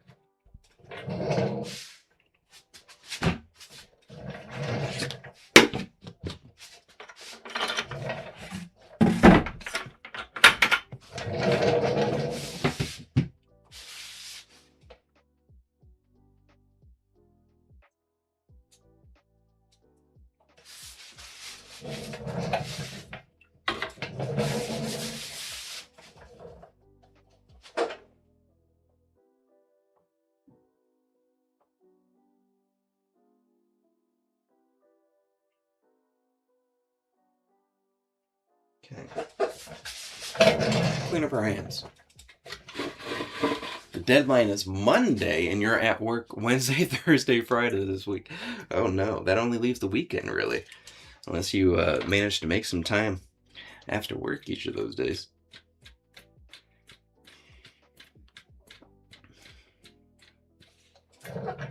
You might be a bit crunched.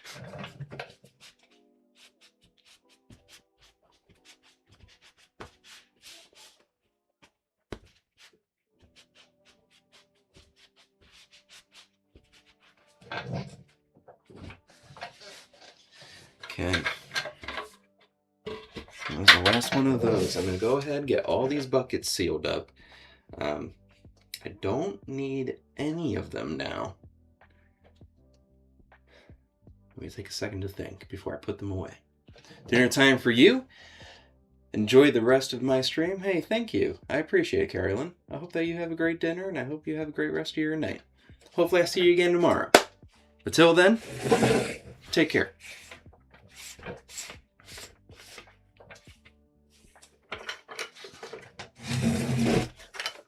Okay.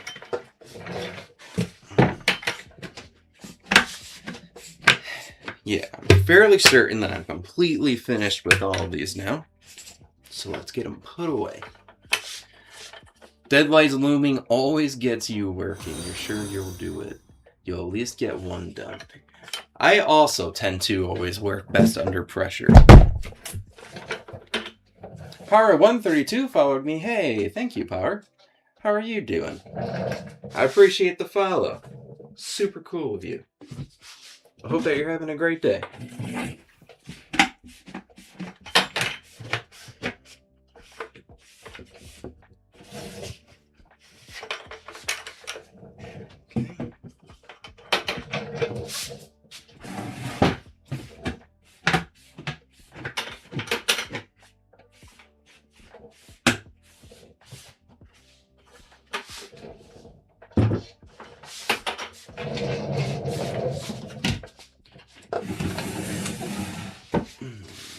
Speaking of, though, you do need to go get some food, too. Nice to see me again. Sorry you have to wait and pay. Hey, no worries.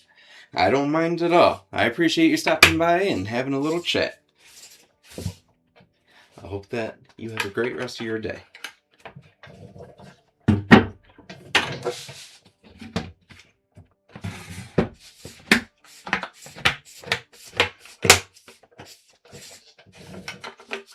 Okay.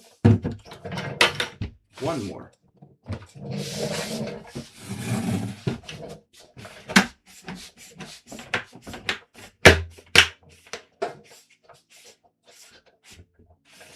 Okay.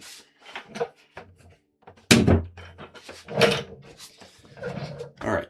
Got all the buckets sealed up. Let's get them out of the way.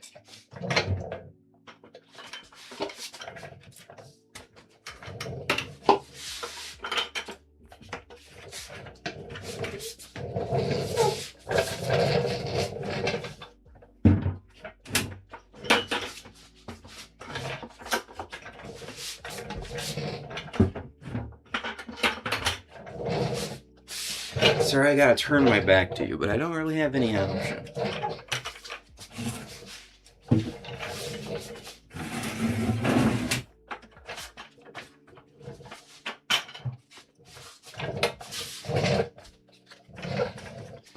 You're done glazing for the day. I am done dip glazing. I'm going to do a little bit of glazing by hand with some of my underglazes, but as for these overglazes that I use for dipping, I'm done with all these. I can get them put away.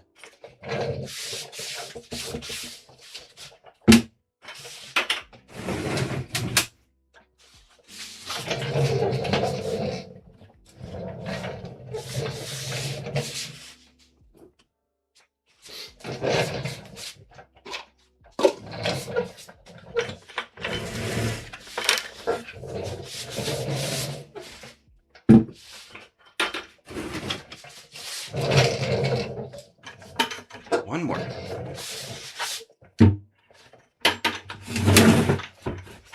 That's good enough. Okay. Go around and collect all these. I didn't actually end up using any of these today. Or yesterday. Sometimes I do, sometimes I don't. Alright. There we go. Oh my gosh, look at all this room for activities. It's incredible.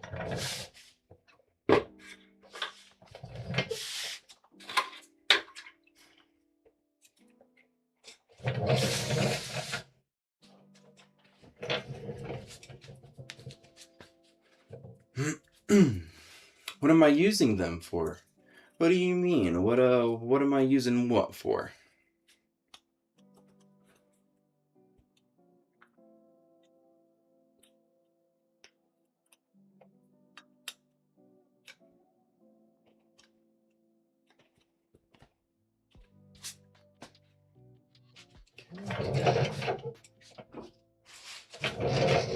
These dry. Set those down there. These can go up and away.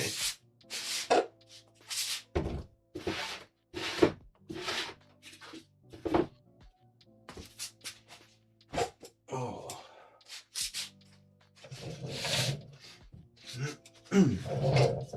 Okay. As for hand glazing, I've got this little elephant that I need to get painted by hand. So we might tackle that first. Those small buckets that you said you didn't use today. The small buckets that I didn't use today.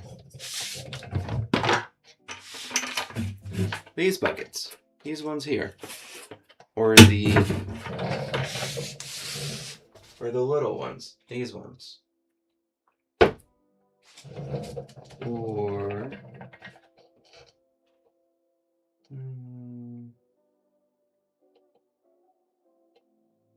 I can't remember. My memory's not very good. I can't remember.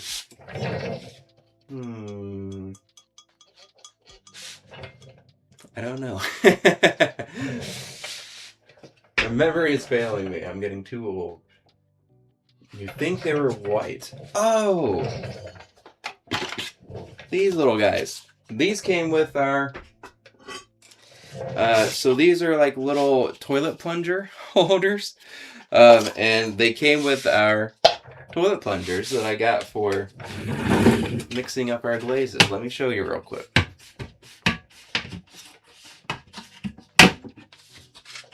So in each of these buckets, I keep a little toilet bowl scrubber. And so those came with these. And sometimes when I am dip glazing, sometimes I'll take this out of the bucket and set it in one of those just to get it out of the way. But I didn't actually use any of them. So I just put them away. I know, I figured it out. It's these. I'm getting old. I'm sorry.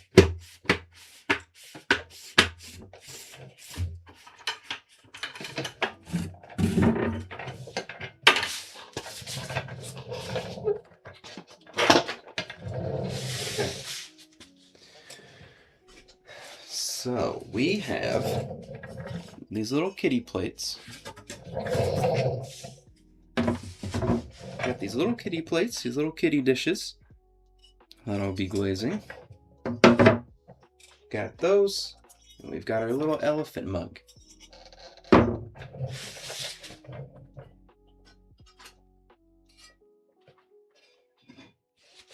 These are the other two.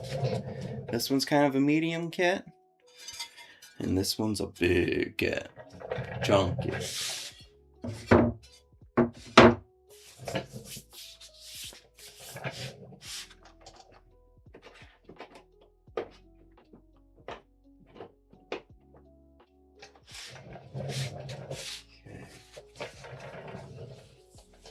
Let's see. Let's take on the elephant first.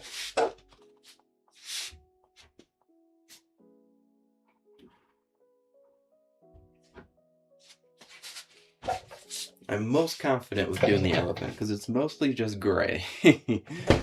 We'll see how it goes. So like fine detail kind of stuff isn't really my wheelhouse. That's more my wife. We'll see how I do though.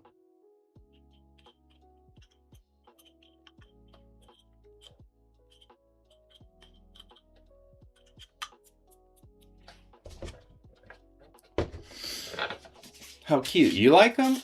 Heck yeah. I'm glad that you like them. They're super cute.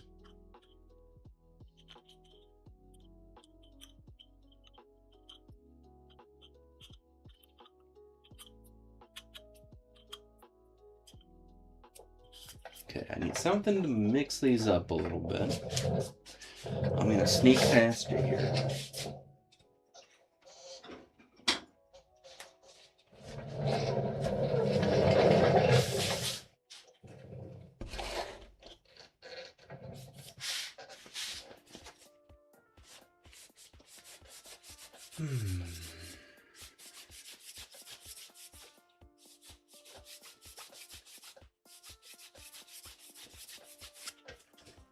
Okay.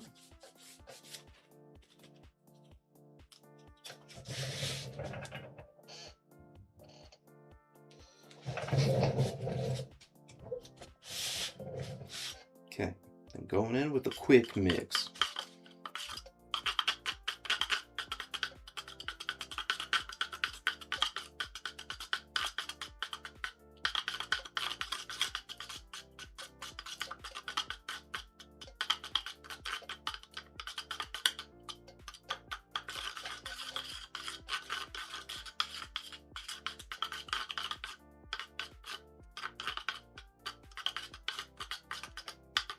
Okay.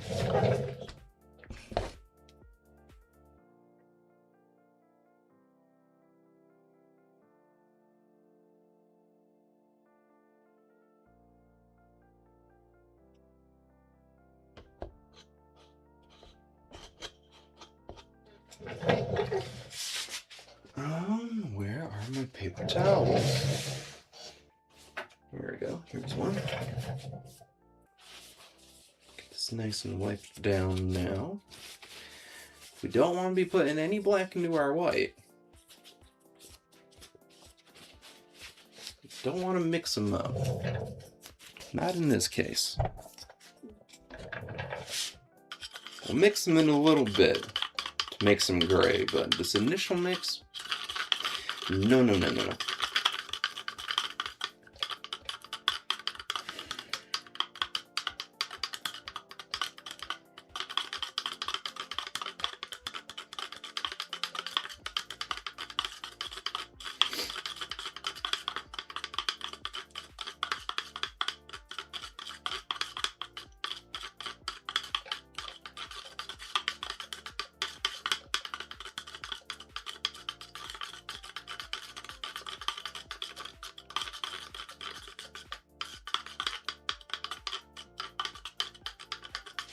Okay.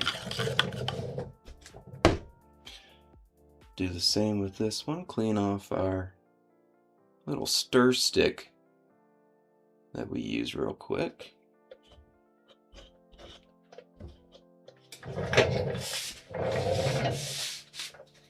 Where'd the paper towel go? There it is.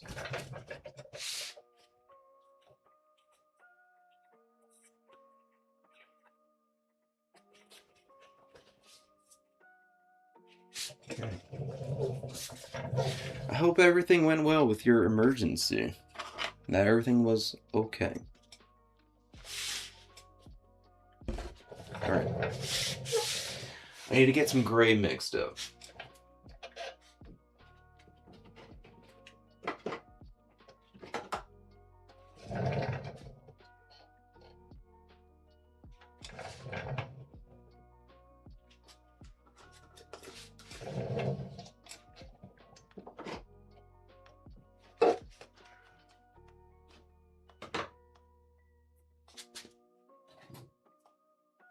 Let's see. One moment.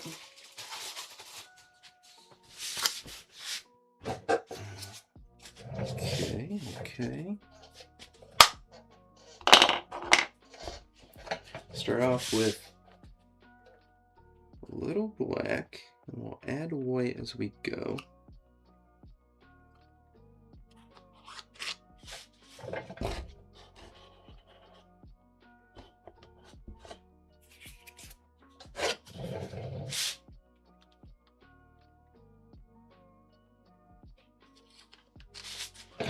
Add just a little bit of white for now. Don't want to get carried away. You had to run some errands for your sister. It is okay now, you think? Good. I'm glad.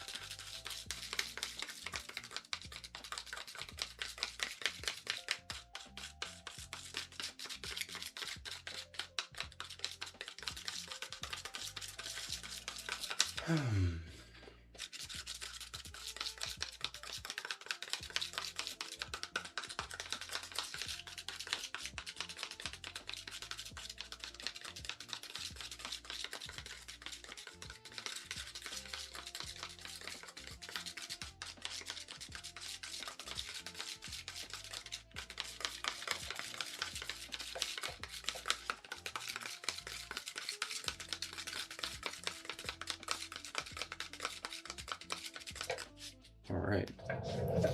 Got a nice gray from that. We're going to go with that. That'll be a good skin tone for our elephant.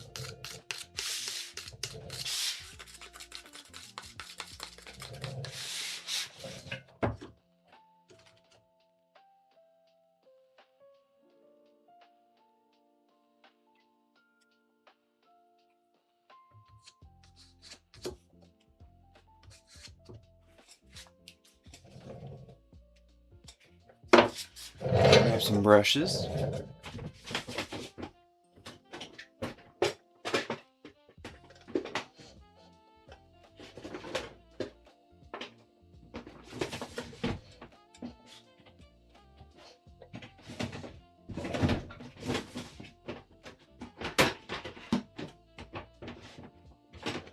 have to remember where they are. I haven't used them in a while.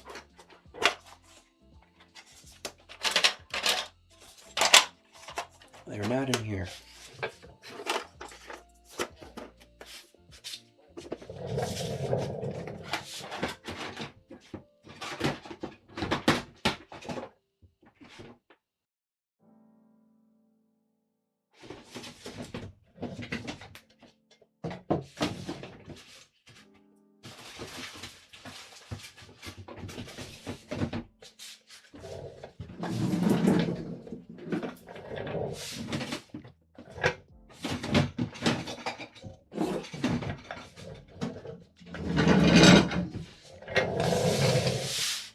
I don't know where they're at.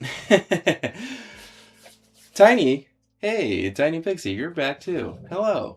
How are you? I'm trying to find my brushes. I have no idea where they're at. Oh, I found them. Aha! I knew they were around here somewhere.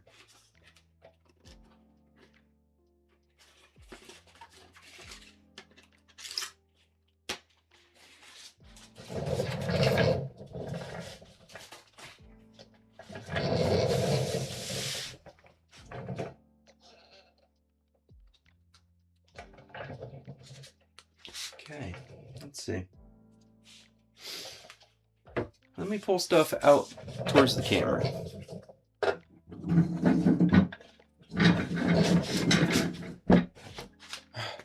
Yeah, you fed the little terror and made her go to sleep. Heck yeah, great job. Good job, Mo.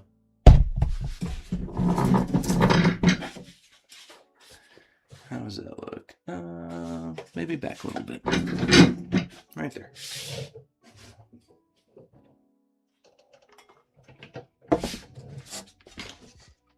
Set Move these to the side for now.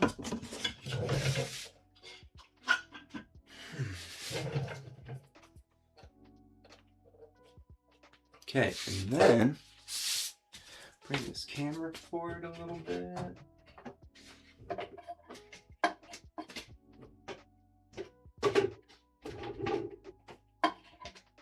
One moment, everyone, don't mind me. Whoa. Just trying to work with what I got here. Move that over.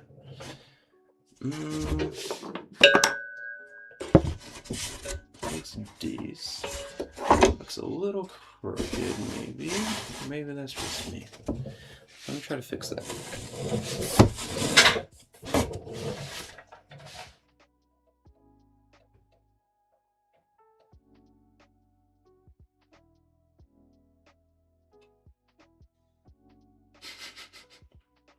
I'm moving you around. Bear with me.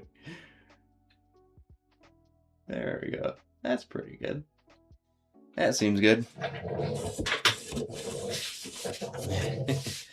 So I don't usually do like a bunch of different things all in one stream because I'd have to move the cameras around a lot. But in this case, I kind of have to. Okay.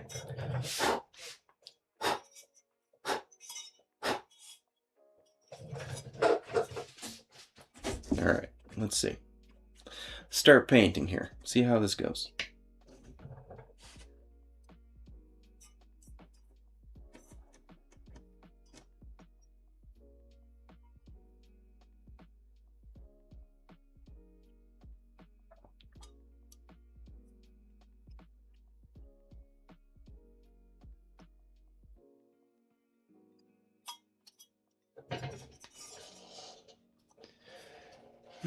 Roller coaster. That is exactly what it was like, I'm sure. I was taking you on a ride. Hopefully it was a fun one.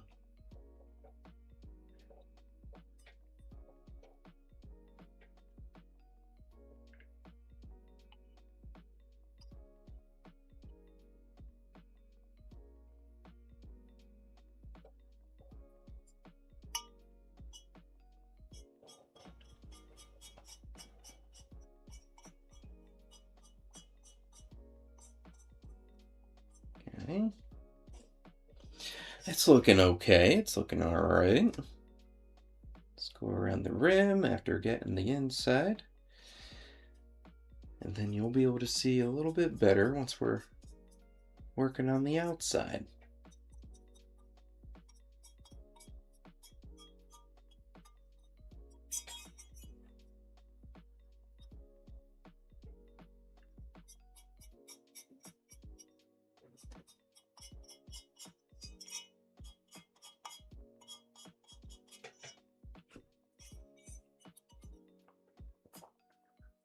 There we go.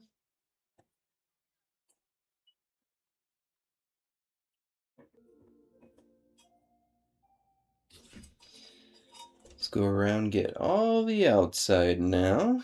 And we'll do the ears. We'll do the ears. We will do the nose, the trunk. And then I'm going to do the eyes black.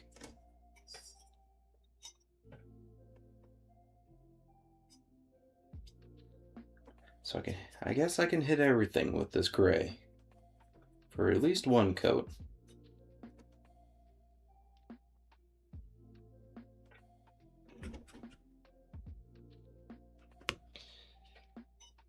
Let's see.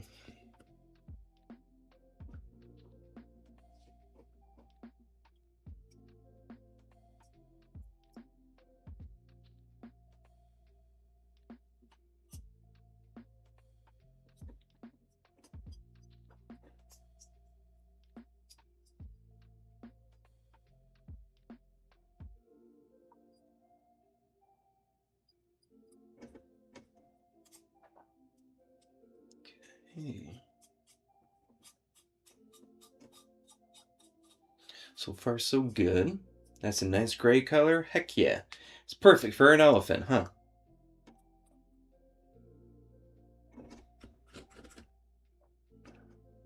maybe could have gone a little bit lighter, but I think this will be okay.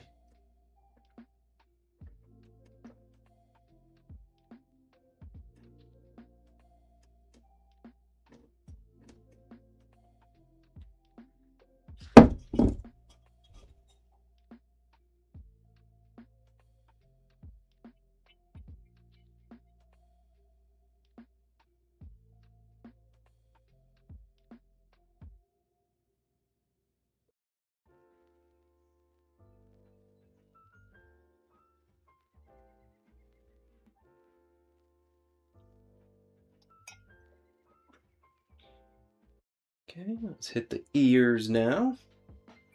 I'm able to hold it from the inside like this.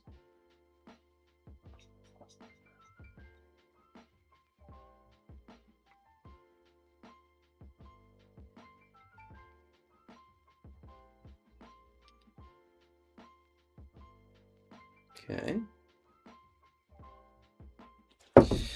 There's that one. Let's get the other one now.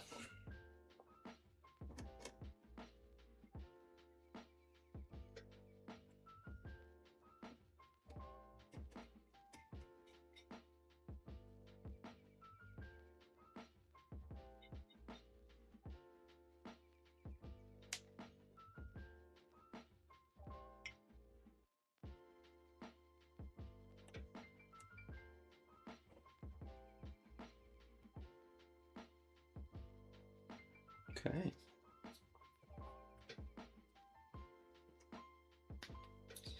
That's a good first coat on that one. Let's let that sit and dry just a little bit. It's looking really good. Hey, thank you. Is it drying fast? It does. It does dry pretty quickly. The clay actually does a lot of the work in that. It sucks all the moisture away from the glaze. And so it dries to the touch very quickly because of that.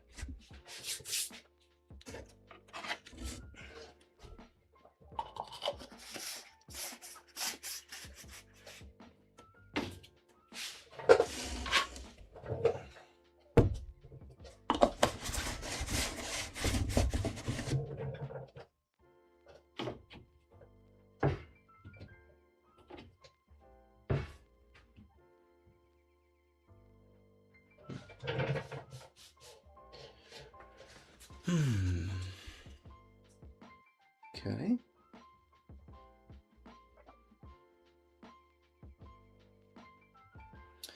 Seems good. Let's do another coat on the inside now.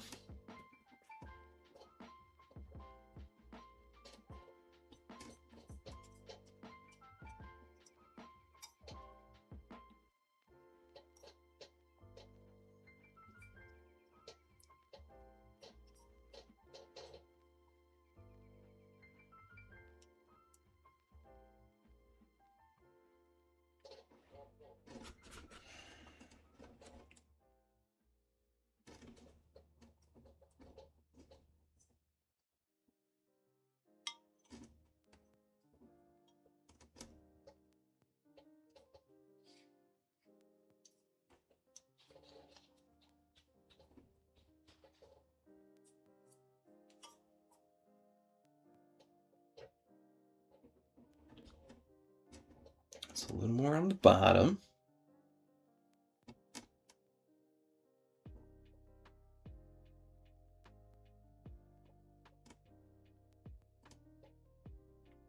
There we go. Ought to be good. Let's work on the outside.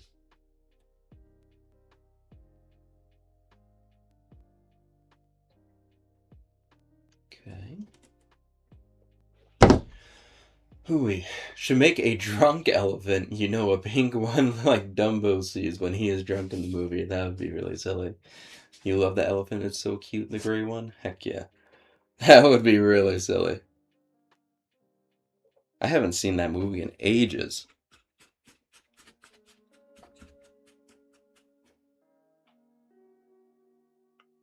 It's a pretty silly movie, though.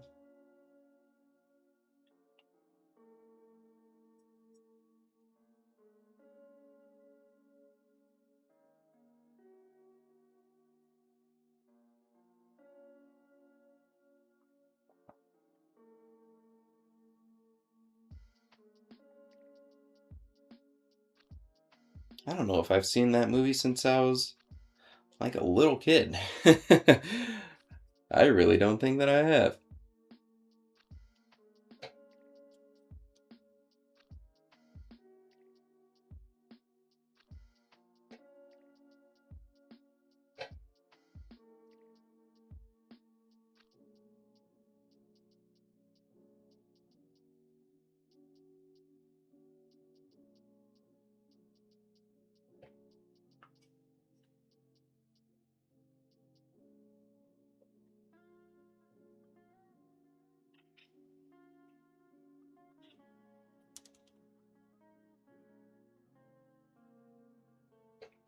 Okay.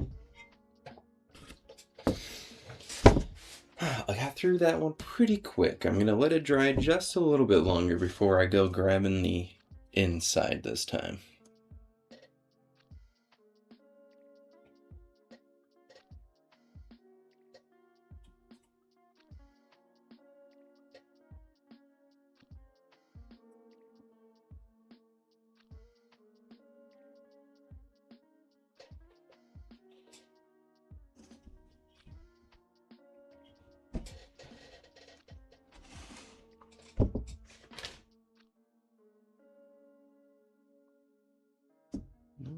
A little bit longer. Tell my wife that we need to make more elephants. This was really mostly her. I threw the mug and I did the ears, and then she did the cute little face. And I really struggled with the ears. Like I said, I'm not very good when it comes to like fine detail kind of things. That is all her. That is all her. I'm gonna go find my water. I think I left it sitting up on the counter next to the sink. And I'm really thirsty, so I'll be right back.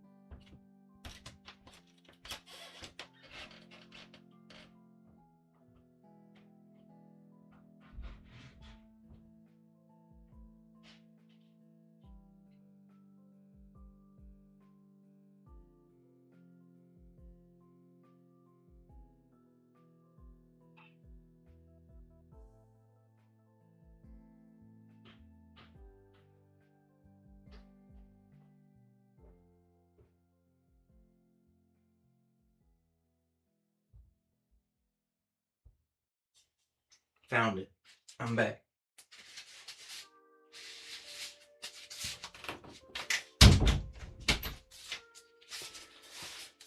I am thirsty no longer. No more.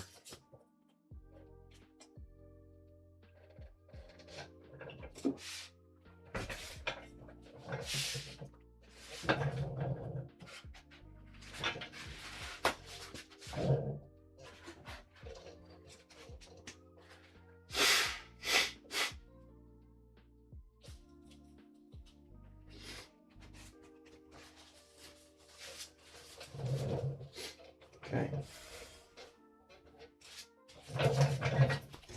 Let's see. Oh yeah.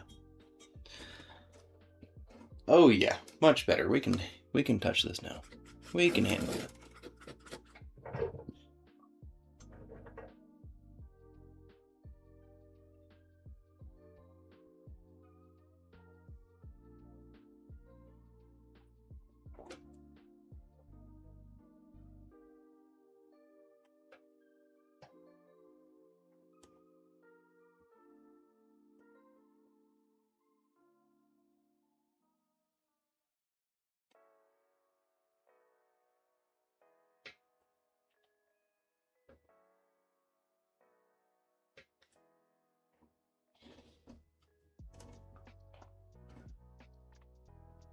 Okay. We'll hit the ears here. Make sure they're nice and gray, nice and covered with this second coat.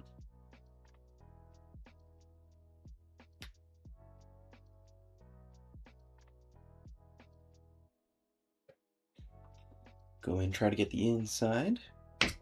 Oh. I just flung paint all over my face, but it's fine. Don't clip that.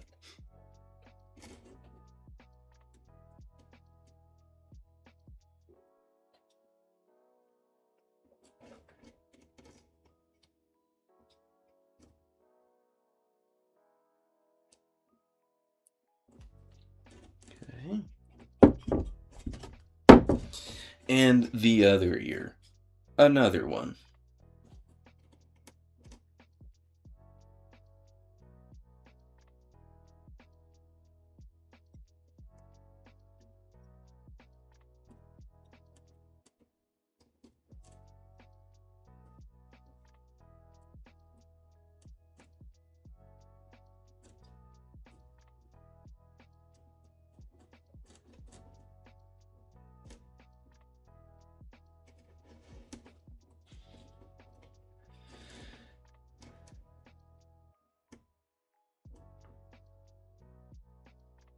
Okay.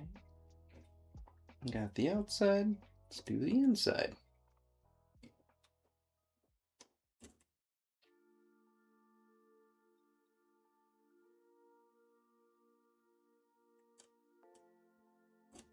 Okay.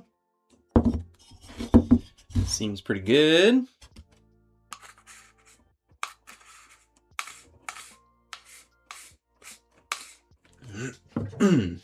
I don't think that I'll have to use the gray anymore now.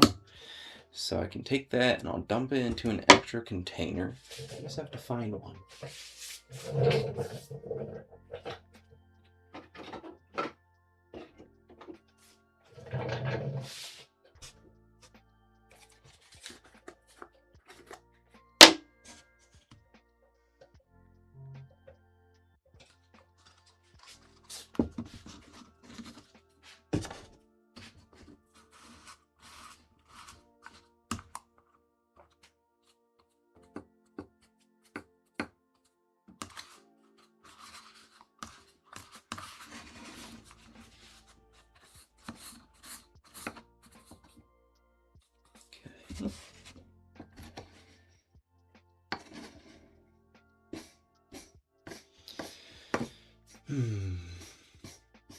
You didn't know I was going to glaze my face? It wasn't by my choice. It was a bit of a surprise.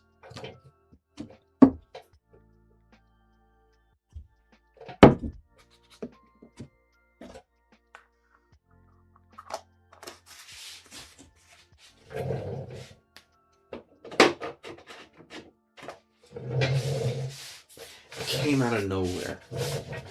You ladies might know what that's like.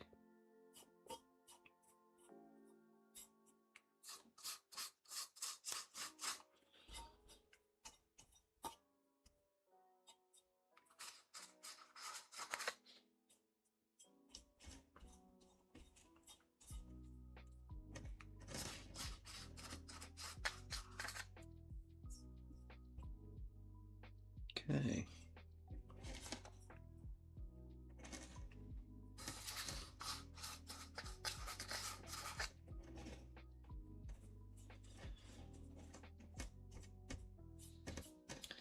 Just using up a little bit of this extra that we have in the cup still. Getting a good coat on everything. Might as well use it up since we've got it.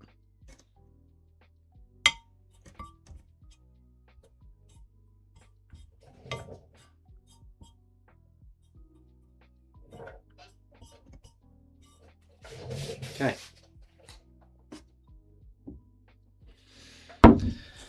So there's our elephant. Now I need a little bit of the black for the eyes. Got a black here.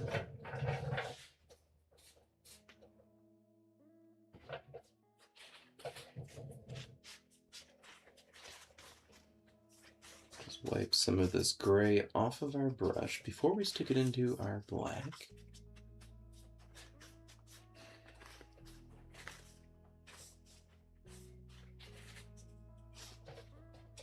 Okay.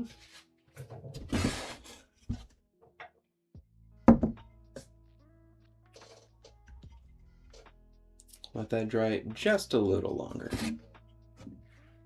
It's already dry to the touch, but I want to make sure that it's nice and dry underneath also. While that happens, while we wait for that, let's see, what other colors are we going to need? We've got black for the eyes and maybe like the two little nose holes. Maybe we could do like a little pink on the inside of the ears, maybe? I don't know how it'll turn out with the gray in there already, but let's see.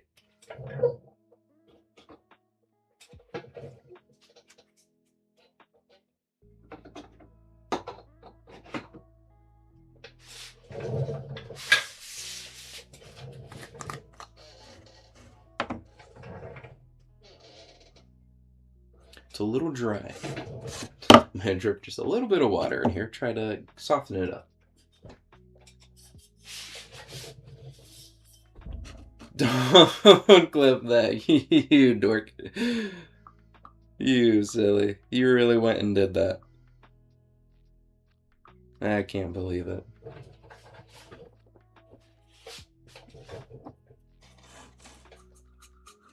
It is so silly.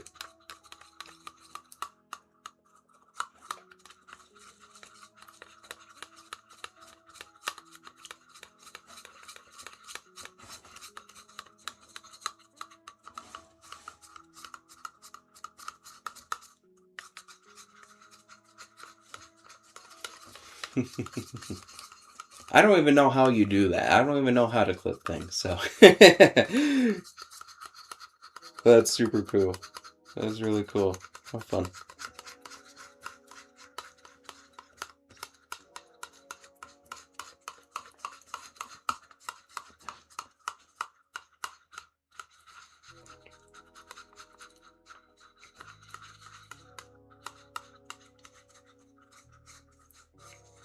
Okay.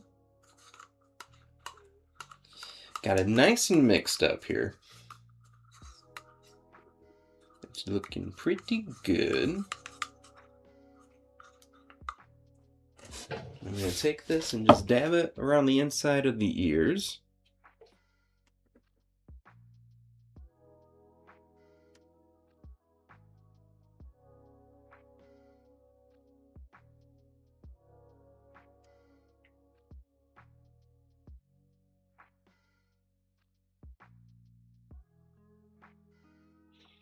Sort of feel like I should maybe be using a smaller brush.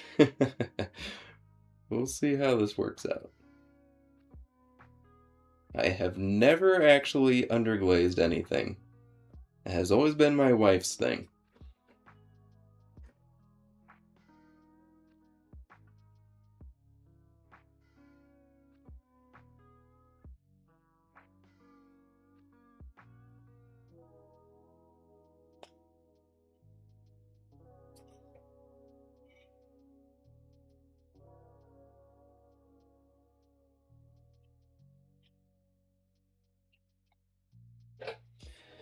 Okay. You didn't know it either until you said don't clip that, then you had to figure it out. Oh my goodness. You crazy. You two are crazy. Why must you torment me like this?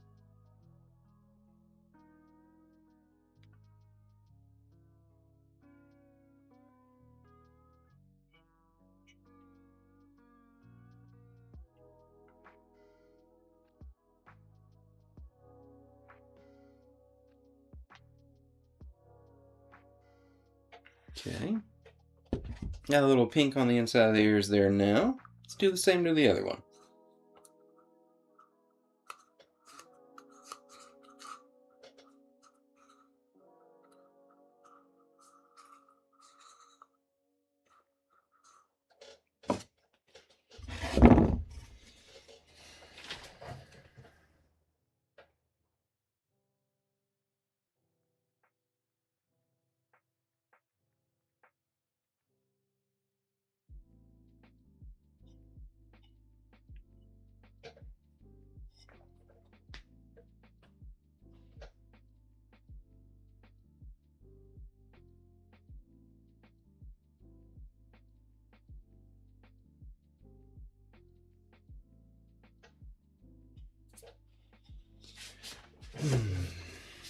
Only so you can show your waifu later and have a giggle about it. You know what? You got a good point. That will be pretty fun.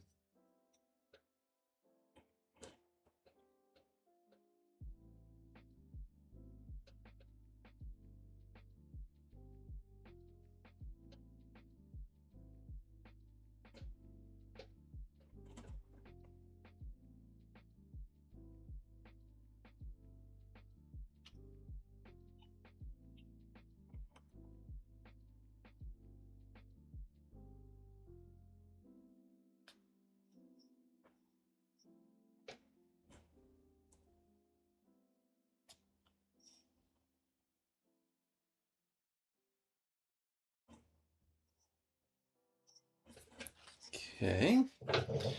So the inside of the ear is done. Gotta wash out my brush, and then we'll hit it with a little bit of black on the eyes and a little bit of the pink on the nose. Oh, that's a good idea. Let's do a little pink on the nose.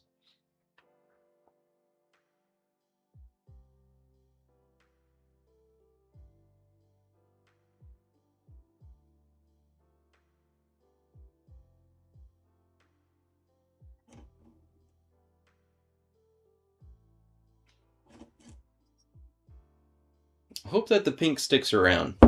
Reds can sometimes burn out in the kiln. Hopefully it doesn't happen this time.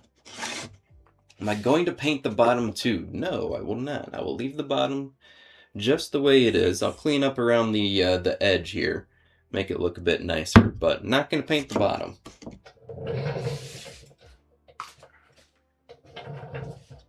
Actually, how about this? Let's take that.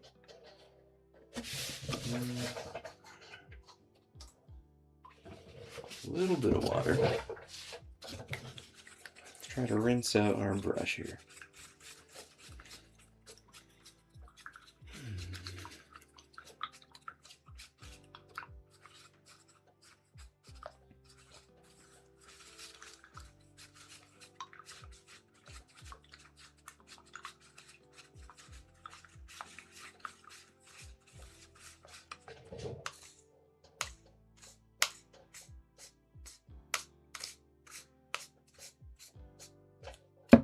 Okay.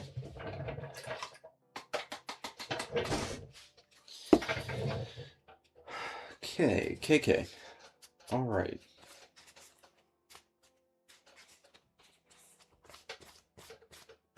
Let's get a little bit of black now. Just do the eyes.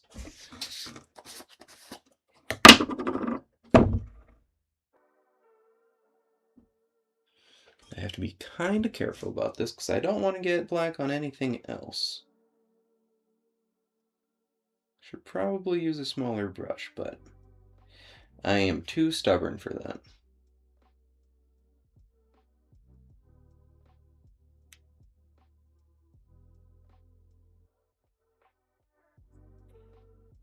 I am a stubborn, grumpy old man.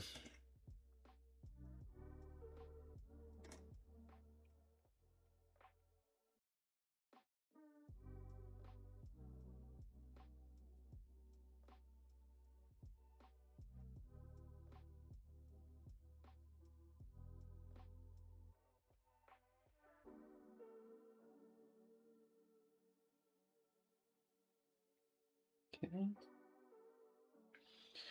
Wait for that one. Dry a little bit. Let's do the other one while we wait.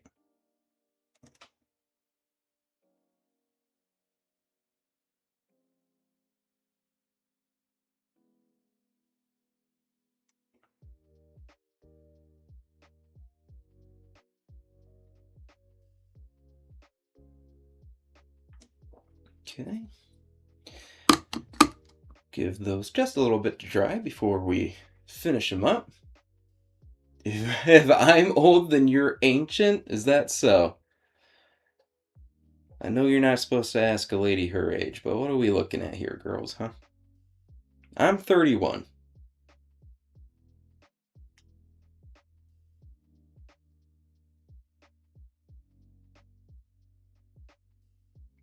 I am 31, but I feel like I'm 65.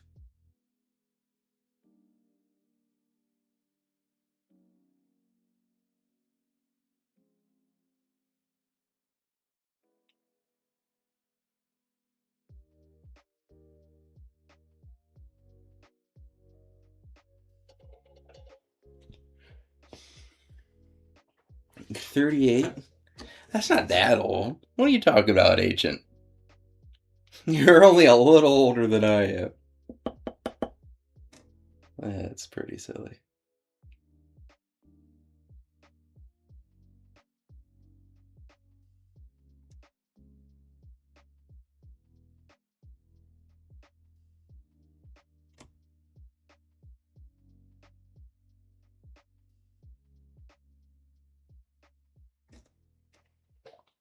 Okay.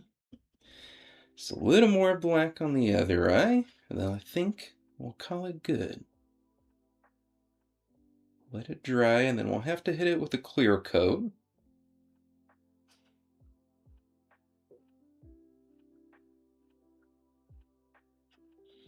But I want to make sure that it's nice and thoroughly dried out before then.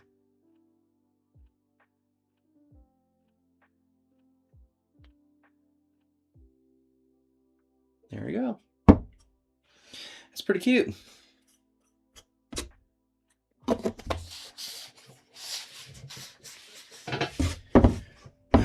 I said that I'm a grumpy old man, so if you're an old grump, then you're ancient hags. Alright, you know what? We'll call it even. Fair enough.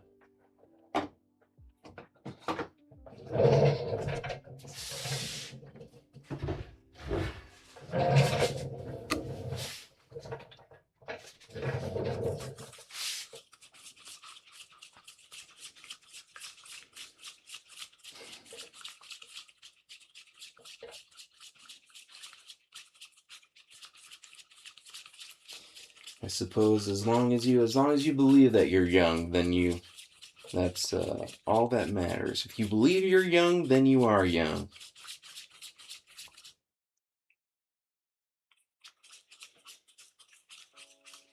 That's a cute outfit. You like it?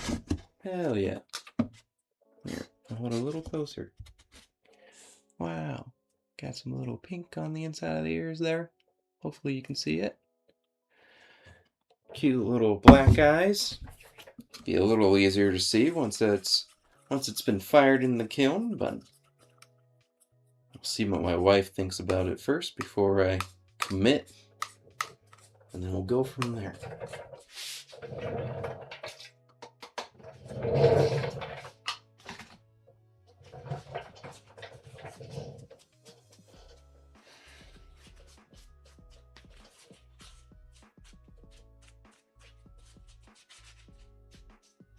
Okay.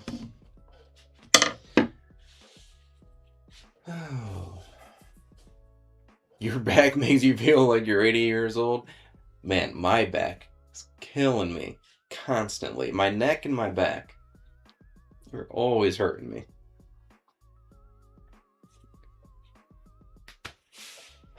She'll love it? Hell yeah, I'm sure she will.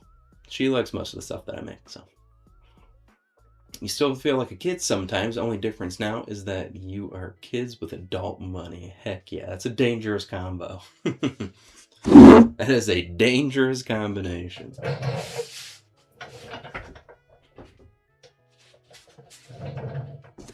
Okay. Set this off to the side.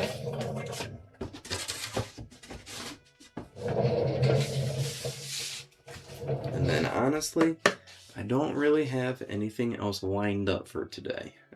I got all my glazing done. Glazed all the mugs, all the bowls, all the flowers. I got the little odds and ends here and there glazed. I'm feeling pretty good about it, so I might call it a day. Go rest a little bit. My back and my neck are killing me. So, go check in on my wife too. See if she's heard anything about work. She's been expecting an important phone call, so I'll go see how she's doing. As soon as you turn 30, every part of your body starts to fail. Man, that felt like as soon as I turned like 20. It's all downhill from there. I deserve some rest? Oh, thank you. Alright. I'm gonna go get me some rest. I hope that you